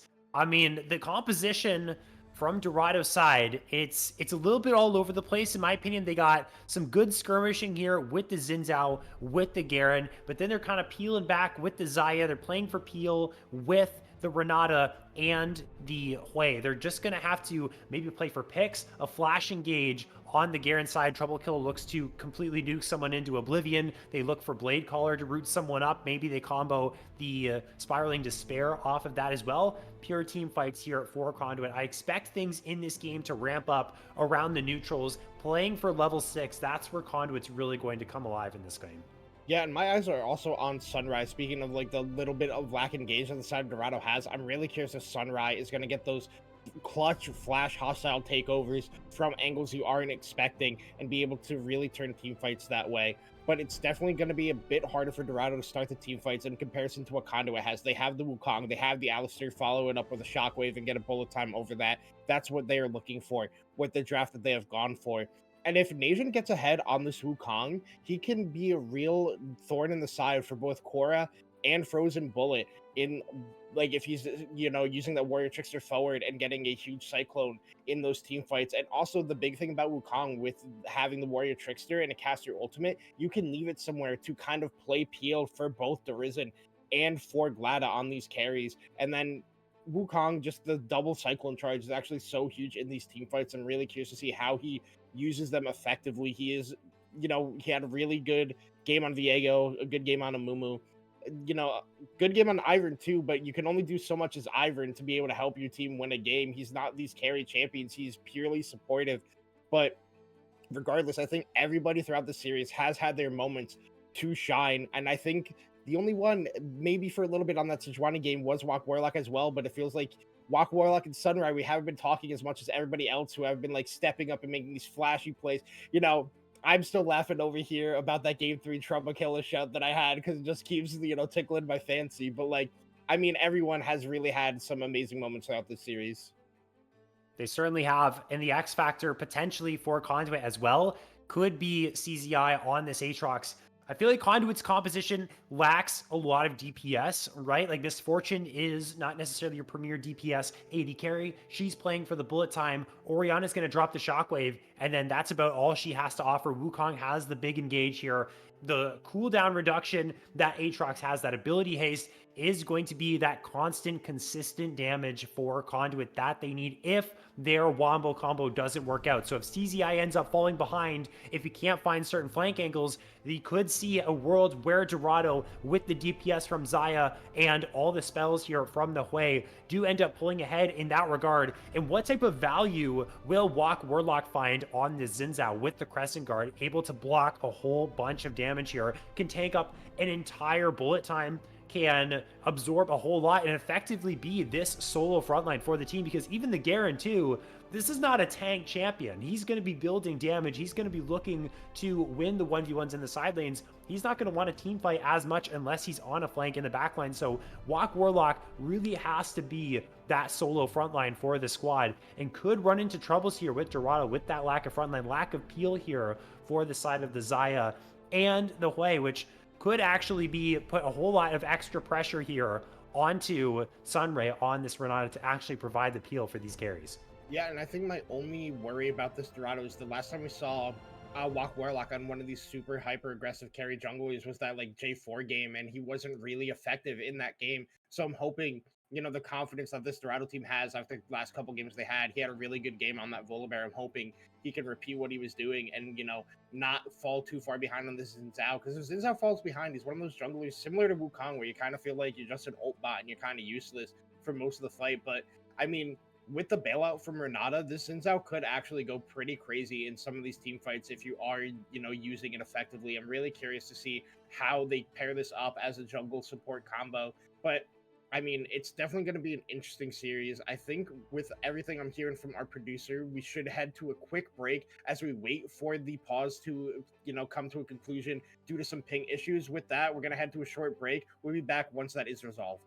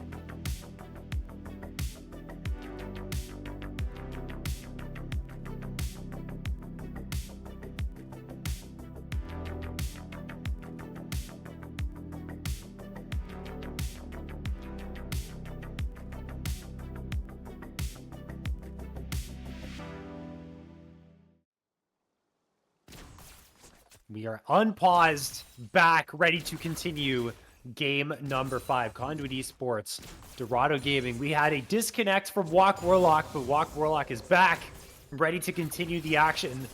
And hopefully, we are able to make it through the rest of this game completely unbothered, and we can see the conclusion of this epic series between these two and get this show on the road. I mean, Dorado coming back from being down 0-2. For them, this is the completion of the reverse sweep. Conduit need to prevent that from happening. No double elimination.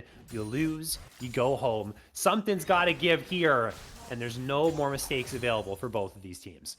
Yeah, and I'm really curious to see how both these teams choose to play the early game. With it being a game number 5, you kind of are hesitant to make these plays that could like end up costing your team the game.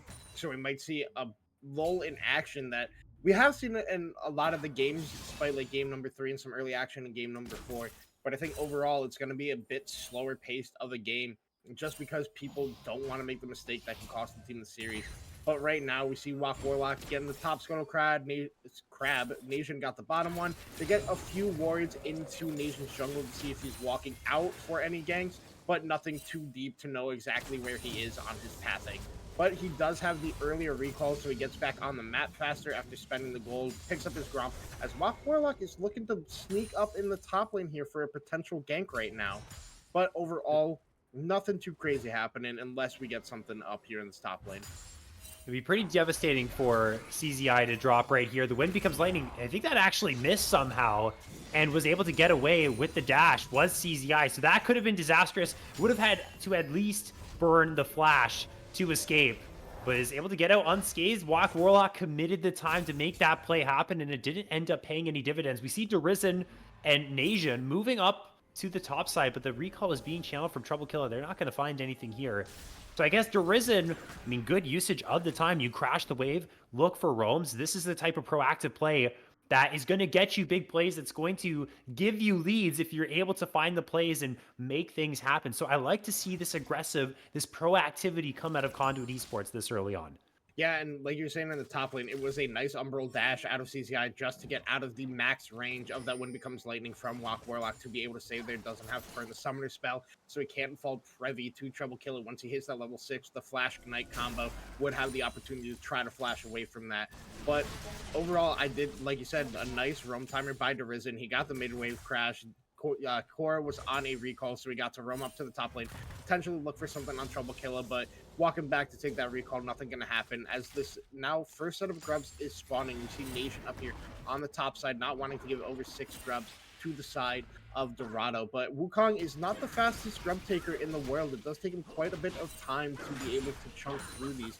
But with that, we see a play starting to brew up in the bot lane. Walk Warlock is looking for a gank while Sunrise clears out vision. But Glada and Ipsy should be smart about this, know that something could be brewing up and try to back off. But in the meantime, top lane, they're looking for Trouble Killer. Trouble Killer in trouble, burns the flash, did not want to get locked up with the Infernal Chains. That could have pulled him right back in for a kill. There wasn't level 6 on Nation just yet. Nation's going to make sure that this wave gets in. CZI can get a good back off.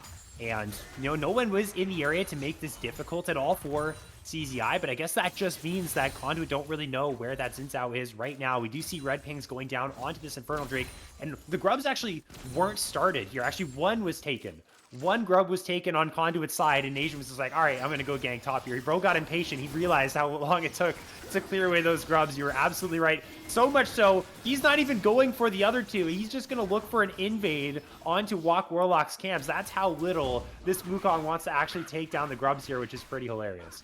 Yeah, and I mean, they should know where Walk Warlock is, despite him not walking up for these grub contests after it was started or even there for the counter response. So I actually do like this play a lot out of Nation.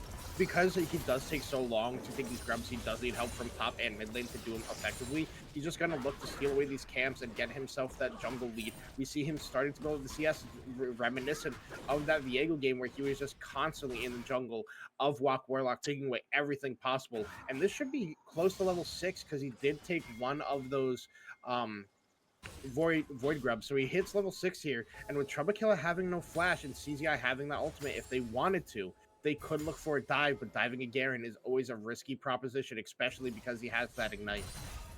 Yeah, I don't think they want to do that. They're going to end up going for the grubs instead.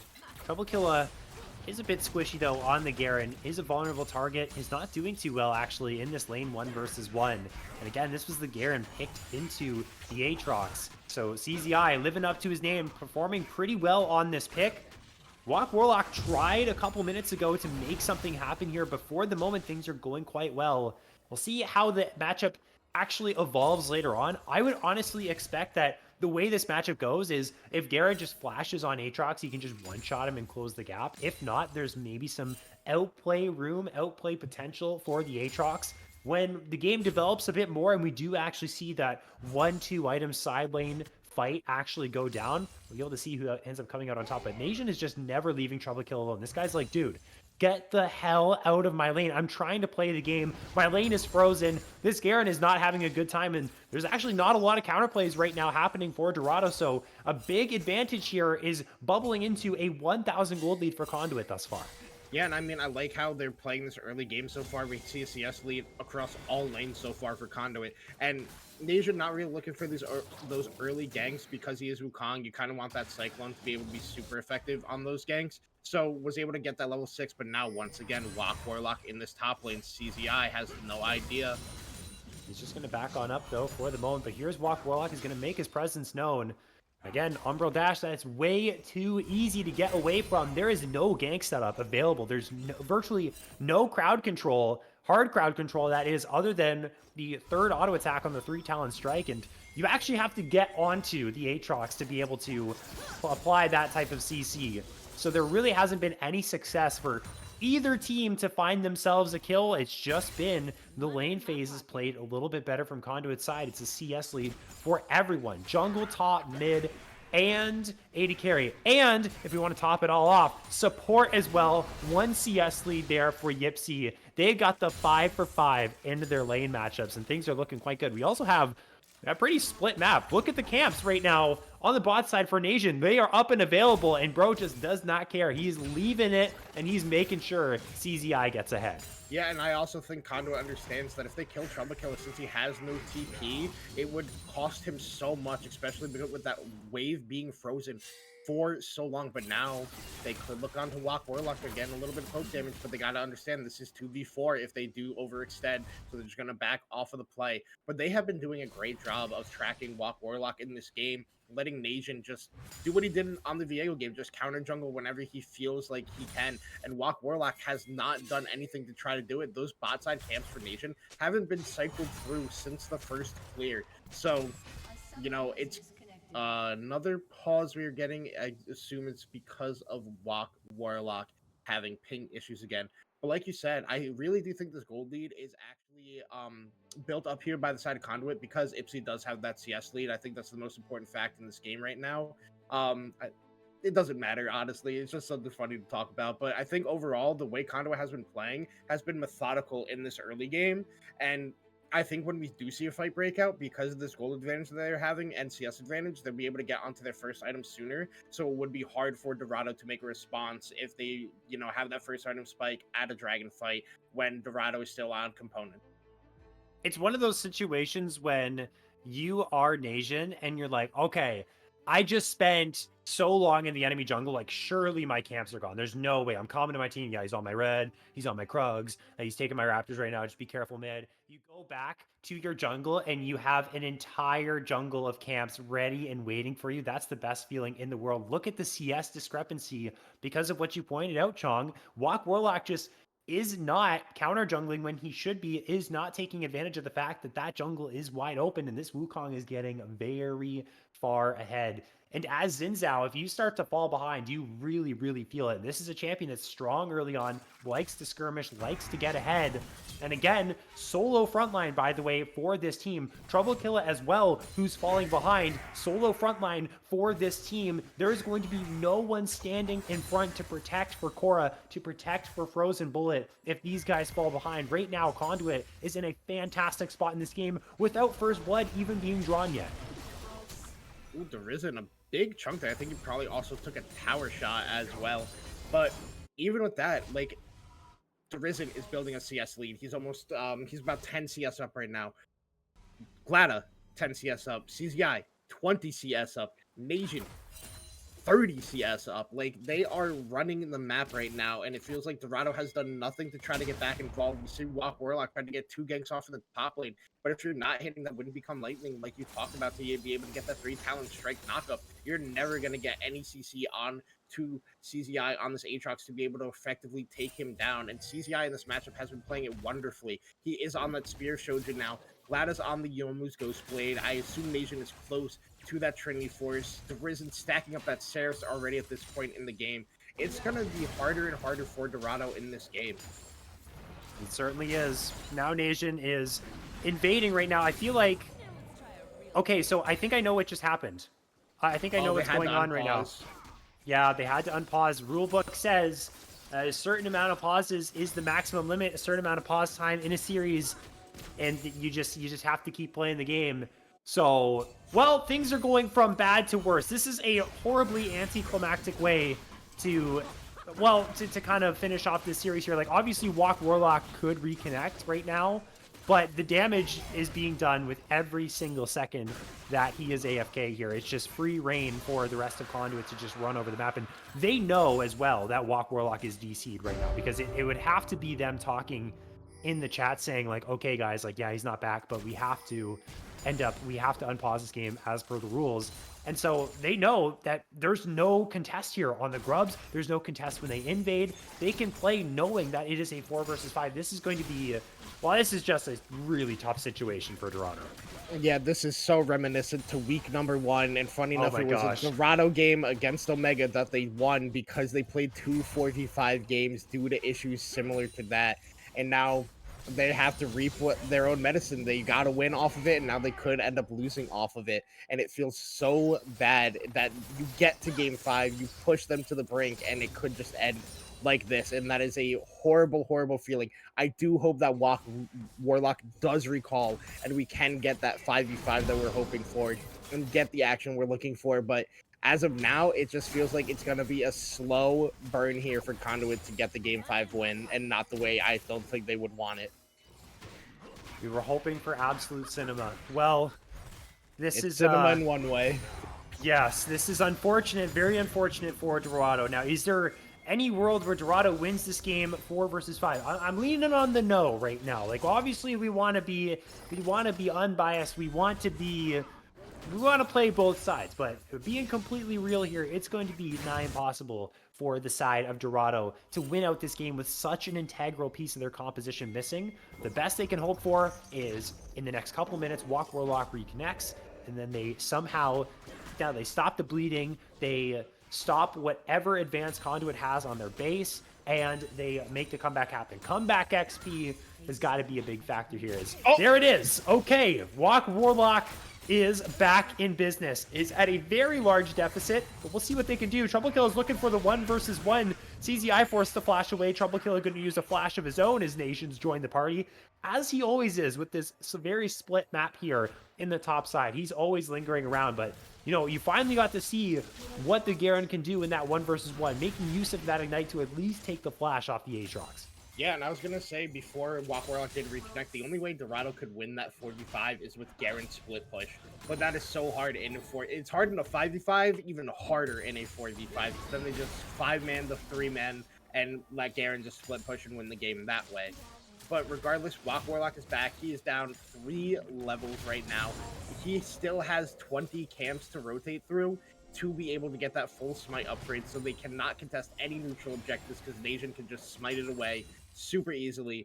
But hopefully Walk Warlock is able to get an effective gank off somewhere, get that gold, get that XP to be able to get back into this game and be effective as a champion, because we were talking, Xin Zhao is that champion that if you fall behind, you feel super useless, and if you DC for 12 minutes, or like you DC for like 4 minutes in the game, you're down 3 levels, it feels so bad.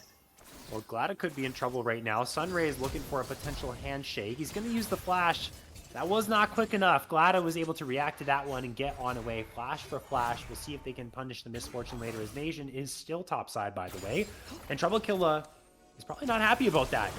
Where is the support here for the side of Conduit? And he is right here, and he's going to get first blood because Sunray's knocked up underneath the tower. Walk Warlock is here, but his presence only brings losses for Dorado It wasn't actually his fault. I painted that in a pretty bad way, but he was there, and Dorado ended up losing one. Conduit get the first blood. It's on to the support. They stopped that play right in its tracks. Yeah, and I'm surprised Glada didn't use his ultimate there. I think it's not even on. Oh, it is on cooldown. That's why he didn't end up picking up that kill. He probably used it at some point to clear a wave.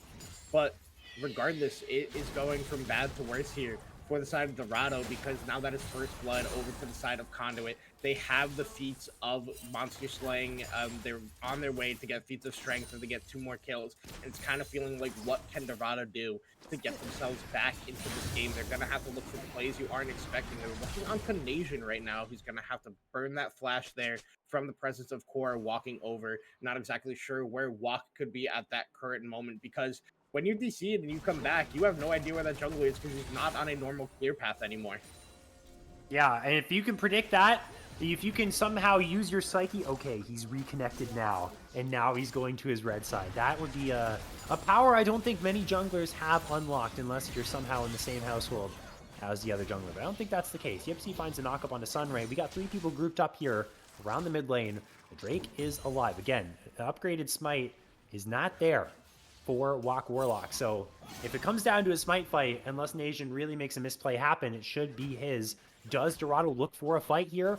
I'm going to go out and say probably not, with the fact that the discrepancy in gold in the jungle is so far ahead in favor of Conduit, but they're going to start it up anyways. If you actually look at the gold lead, it's quite insane, as we're going to see a combination go down. Core's just going to face tank that and walk on out and say, all right, thanks for that. That's Shockwave down.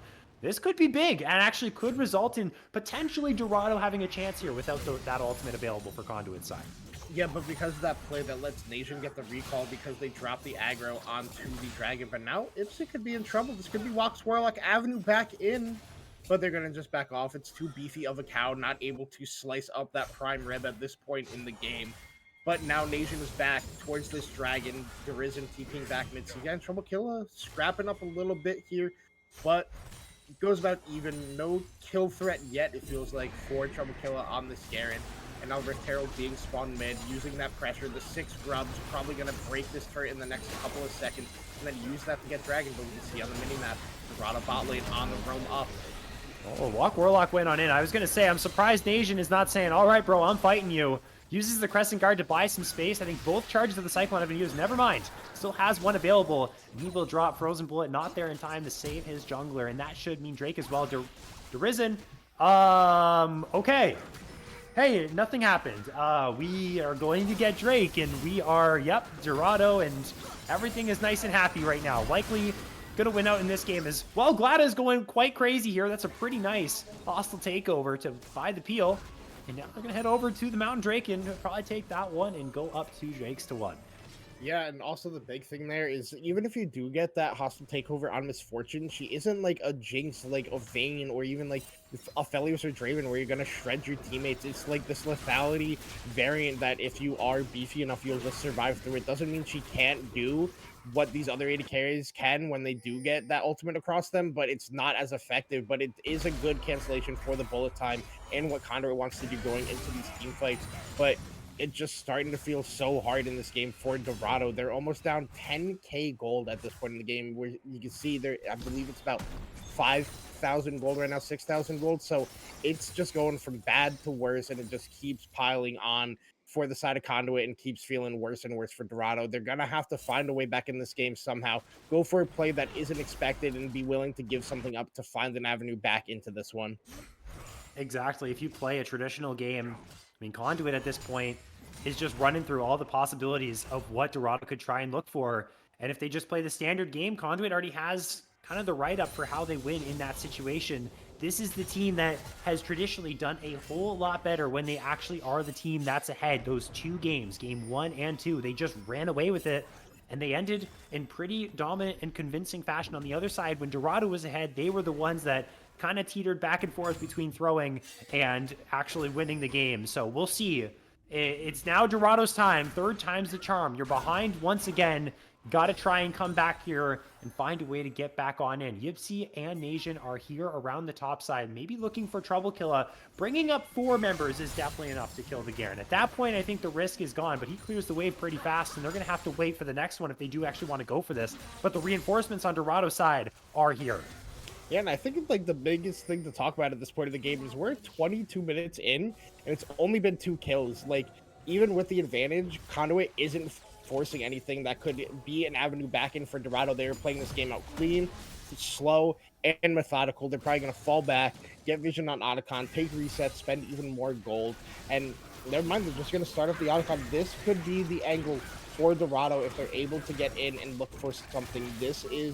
Otacon is not a neutral objective to scoff over. It has hands. We saw it in game number 1, and they could look for something if they choose to do so, but the Risen is zoning them out. They're just trying to give this one up, get mid-turret, and then potentially roam over after Trouble Kill is sitting up in this bush.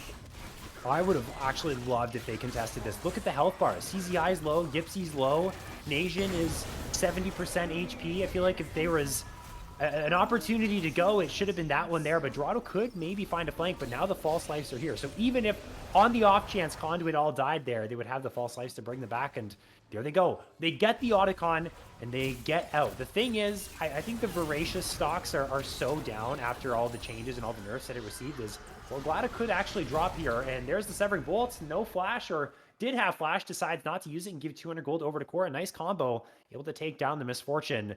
But that's the thing, right? Like, that's one Voracious down, and is Conduit going to make full use of this? I don't know. We don't even see pro teams make the maximum usage out of this Otacon. I think compared to Ruinous, it's just really not that great.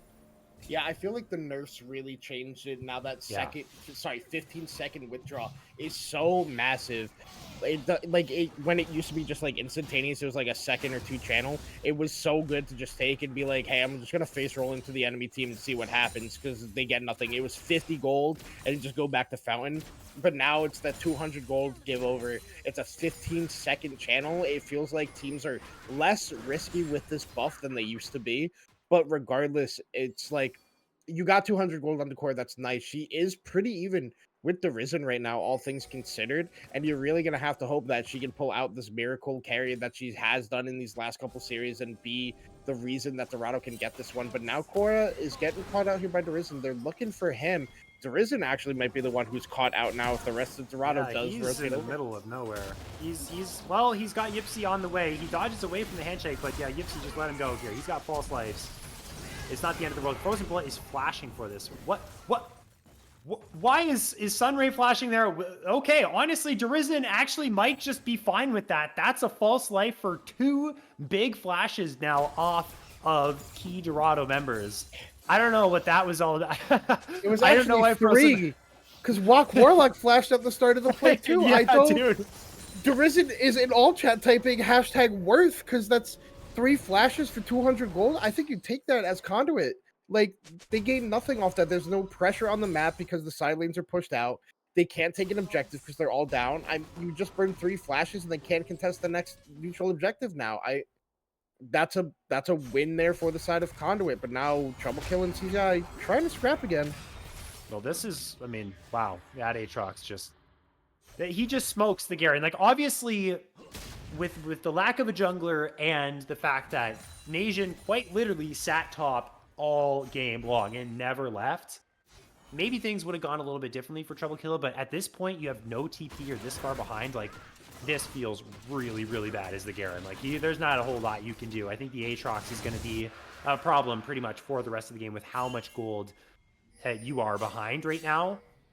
So that's a big problem on top of everything else there for Dorado. It's sole point for Conduit side. And I feel like they're just going to play this slow and methodical. They might wait it out. Again, with how crazy this game has been and in the winning positions Conduit has been in for Dorado to flip things on its head, I think Conduit is definitely going to dot all their I's, cross all their T's, and make for sure that they are in a winning spot in this game. And that might just mean dragging this out super, super long, which I guess could come back to bite them. But I don't know. We'll end up seeing 2 kills at 26 minutes is actually diabolical here, though, John. Yeah, and I mean, it's just so hard to find something for Dorado to like be positive about because of the time Walk Warlock was on pause. Like the silver lining is Conduit doesn't have that Soul Dragon yet because he took the first one of the game. They're looking for Korra, but Nation just got completely stifled there, runs right into the fear.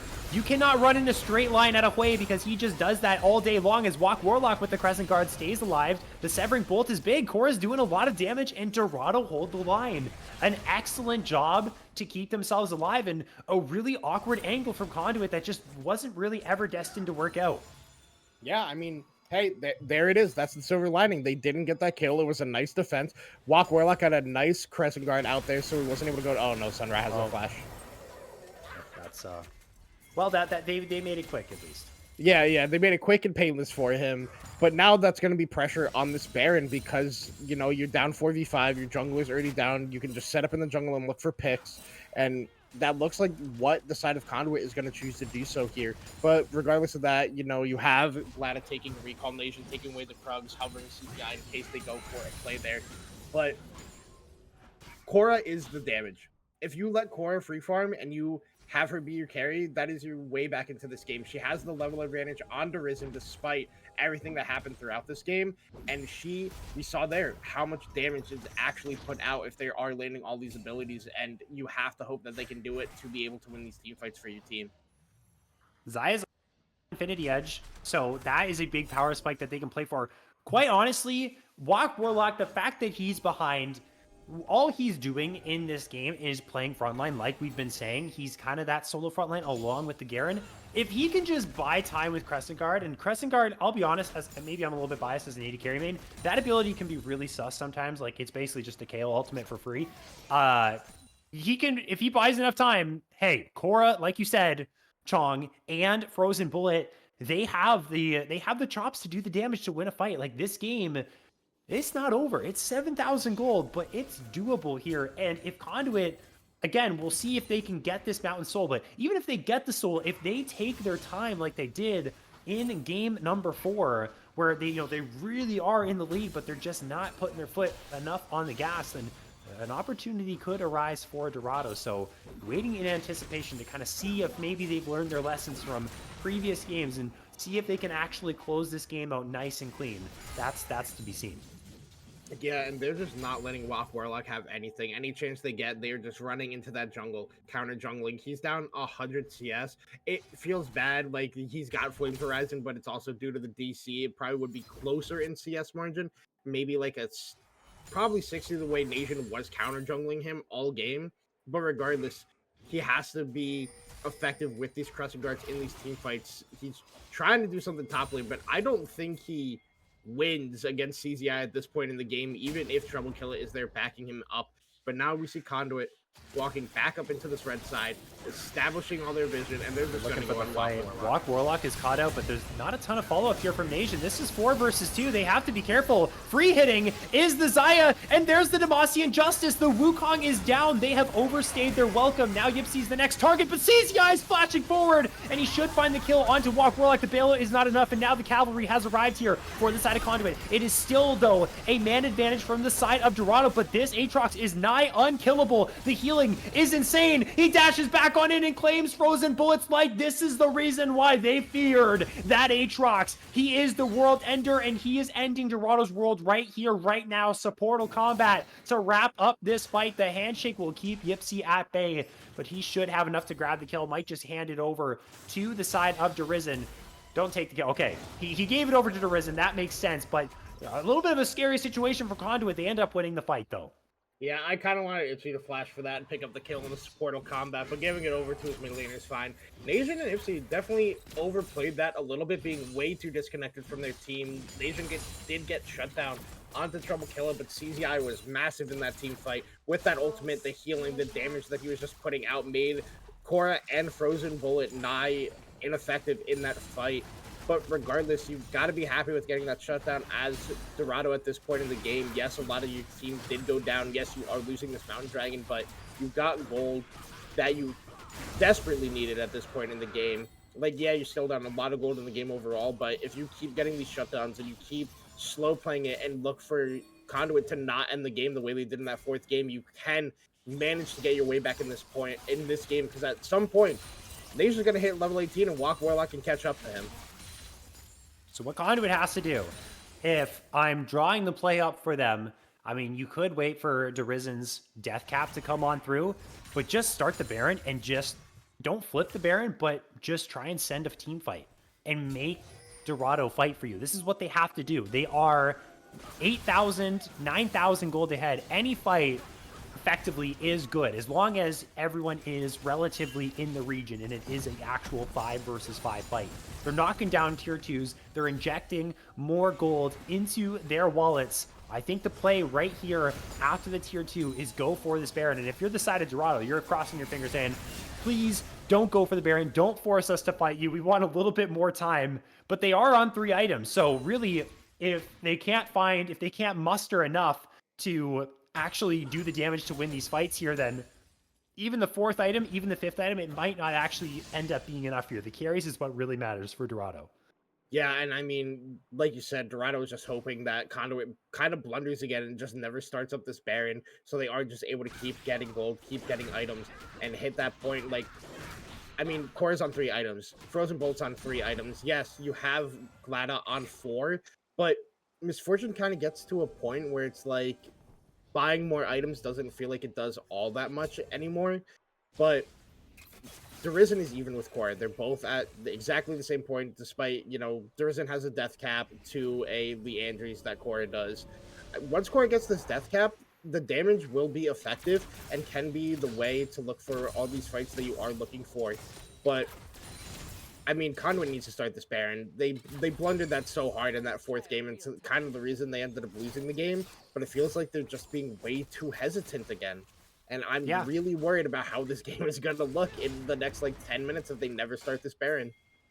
For all the Dorado fans, keep, maybe avert your eyes for this play as well. Cora's getting flanked, and, Derizen, that was smooth. Flashes forward towards his team, lands the shockwave, and that's 2 kills. A double kill to Glada. What I was going to say, before I guess I somehow caster cursed it with my thoughts, was keep cheering for Conduit to just never ever do this Baron and never push forward, because then it just gives the better chance for Dorado to come on back here. But now would be the time to do the Baron, right? Like, you know, you could push a little bit further, but ping that Baron, Conduit, it's time. You got 2 people dead. There's never been a better time to go for this, and I think that's exactly what they're going to do. It looks like they're finally rotating to take a Baron in this series, despite the other games where they had him. It feels like they just ignored it for so long. They're going to pick this one up. They are in the driver's seat. With the jungler dead, there's going to be no contest for the side of Dorado, and they are kind of going to look to start putting those nails in that coffin that is Dorado Gaming. And it feels bad after the series we've had so far to Game 5 to be like this. Yeah, it certainly does. And, you know, hear me out, though. You know, Conduit has had a hard time closing out games. 2.5 minutes. We got ourselves an Elder. I'm booking the fairy tale ending here for Dorado. Elder, Steel, team fight, spiraling despair from Cora. They win the fight. They push down mid. Probably won't happen, but there's potential there. 2 minutes. We'll see what Conduit does with this Baron. Like, they better not just wait it out for Elder. They gotta start fixing their waves. They gotta go up top side, get that pushed in. Maybe Derizen with teleport. Make sure you don't get picked off. Go to the bot side, push that on in. They've still yet to crack the base, so they still got a good chunk of ways to go right now. Dorado still have a lot of things to hold on to. And, you know, someone like Cora could be the big X factor. If everyone from Conduit walks into a massive Blade Caller, Frozen Bullet gets that big damage off. I'm not sure how close he is to that Bloodthirster, but that could be the big power spike that brings them back. There's still hope. It's just going to be dire, but we'll see what Conduit can do with this Baron. Yeah, and I mean, Cora does have good wave clear, but it's like the only wave clear that you have on the side of Dorado.